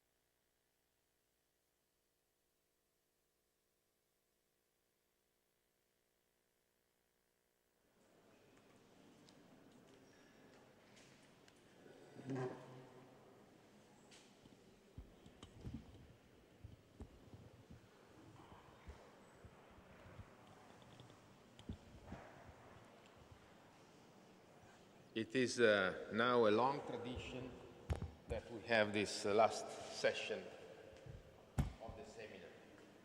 It's a long tradition because we started this in the year 2000. Actually, this should have been the 23rd seminar, but we missed 2 because of COVID. So this is the 21st. And the first row of them was called the Rose Seminar, and after 2014, it became the Nigel Priestley Seminar, because Nigel passed away on December 23rd, 2014. I was saying is a long tradition, and is also a long tradition to have very distinguished guests presenting their experience, their role, their wisdom. You may remember that last year, after 2 years without the seminar, it was Greg Fenves, a schoolmate of mine at Berkeley, who was telling us about his story that started when started earlier, but he started as a student at Berkeley, and then he became their professor after a short time in Austin, and then he became dean, and then he became up to becoming president of the University of Texas, Austin, and then president of the university in Atlanta, Emory University, correct. Today, it's a great pleasure to introduce my friend Farzad Naim. You can read a lot about him if you go into internet. And you can see that, you will see that he has many titles and so on. But not many people know that Farzad got his first degree in Tehran, and he left Iran because it was a turbulent time. And it is normal for a family to think that it's better for some time to have a son elsewhere. So he left Iran shortly before the Khomeini revolution in '79. And he went to stay for a few weeks with his brother in California. Then, I'm not sure, but I think I remember that the first time he went back to Tehran was 2004, after the Bam earthquake.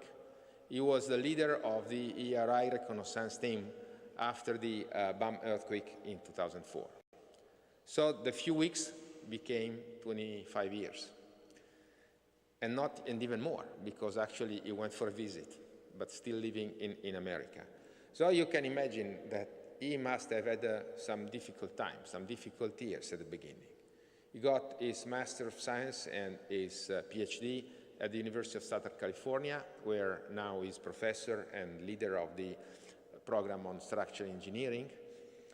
But soon after his PhD, he started working, I believe, with one of his professors, I'm not sure, John Martin. John Martin, an associate, was an important firm in California where Farzad worked for 25 years, more, 30 years. And he started there the Department of Research and Development many years ago, because he already understood that even in the profession, research and development is fundamental. Another thing that not many people know is that Farzad, at a certain point, remaining a leader in the research and development department at John Martin, also got a law degree and he became the legal counselor or the legal advisor for the same company. So you understand that Farzad is a rather special person. And I'm sure that listening to him talking about tall buildings will be a life experience. Farzad, please come, join me here, and let's welcome him.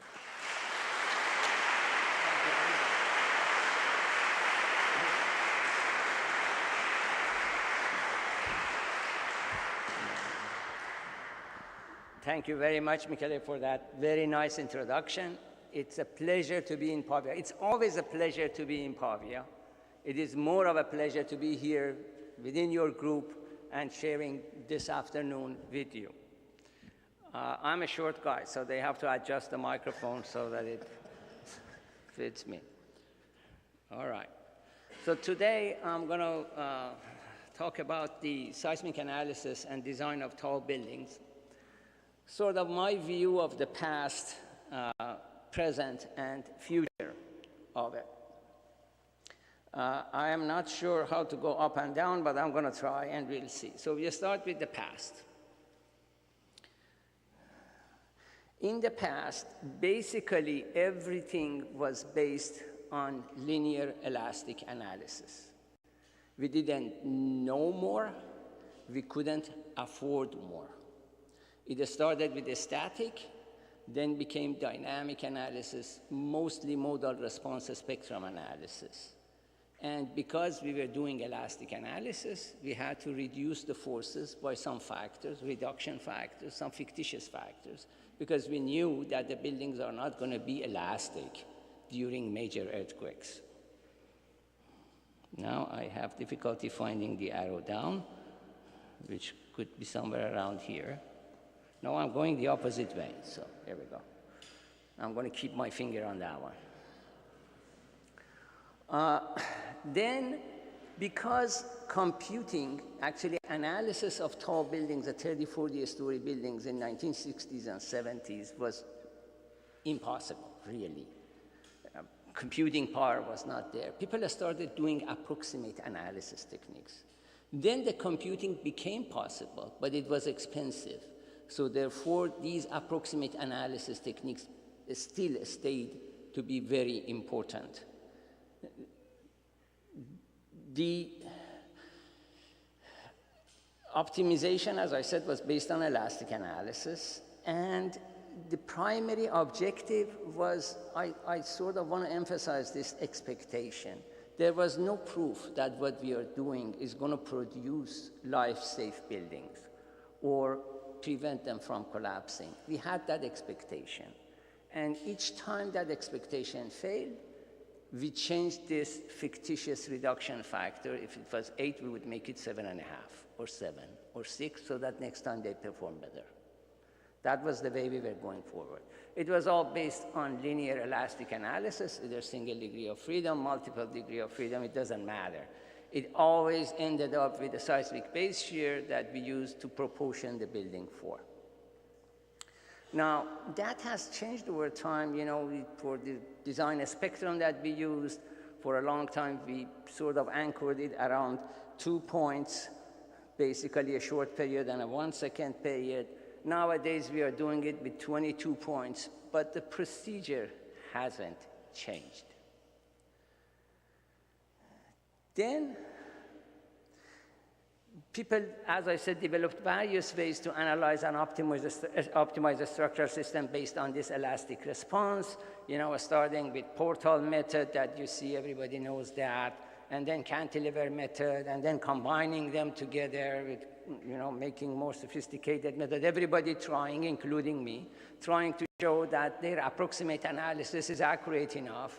But again, everybody is comparing everything to elastic response, which is really meaningless in response to a major earthquake. You know, moment frames, braced frames, shear wall frame combinations, everybody is trying to come up with some way of optimizing the elastic response of the structure. Now, moving from past to present, in my opinion, there were 2 developments that were fundamental in moving from past to present.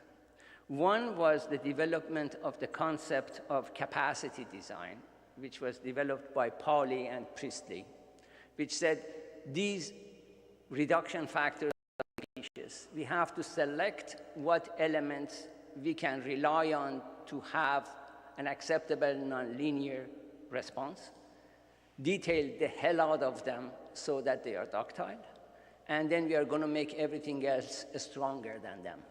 That's the essence of capacity design, and to me is a fundamental achievement in going from past to present.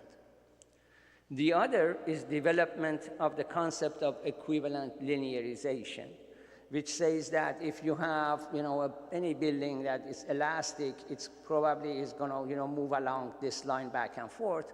When it goes inelastic force versus displacement, it's going to sort of soften, then it's going to come back. It's going to make this parallelogram, which we can approximate with this sort of orange ellipse, which shows dissipation of energy. So rather than this initial stiffness, we are going to use a second stiffness or equivalent stiffness, and that area we use to sort of produce some sort of damping that is realistic, and we can get a realistic response, nonlinear response of the building using elastic analysis techniques. Now, from there, moving to present, I think there are two basically modern approaches in the present that we have. One is direct displacement-based design that, as we will see, was developed right here in Pavia. And the other is performance-based seismic design, which go hand in hand. Actually, they complement each other. The performance-based design is based on nonlinear dynamic analysis. There is no use of fictitious reduced forces or reduction factors in it. And we don't use a specified or minimum material properties. We use expected material properties because we want to actually know what would happen to the building. We want the best estimate of the response of the building given a particular ground motion. Primary objective, nevertheless, is achieving life safety, collapse prevention, and hopefully repairability so that the building is not totally lost. Now, direct displacement-based design, as I mentioned, was that the book, the seminal book, was published here by Nigel Priestley, Michele Cowie, and Kowalski, and it's a leading text for use of direct displacement-based design. It uses this concept of equivalent linearization, and it shows that if it is done properly, you can produce results that are pretty close to what you would get from a nonlinear time history analysis, which requires a lot more effort and time. Performance-based design basically relies on nonlinear dynamic analysis.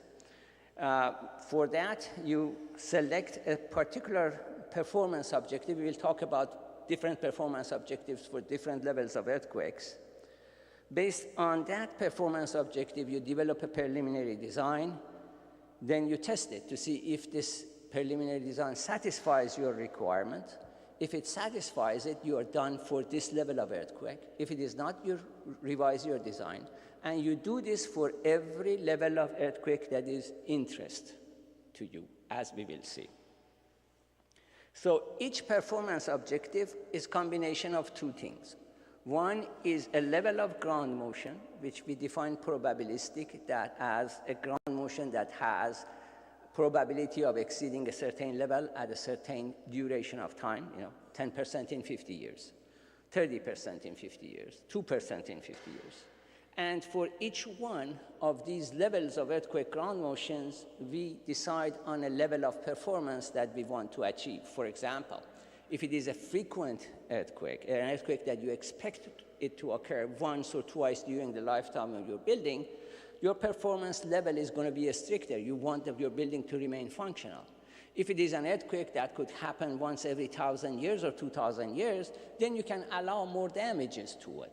So based on these two, you adjust the design methodology to achieve the performance objective that you want to achieve. So the standard performance levels are these four. Operational, you want your building to be operational during frequent events. What is called immediate occupancy, which is a misnomer. By immediate, we don't mean immediate. We mean that your building loses some of its functionality. It could not have power or water or whatever, but it is something that can be fixed within a few hours or so that the building can continue its operation after a relatively short period of time. Life safety, which means that the building might be damaged heavily, but the likelihood of people are not injured or die during the earthquake in the building. There are a lot of life-safe buildings during earthquakes that we have seen that are basically a lost investment. They have to be destroyed, but people don't die. And collapse prevention is where the building is very close to collapse, but hasn't collapsed yet. What is collapse? 2 floor diaphragms touching each other. So something like that. So these are the performance levels. And if we put it in a graphic form in terms of the base shear versus the displacement or pushover curve or something like that, you have your building is operational if it is elastic. In immediate occupancy, you have some nonlinearity, but it is minor. When you get to life safety, you are very close to ultimate capacity of your building. And when you are getting close to collapse prevention, you might have lost some of the capacity of the building. And from the overall perspective, we go to component by component perspective for each column, for each wall, for each beam. And then we develop backbone curves like these. And then when we do the analysis, we make sure that each component stays within the acceptable limit of performance for the particular type of earthquake ground motion that we are analyzing and designing the building for. Now, there is a major shortcoming of current performance-based design as it is practiced in the United States. And this was highlighted by the experiment that all of you saw a couple of days ago. The fact is that all of what we are doing in performance-based design, most of what we are doing in performance-based design is limited to the structural system. And we are not looking as close as we should at the performance of non-structural system, which typically 70% of investment in a tall building is not in the structure, is in the content and non-structural elements. And we need to do more about that. Why do we need performance-based design for tall buildings? As I said, traditional analysis is based on linear analysis and elastic rules. Using that approach, we can sort of generally produce buildings that are safe. If they are not, we are going to up the forces. But we never have an assessment, a real assessment of how safe our buildings are. What level of forces or excitations would bring these buildings down? We don't know that. There is no way to know that because elastic analysis is incapable of predicting nonlinear response of a building. It just can't do. Additional reasons for using performance-based design for tall buildings is that they are particular types of buildings. They have long periods, 7 seconds, 8 seconds, 9 seconds. They are multi-mode dominant. It's not just a primary mode defining their behavior. P-delta effects could be particularly significant. There are a lot of people living or working in them, and then serious damage or collapse of them can really make huge economical and welfare issues for a community that has these tall buildings in them. So we are at a stage that we can do realistic, good, accurate, nonlinear analysis of these tall buildings, and that's what performance-based design does these days. But in fairness to code writers, because I have been criticizing the code and elastic analysis, there is a reason why the code procedures do not produce rules that are good for design of tall buildings. And that is because most of the new buildings that are constructed, at least in the United States, and I would say probably all over the world, are not tall buildings. In the United States, for example, less than 1% of buildings that are built every year are more than 14 stories tall. And about 93% of them are 1 to 3 stories. So if I was a code writer, I would put my emphasis on 93% of the buildings rather than 1% of the buildings. And that is what has happened. And there is another thing going on here is that, for example, we use for assessing damage, we use drift. Story drift is one good indicator of that. But then there are complications. The story drift that causes damage usually is shear racking of the type that I'm showing in this.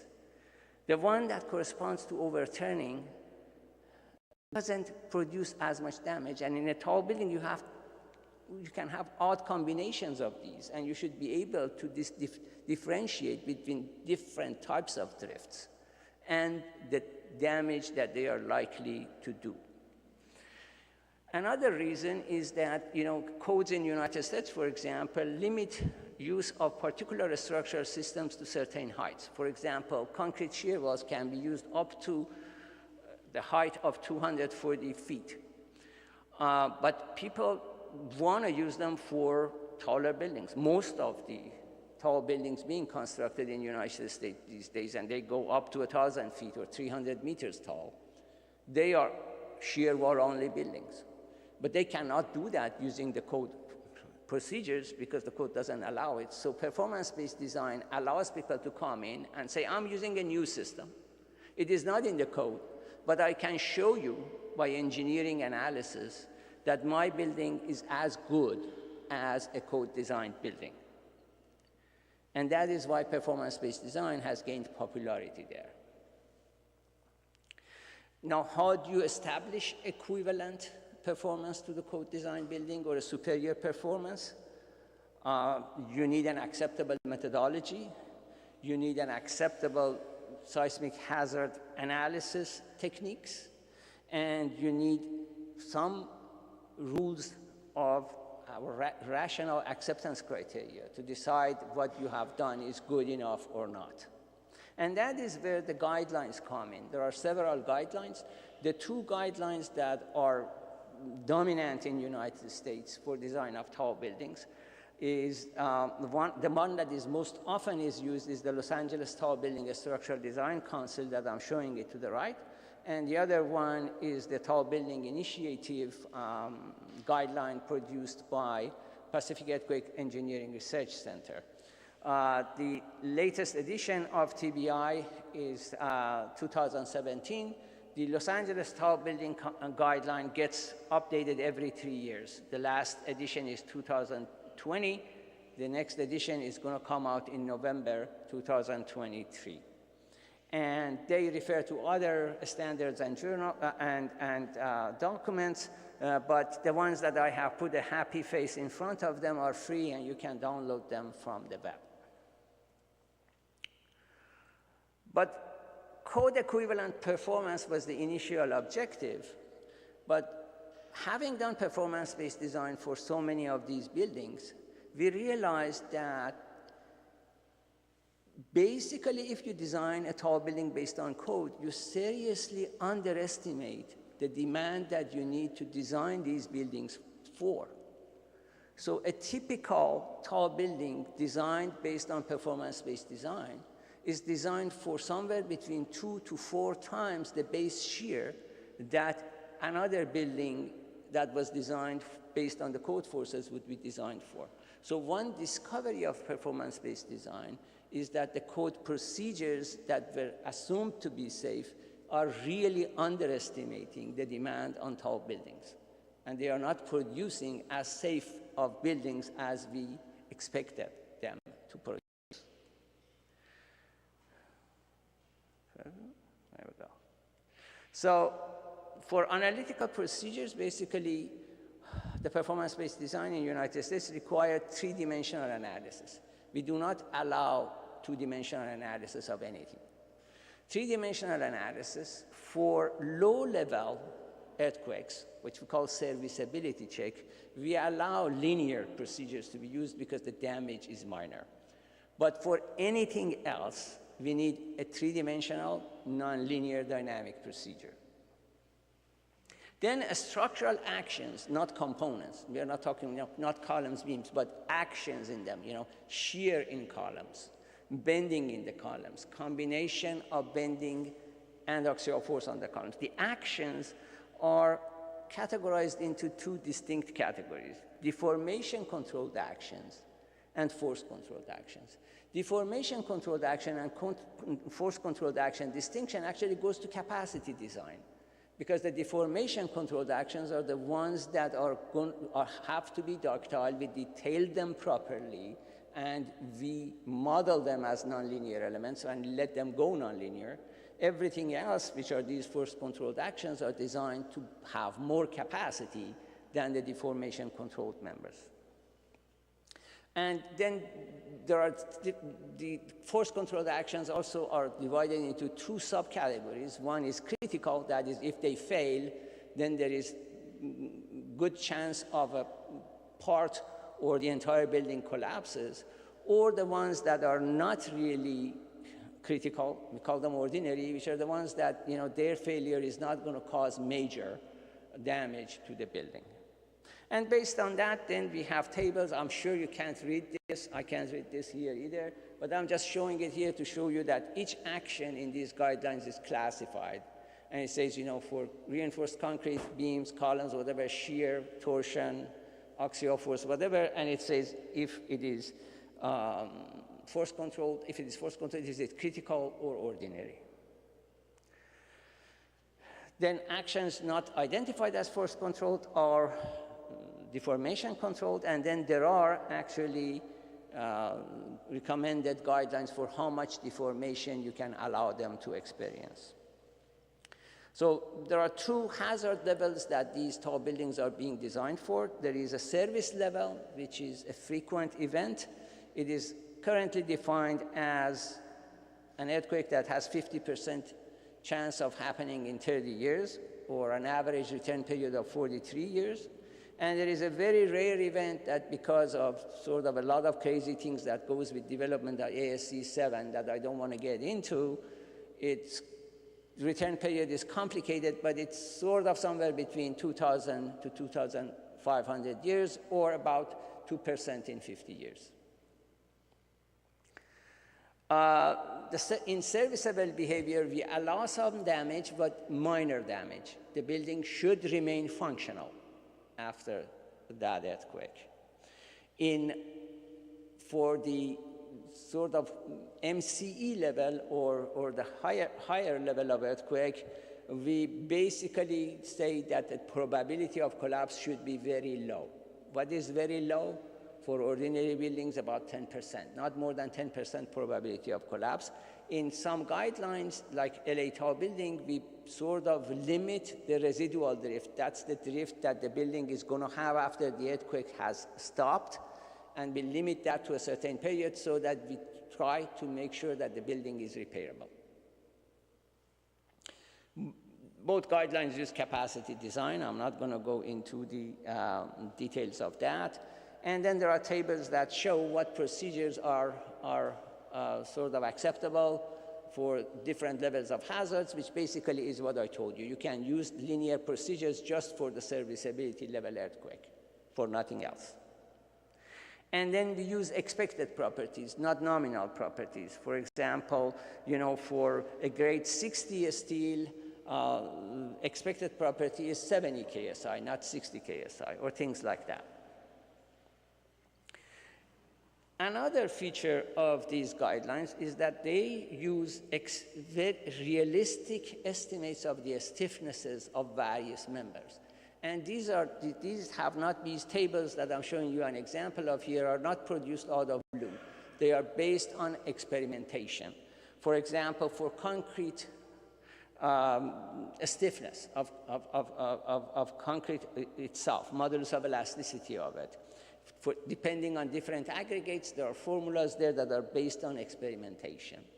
For coupling beam stiffnesses, for example, if they are diagonally reinforced, you know, the set of tests have been used, the data has been analyzed, and then formulations for various effective stiffnesses have been produced and are used in these guidelines. And then, you know, conventional coupling beams the same way, composite ones the same way, and so forth. So in summary, the deformation-controlled components are modeled inelastically, and there are certain limits on the amount of deformation. Force-controlled components and actions can be modeled elastically, but they should remain essentially elastic. Another issue is the issue of damping. You know, if I don't know about Italy, but in the United States, the standard level of damping that every code uses is 5%. What is the science behind 5% damping? I don't know. But a study of instrumented tall buildings has shown that the level of damping of tall buildings under sort of a small, viscous damping we're talking about, under ordinary, you know, small ground motions is much lower than that. So based on the study of instrumented buildings, the formula was developed based on height that says how much sort of damping, so this is damping that is not modeled. If you are modeling nonlinear systems, the damping comes from hysteretic behavior. That damping is considered by the analysis. But there are some things that you don't put in your model, like the cladding and non-structural elements and stuff. And this damping that I'm showing here is for that purpose. It's not for the purpose of a structural damage prediction. So they have a damping here, and that damping sort of comes down, but it sort of for MCE level, the high level ground motions is sort of capped, bottomed out at 2.5% because we think that's realistic. Now, based on that, people started using Rayleigh damping for tall buildings. Rayleigh damping looks like that. But they got into the issue that because they had to sort of keep that level of damping to this small level between, you know, a certain short period, let's say 20% of the period of the building to 2 times the period of the building, the damping at the period of the interest, the dominant periods of the building would come way below this, and it would produce large, unrealistic accelerations at the upper floors of the buildings. So because of that, people started using modal damping, so that they use the same modal damping, let's say 2.5% for all the modes. That creates another problem, because then 2.5% for the short periods was unconservative. They would get crazy results like what I'm showing you, you know, 2.5 G, 3 Gs on top of the building. So for this, the 2020 LA tall building basically come up with a solution, and it says you can use modal damping to a certain short period, about 20% of the fundamental period of the building, and from that point on, you can use Rayleigh damping, increase the damping, and that has helped a lot. The ground motions, you can use various ways to select and scale your ground motions. You could use code scaling. You can use a spectral matching with some limitations. And you could use conditional mean spectrum or different, you know, these days the hybrid method is more often used. But variations of them are acceptable. You need at least 11 pairs of time histories for each level of earthquake ground motion that you are considering.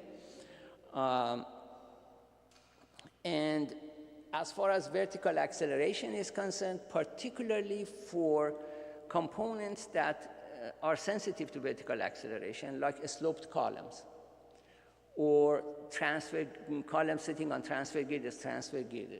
The guidelines require a specific consideration of vertical acceleration, but it's very rarely this is done in terms of actually putting a vertical ground motion on these buildings, because that can create its own other problems that we can talk about.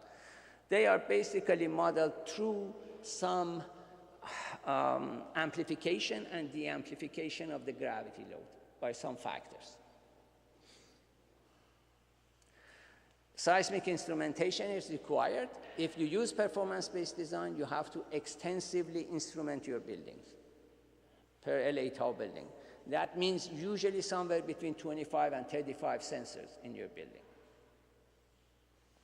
Now, what are the sort of actual modeling approaches that people use? The experience has shown that for modeling reinforced concrete shear walls, using fiber elements actually produces the best results. It's most efficient.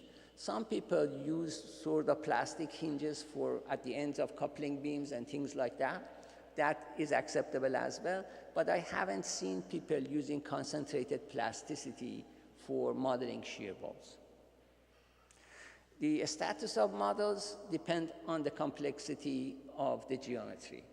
For, as I'm showing here, I guess, if you have here, the red shows the analytical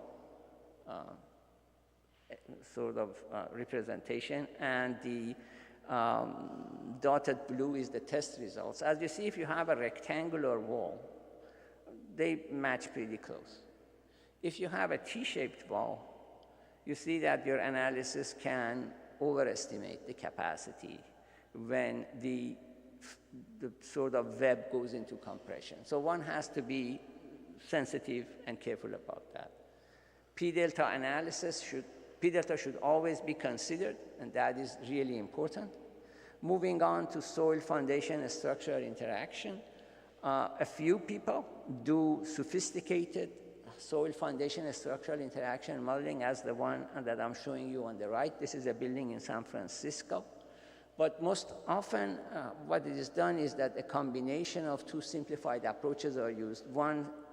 In one, sort of the effect of underground portion of the building is ignored, and then in the other, the effect of the soil surrounding the building is ignored with the soil forces added on, and then the envelope of the two is used. Acceptance criteria, we have overall acceptance criteria for total drift, story drift, and peak floor accelerations. And then we have sort of local acceptability, the deformation and things that I told you about. And force controlled actions, the same thing. We have to make sure that the capacity is not exceeded. For the transient drift, for serviceability, the building should not exceed 0.5%. The story drift should not exceed 0.5%. For the large ground motions, for the MCE, 3% drift is allowed for the maximum average at every level. But in each story, for any of the ground motions, the interstory drift should not exceed 4.5%. And also there is a residual drift. This is put in there to ensure or try to ensure that the building remains repairable. That is, you cannot have, for the MCE level ground motions, more than 1% drift for average of time histories, and not more than 1.5% drift for any of the time histories. So for serviceability, because we want the building to be repairable, the limit on force controlled actions is sort of cut off at about 70% of their capacity. But for deformation control, we give them some leeway. We let it go to 1.5% of the capacity because we know that these are deformation controlled and they are ductile. One of the things that these tall buildings guidelines do is that they limit the behavior in the MCE to the point before losing any strength. So the cap always is that point C. We don't let it come down. That is different from ASC 41 that lets you actually come somewhat down this downward slope. And again, there are tables that gives you the limits for deformation control action, deformations, strains, and things like that. Now I'm going to show you some examples of these. This is, for example, a 64-story building. As you see, this is drift-to-story ratio versus a story on the building, going all the way up, the height. And then you see that for each time history, they have produced a curve. This is the average, and they're comparing this to the limit. And the same thing for wall segment shear. They are showing the average here.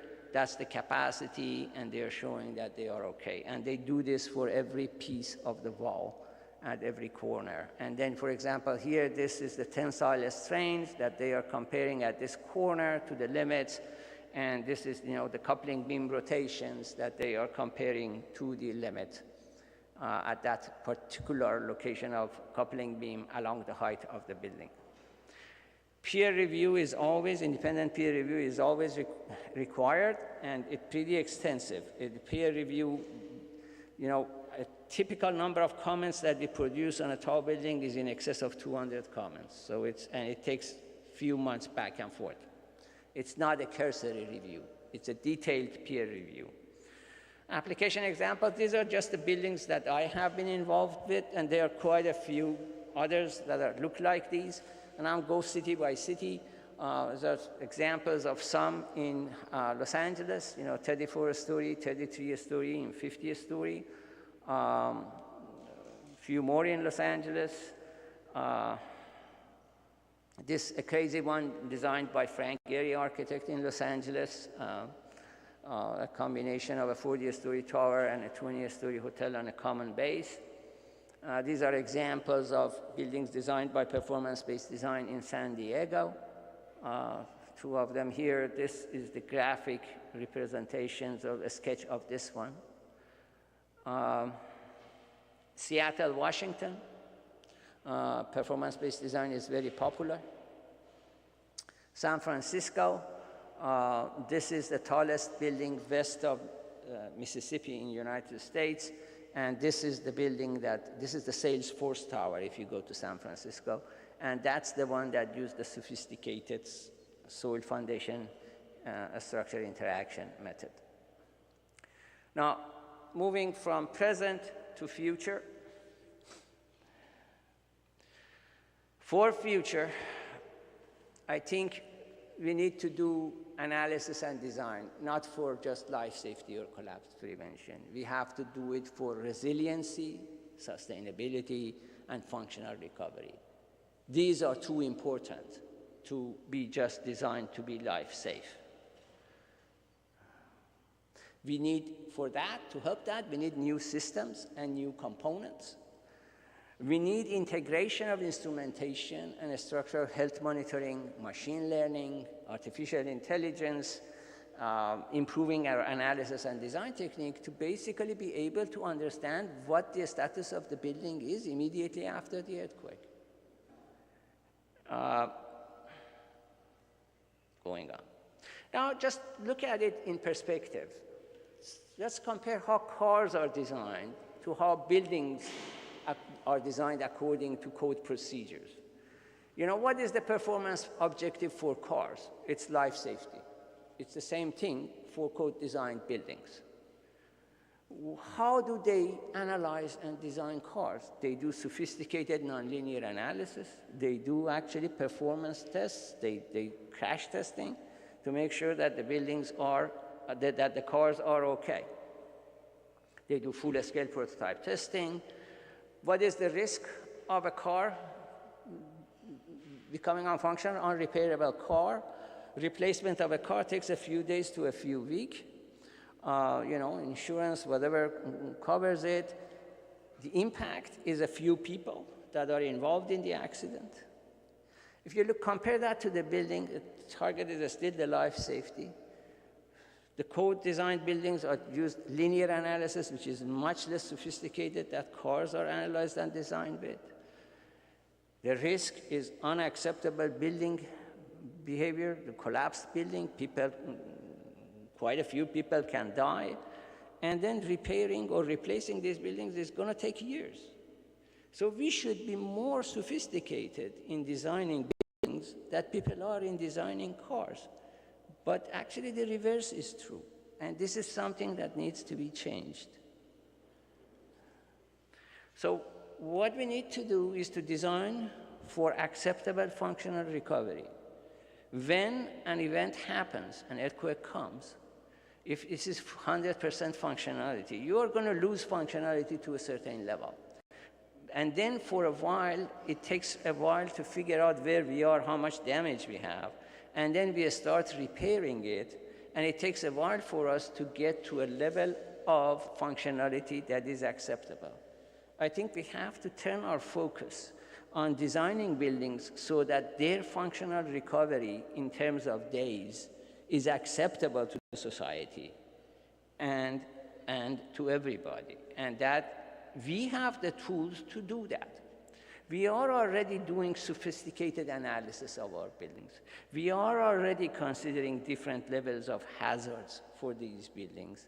Based on that, we are producing the responses of the buildings during different levels of shaking, so we have that information. We do have fragility functions for most of the components and systems that we use in the system that based on the responses that we see, we can estimate the level of damage. We have methodologies that we can convert this level of damage to how much time it takes to repair the building, how much it would cost. And then based on that, basically, we can see what our functional recovery function is for the building for different levels of hazards, and then adjust our design so that that functional recovery time is acceptable. Tools are there. I'm showing one reference there, but there are many references and we are moving that way. I just hope that we move fast enough to do it in a reasonable time in the future. So what is the problem? Resiliency, designing for functional recovery is obviously good. But so far, most of the effort has been concentrated on analysis and design techniques and methodologies like the ones that I showed you in the previous slide. But even if we do that, let's say we do all of that thing and we come up with an estimate of the functional recovery for the building and then we design the building, and an earthquake comes, how can we know if we actually achieved what we wanted to achieve after the earthquake? Not 2 weeks after the earthquake, not 4 months after the earthquake, immediately after the earthquake. For that, we need to use instrumentation. We need to instrument more structures. We have to move from instrumentation to a structural health monitoring.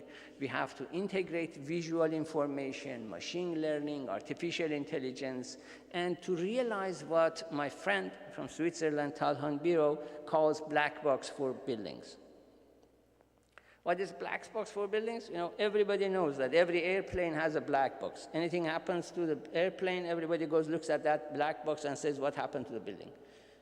Basically, based on instrumentation and information that we have, we can have a black box for every building.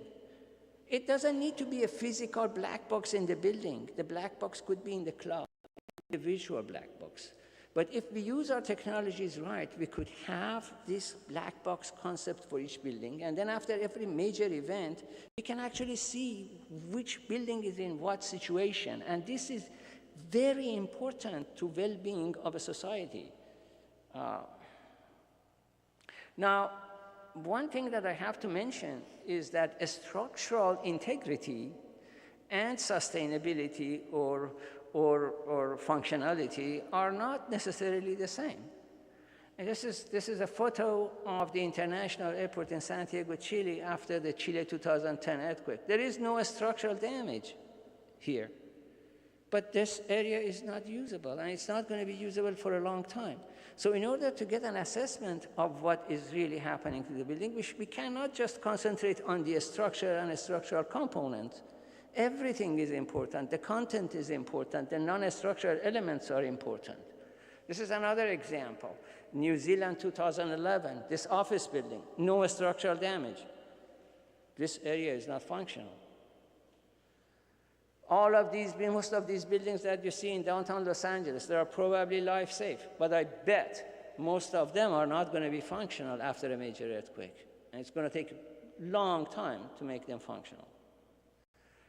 So, you know, one project that is currently undergoing with international cooperation is ATC 145. They are trying to sort of integrate artificial intelligence, machine learning, and photographic tools and pattern recognitions so that immediately after earthquake, based on this information, you can decide what the status of the building is.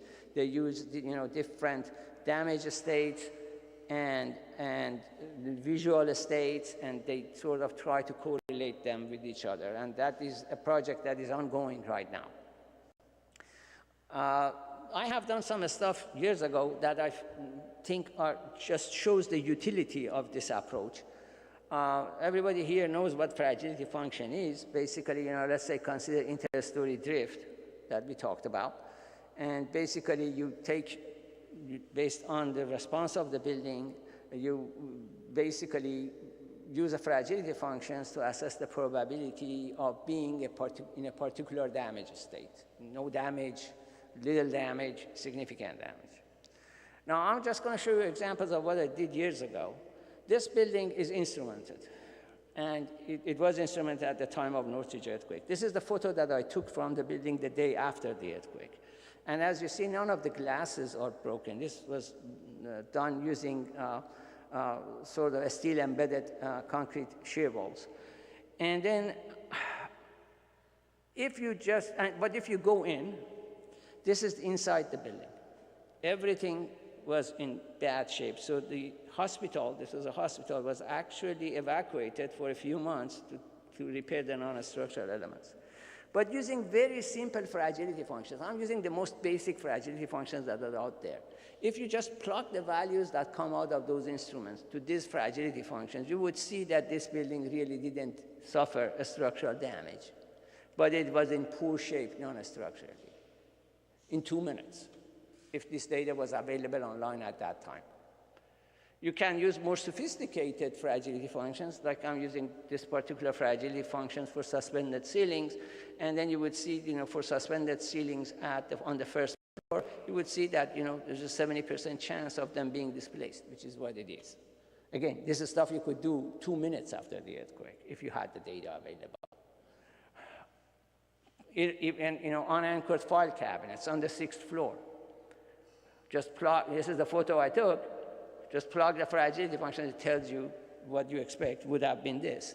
The problem is we have the instrumentation, we have the fragility functions, they are not really integrated with each other with a real-time information system that can tell people what is happening to their building. This is another building, it's a hotel, 20-story hotel. And again, using a very simple fragility function, you could see that this building really was in minor damage state structurally. But then you could have some significant structural damages in upper floors, particularly in the north-south direction. And then if you would plug in the more detailed fragility functions, you would see that, yeah, you could have situations like this at the roof. So information is there, technology is there, everything is there, we just have to integrate them together. So in conclusion, we have come a long way, but they still have a long way to go. Designed primarily for life safety and collapse prevention for tall building doesn't make sense for an advanced country. That its time has passed. We got to move on to designing for repairability and rapid functional recovery. With that, I thank you for your attention.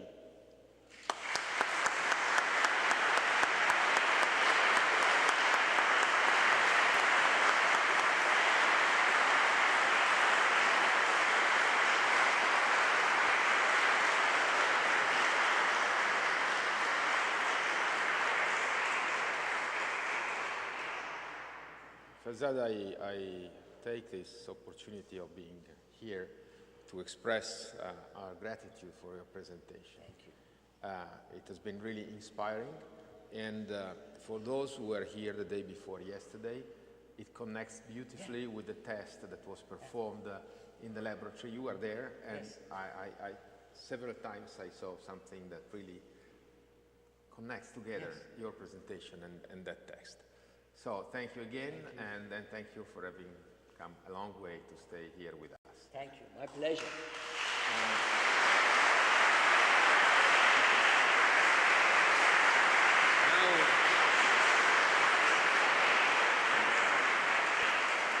Now, as you have seen in the program, Farzad, if you want to sit there, yes. Or as you prefer. Take my bag. I have to introduce another speaker now, and the speech is again connected with Farzad in a different way. It was intentionally that I did not mention that he is also the president of the International Association of Earthquake Engineering.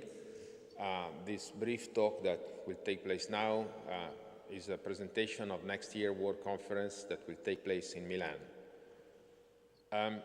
Again, for those who were here at the lab the day before yesterday, you may remember that we have been going through a very small ceremony, passing something between the Secretariat in Japan, which is represented here by the former and present Secretary Generals. And what was passed is something that I was saying reminds of the passing of the Olympic torch from one Olympic Games to the other.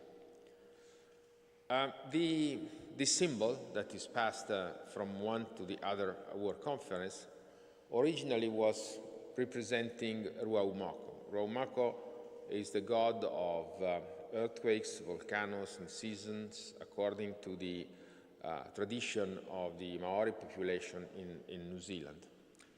And when you will go through the slides, I imagine, you will see somewhere the seal of the International Association, and the stylized sketch that you will see in the seal is a representation of Ruaumako. Now you will see that what has been passed does not remind at all Ruaumako. The reason is that in 2004, so 48 years after the first World Conference of Earthquake Engineering, the original carved statue was stolen during the conference. And that conference was in Vancouver, in Canada. So our friends and colleagues from Canada found a way of replacing that sculpture. But of course, there were no Maoris in Canada. So the sculpture that they have been, say, trading in to substitute the stolen one has nothing to do with Ruaumako in the shape. In the tradition, it is Ruaumako, but not in the shape. In the shape, it is a talking stick. The talking stick was a tradition of the population of the northwest coast of America, and was a symbol of authority. So during a speech, when someone was holding, or anyway it was in charge of this talking stick, could not be interrupted. And the stick was passed to someone else when it was the time of someone else to talk. And those who are listening cannot talk. They only have to listen because of this important witness of how significant, how old is the person who is going to give this presentation. So now I call here my other friend, Rui Pinho, who is going to present the next year conference as chairman of the organizing committee. And I ask someone, Saverio, to put here the stick so that nobody will dare to interrupt Rui during his presentation.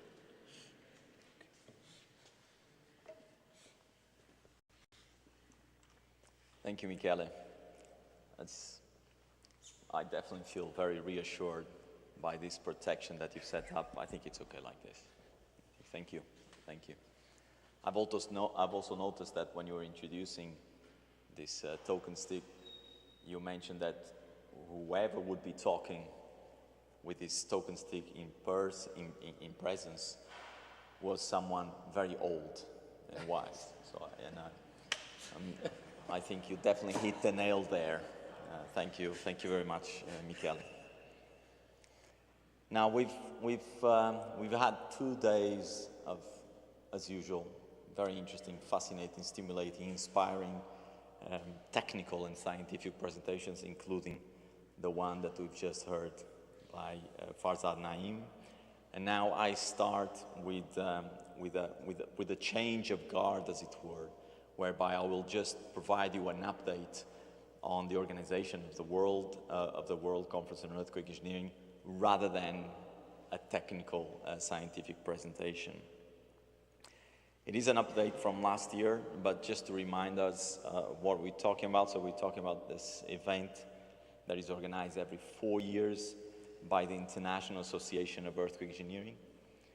The International Association of Earthquake Engineering, or its national delegates, every 4 years select the country, after a bidding process, the country that is going to host the next edition of the World Conference, And Italy was and is privileged enough to have been selected to host the upcoming 2024 World Conference. And you see there Anidis, that represents the Italian Association of Earthquake Engineering, that has been charged with this organization, and on which the Youth Center, Red Lewis, and a number of other institutions that you see indicated in that slide are helping.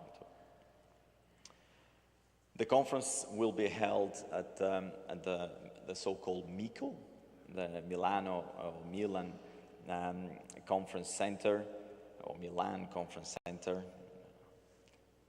It is, don't get scared by the fact that in this slide we indicate the capacity of the MICO is 18,000 participants. We're not expecting 18,000 participants, but we are going to occupy an important sector portion, whole of the MICO Conference Center, because we're expecting not 18,000, but actually quite a lot of participants, as I will be talking a little bit more about in the next slides.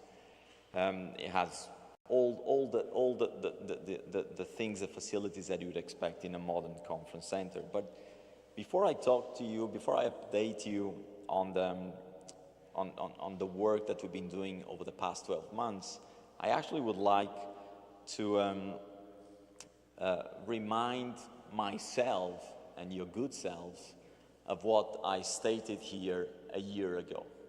So this is a slide taken from the presentation that I delivered on the 10th of June 2022, so last year.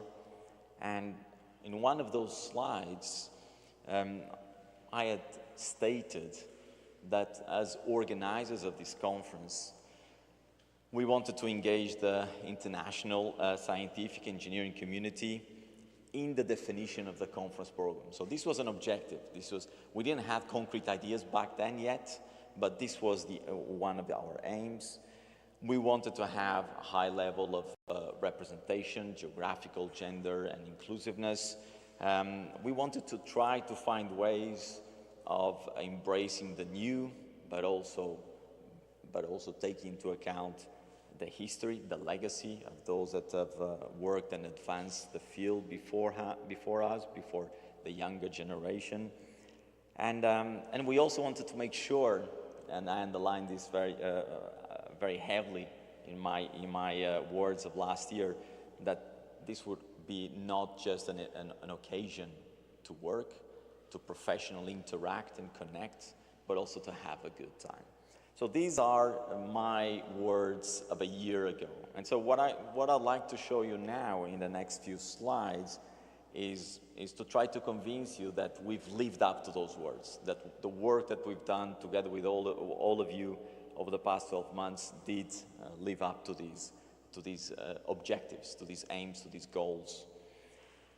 And so this starts with the definition of the scientific program. So what we did is we asked the community, the scientific, the technical community, to propose what should be the topics, the technical scientific topics that should be discussed in the event, in the conference. So that was our first step, and we were very pleasantly surprised that we actually got, I say 160 because it's a rounded number, it's actually 161 technical sessions that were proposed, or if you will, that were accepted, or a few more that were proposed, but they had issues with them, and so 160 technical sessions proposed and accepted, involving 355 conveners from 70 different countries. So there's a real involvement of the community, the world community, the international community, in defining the topics of discussion of this conference. So this was not decided by a scientific committee of 10, 15, 20 individuals, but this was defined by a community, a global community of scholars. 17 scientific domains were identified through this, if you will, public elicitation process, and I will list them here. So I'm not listing the 161 sessions, I'm listing the 17 macro categories within which we were able to categorize the different sessions. And you can see, interesting that also for those of you that heard some of my comments in the session this morning, it's interesting that then the first topic that I'm including here is artificial intelligence. That was also very much mentioned now by Farzad Naim. It's because it starts with an A, and so it came up first. It's as important as all the others. And then you have sort of more traditional topics such as assessment and retrofitting, of course, seismic assessment and retrofitting, bridges, critical facility infrastructures. We've created a category where we put together concrete, masonry, steel, timber, and other types of structures. But of course, inside each one of these categories, then you have the several sessions, some of which specialize in timber, others in steel, concrete, etc. Evolution of seismic codes and the earthquake as a whole, experimental activities, ground motion seismic input, geotechnical earthquake engineering site response. I skipped the fourth one earlier, the cultural heritage and historical structures, as important as all others. And the list goes on. Seismic isolation, energy dissipation devices, non-structural elements that were mentioned just now by Farzad Naim.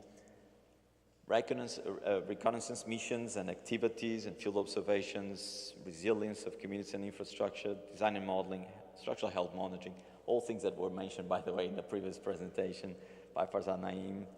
Seismic hazard risk assessment, very much filled with, I believe, 18 technical sessions, and tsunami, NATEC, multi-hazard risk assessment, and other topics. And the reason why I have other topics emphasized there in italic characters is because very quickly we realized that we had also to give the opportunity for those that wanted to present work that could not necessarily find its way in the 161 sessions that were proposed. They should be able to do so. And then we'll create the technical sessions and can accommodate those.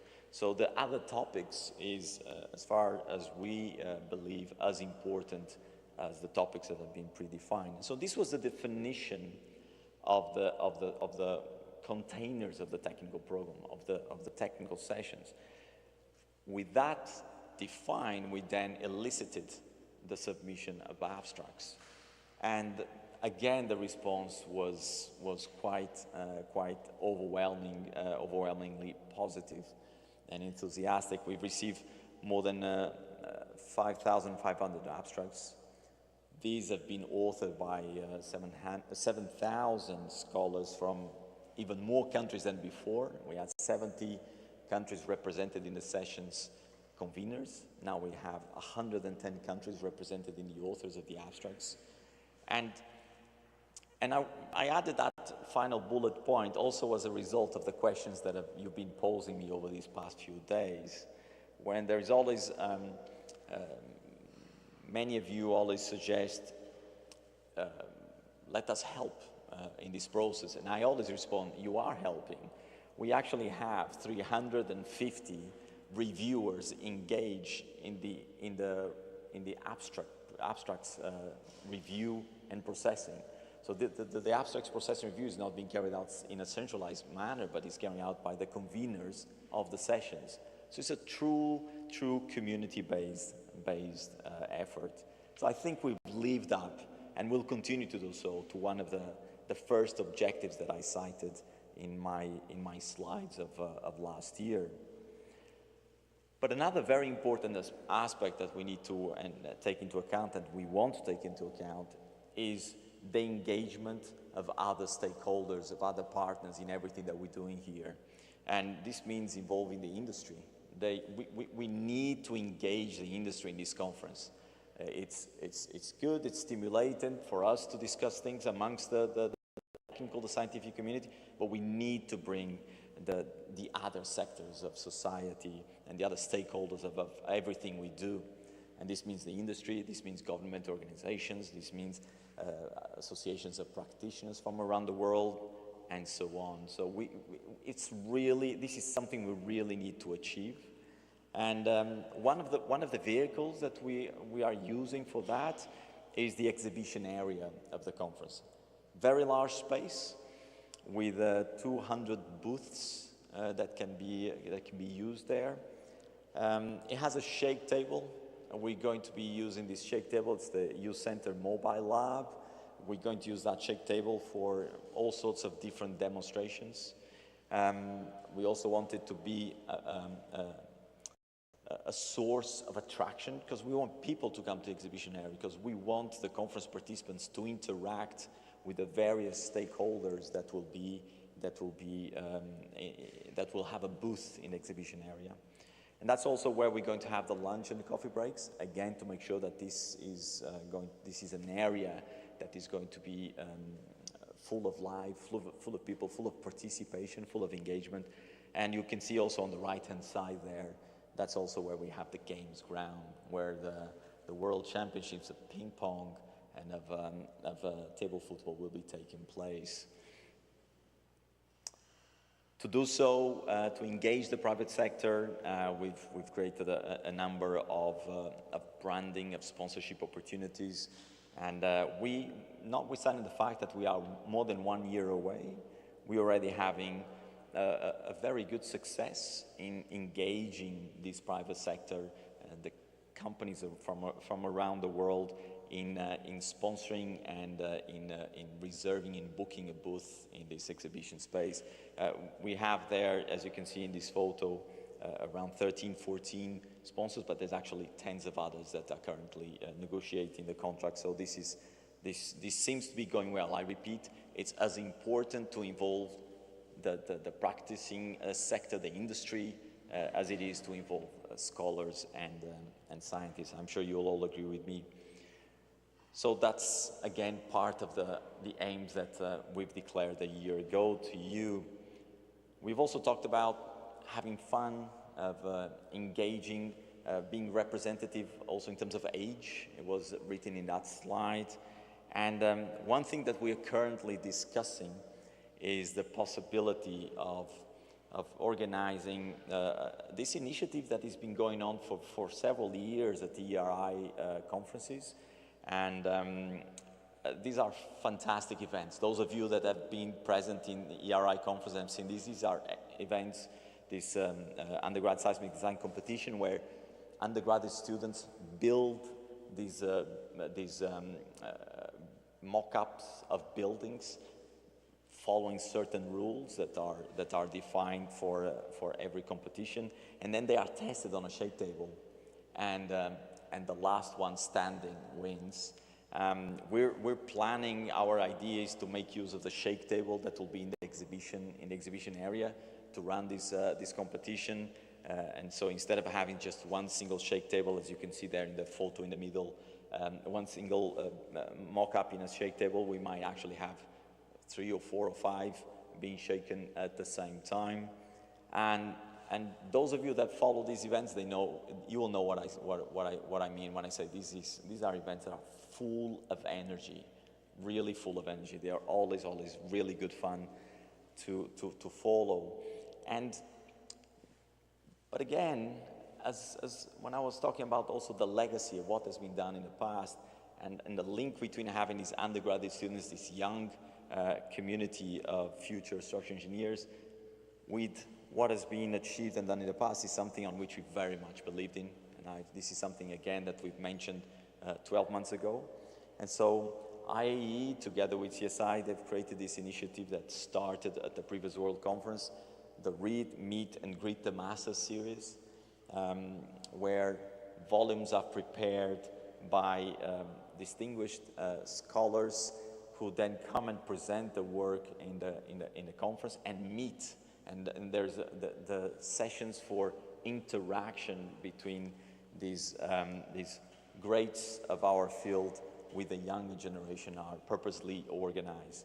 You can see that there that the International Association of Earth Engineering has already selected the four masters of the next World Conference, and they are now very busy preparing the volume that will need to be ready by the time the conference comes. These volumes will be distributed to the conference participants. So it's not just a delivery of presentation, but rendering available of these 4 volumes. So the ones that you have on the pictures there on the right-hand side is the 2 volumes from the previous World Conference, but in the next one of next year, you'll have 4 volumes that will be available to all of the participants.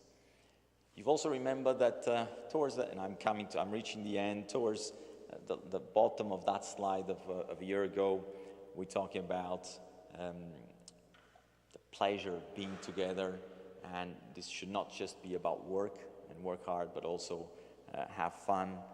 And we had promised you that we would try to organize an event at La Scala Theatre. Scala Theatre is a very special place, and it's an historical and famous place, opera house, and not just opera, but very, very famous for its opera shows. And we've managed to get La Scala to reserve one night of its normal program of opera shows, to reserve one night, which is the night of the Monday, so the first day of the conference, so 1st of July, to reserve that evening for the World Conference. That is, World Conference participants that will want to do so, they can acquire tickets and follow an event at the La Scala.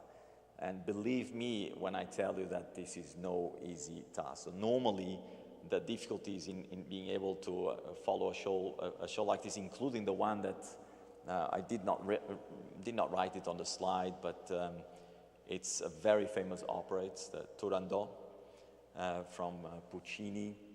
It's a very, very famous opera, and the difficulty is always to find the tickets. And for the conference participants, that difficulty will have been removed because the evening has been reserved for us. And again, in that spirit of always mixing the sort of the more classic and traditional with the new and younger, we are planning to, in addition to having this gala evening at the La Scala, we're also planning to have a big conference party in a venue that we're trying to select, and we've carried out a site visit on Wednesday, and this will be, this wants to be a very special party, and I think that I don't want to give you too many details right now. We're discussing things and we're trying to organize things. Let me just say that the idea is to have this party on the 4th of July, and so there's all sorts of good reasons to think that it'll be fun. You will want to be there, I believe. So that's about it. I think you'll be the judge if we've kept our word or not in terms of the objectives that we had set ourselves. But I think we're doing a good job. And when I say we, I mean all of us, the entire international community. So thank you for your support, and thank you for the help that you are giving us in putting together this conference. Thank you.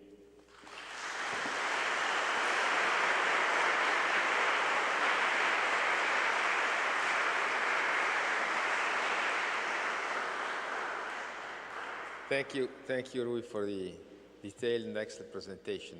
You see, I'm behind the talking stick, so now I've really the authoritiveness to talk.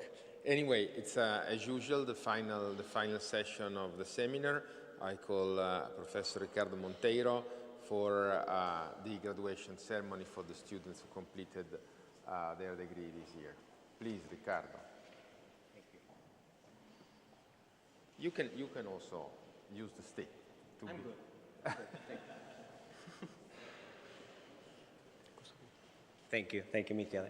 I won't take much of your time. We're reaching the high moment of the week, I would say, mostly for the students who are the main players in all of this.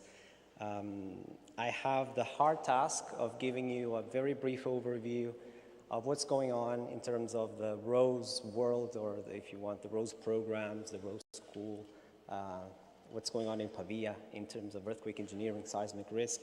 I'm saying it's a hard task because This has been happening for over 20 years, as we have been saying more than once during these couple of days. So it's difficult to find new things every year to add to this presentation, but there are some aspects that I would like to highlight. The first one, well, this starts with an overview of how everything started. Actually, this diagram was prepared by Jared a few years ago when we needed to refurbish or redesign the website of IUSS.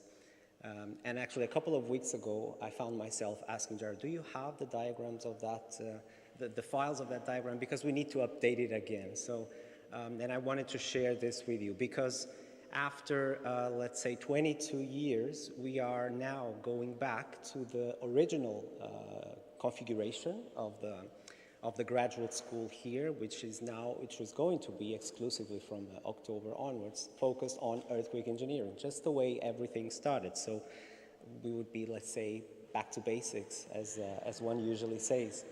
I just wanted to highlight that this is not actually taking a step back. So we are taking a step forward. So why does this happen?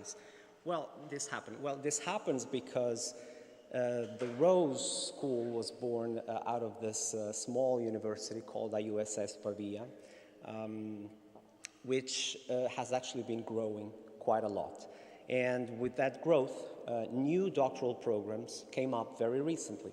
So one of them is the Sustainable Development and Climate Change Program. This is a huge initiative that puts together over 50 universities in Italy, and it's coordinated by IUSS Pavia, which makes it easy for you to understand how such a kind of topic for a doctoral program can embrace some of the topics that were being addressed before in the UME, Understanding and Managing Extremes Graduate School, specifically for what concerns the curricula in risk and emergency management and weather-related risk. Well, in addition to sustainable development and climate change, another doctoral program has also been recently set up on Earth observation, so deals a lot and integrates a lot with the Copernicus Earth Observation European Union initiative. So it deals with all that part of geomorphology, coastal assessment, so all topics also related to climate change, but mostly also to multiple hazards other than seismic. So this has been the main reason, so the taking off of these programs that have motivated us to, as I was mentioning before, going back to basics. I took the liberty of showing you some of the slides or some of the numbers that the rector of IUSS showed earlier this year during the inauguration speech of the academic year, just to show you a little bit what I was referring to when I mentioned that the IUSS University has been growing in the past few years. So if, very briefly, in 2018, for instance, when he took charge of the university, so we were around 20 in total faculty members, so 20 for a university. I mean, you agree with me when I say that it's a small university.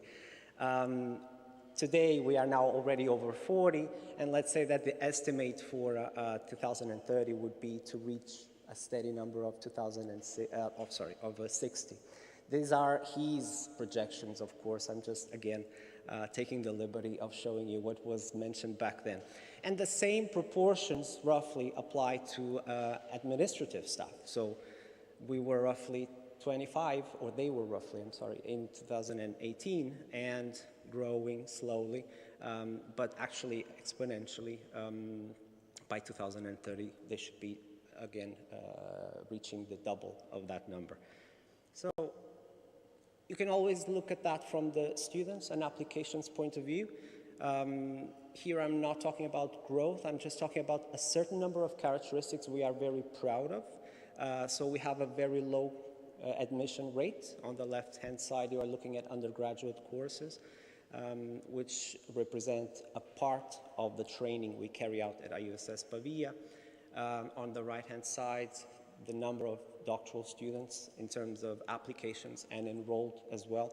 And we are very happy and very proud of the blend that we continue to ensure between Italian and non-Italian students. So that's one of the strongest characteristics of our programs around here.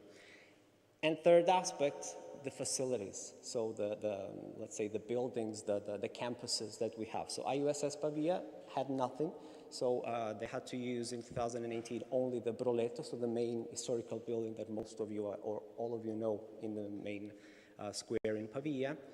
In the past 5 years, because of the growth, we had to go into other facilities. Some of them were rented.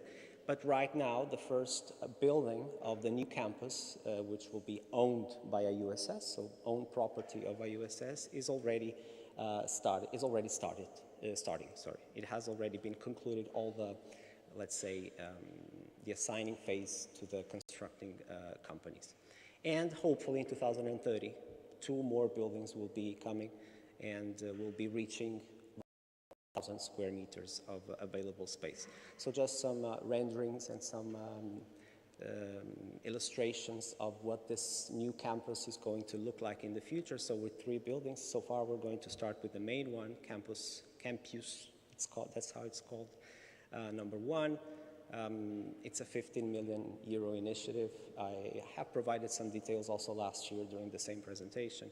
And of course, these things take time. So let's say it should be ready around the end of 2025. Some things do not change and stay as they should be. So in terms of master program, we are keeping the good old Rose Master. Okay, so the joint program with the University of Pavia, the name may be slightly different, the duration may be different, but it's the good old Rose Master, okay? And same thing now, exclusively, only related to earthquake engineering for the doctoral program. Even with the, let's say, elimination of the other 2 curricula or the other 2 paths, we are still keeping around a critical mass of around 30 PhD students, which is quite a lot, as you can imagine, for a faculty with 40, let's say, lecturers or academics. By the way, just a short note to say that this year, the call for applications is still open, and with a deadline until the 28th of June, 2023 for PhD students. So who are we in terms of roles? Well, we are 8 permanent staff for the moment in terms of IUSS exclusive faculty. You've seen the presentation by Professor Yervolino this morning, so he has also joined in a part-time appointment the University IUSS through an agreement with the University of Naples. I'm also showing the faces of the young short-term researchers, at least for the moment. I wanted to show their faces and their names for 2 reasons. Well, because they are pretty much a significant share of the engine that allows us to keep going, and also to show how we are very much committed to continue to find a balance between a national and an international environment, as you can see from the countries where they come from. We also keep on engaging visiting lecturers. This is a request I get all the time. Please do not stop inviting lecturers from abroad. This is your strength. We all agree. So I'm just showing you here the invited ones for 2002-2023.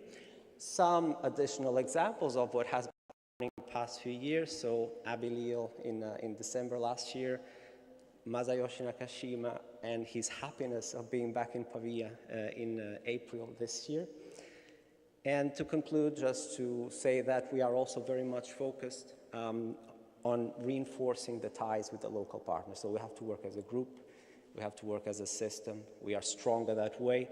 On the undergraduate level, we are starting a joint venture with the University of Milan for those undergraduate courses. On the local level, so mostly focusing on doctoral programs and research. The bond and the relationship with the GEM Foundation, the Youth Center Foundation, and of course the University of Pavia, with whom we have all the joint doctoral programs, is essential. So the idea is that we want to continue to present ourselves to the world as Pavia, okay, not as one or the other institution, but we are Pavia, and this is how we want to continue to be recognized. Thank you.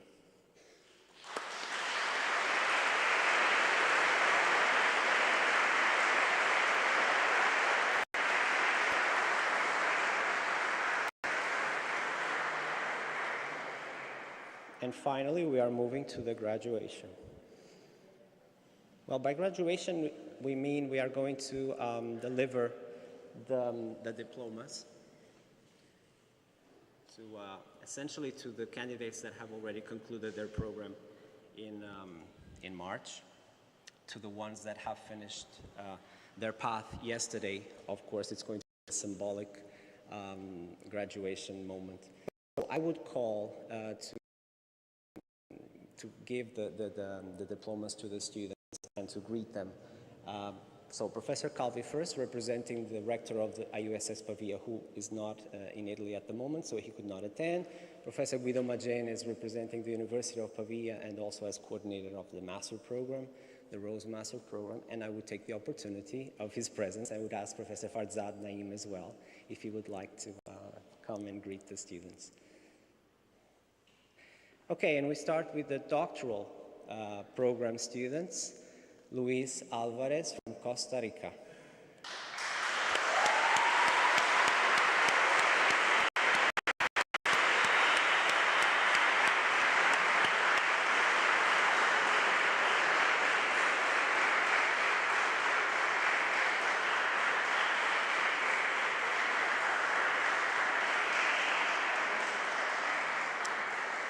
Luigi Cesarini from Italy. It's likely that not all of them are going to be around, so we'll just continue. Niccolò Damiani from Italy.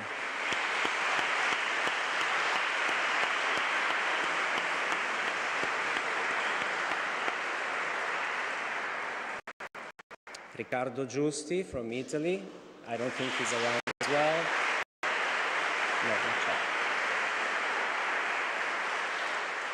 Petros Karakonas from Greece.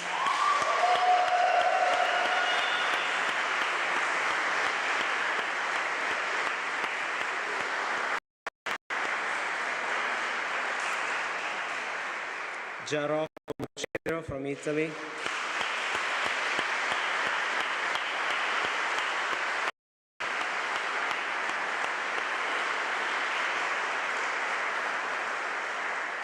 Volkan Ozarat from Turkey.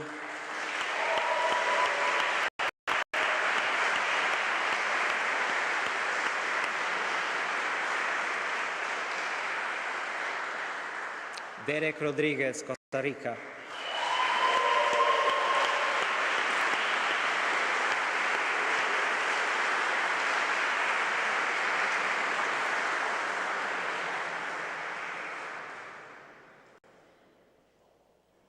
Nicola Scattareggia, Italy.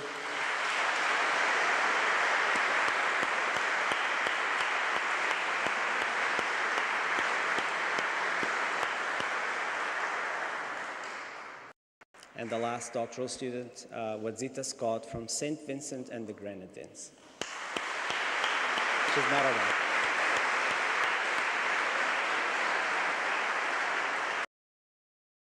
Four master students who have also recently graduated. Federico Gatti, Italy.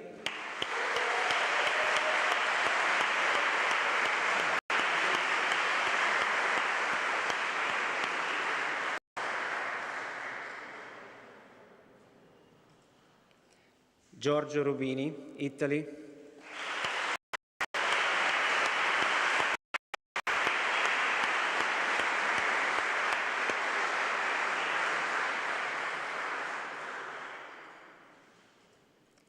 Diego Suarez, Costa Rica.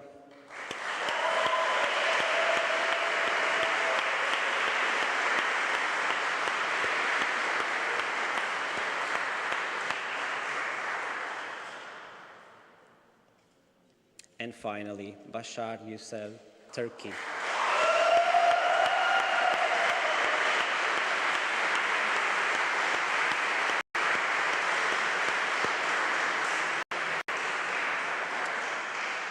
Two of these master students or graduates are actually currently PhD students, so we'll be seeing them again in the future.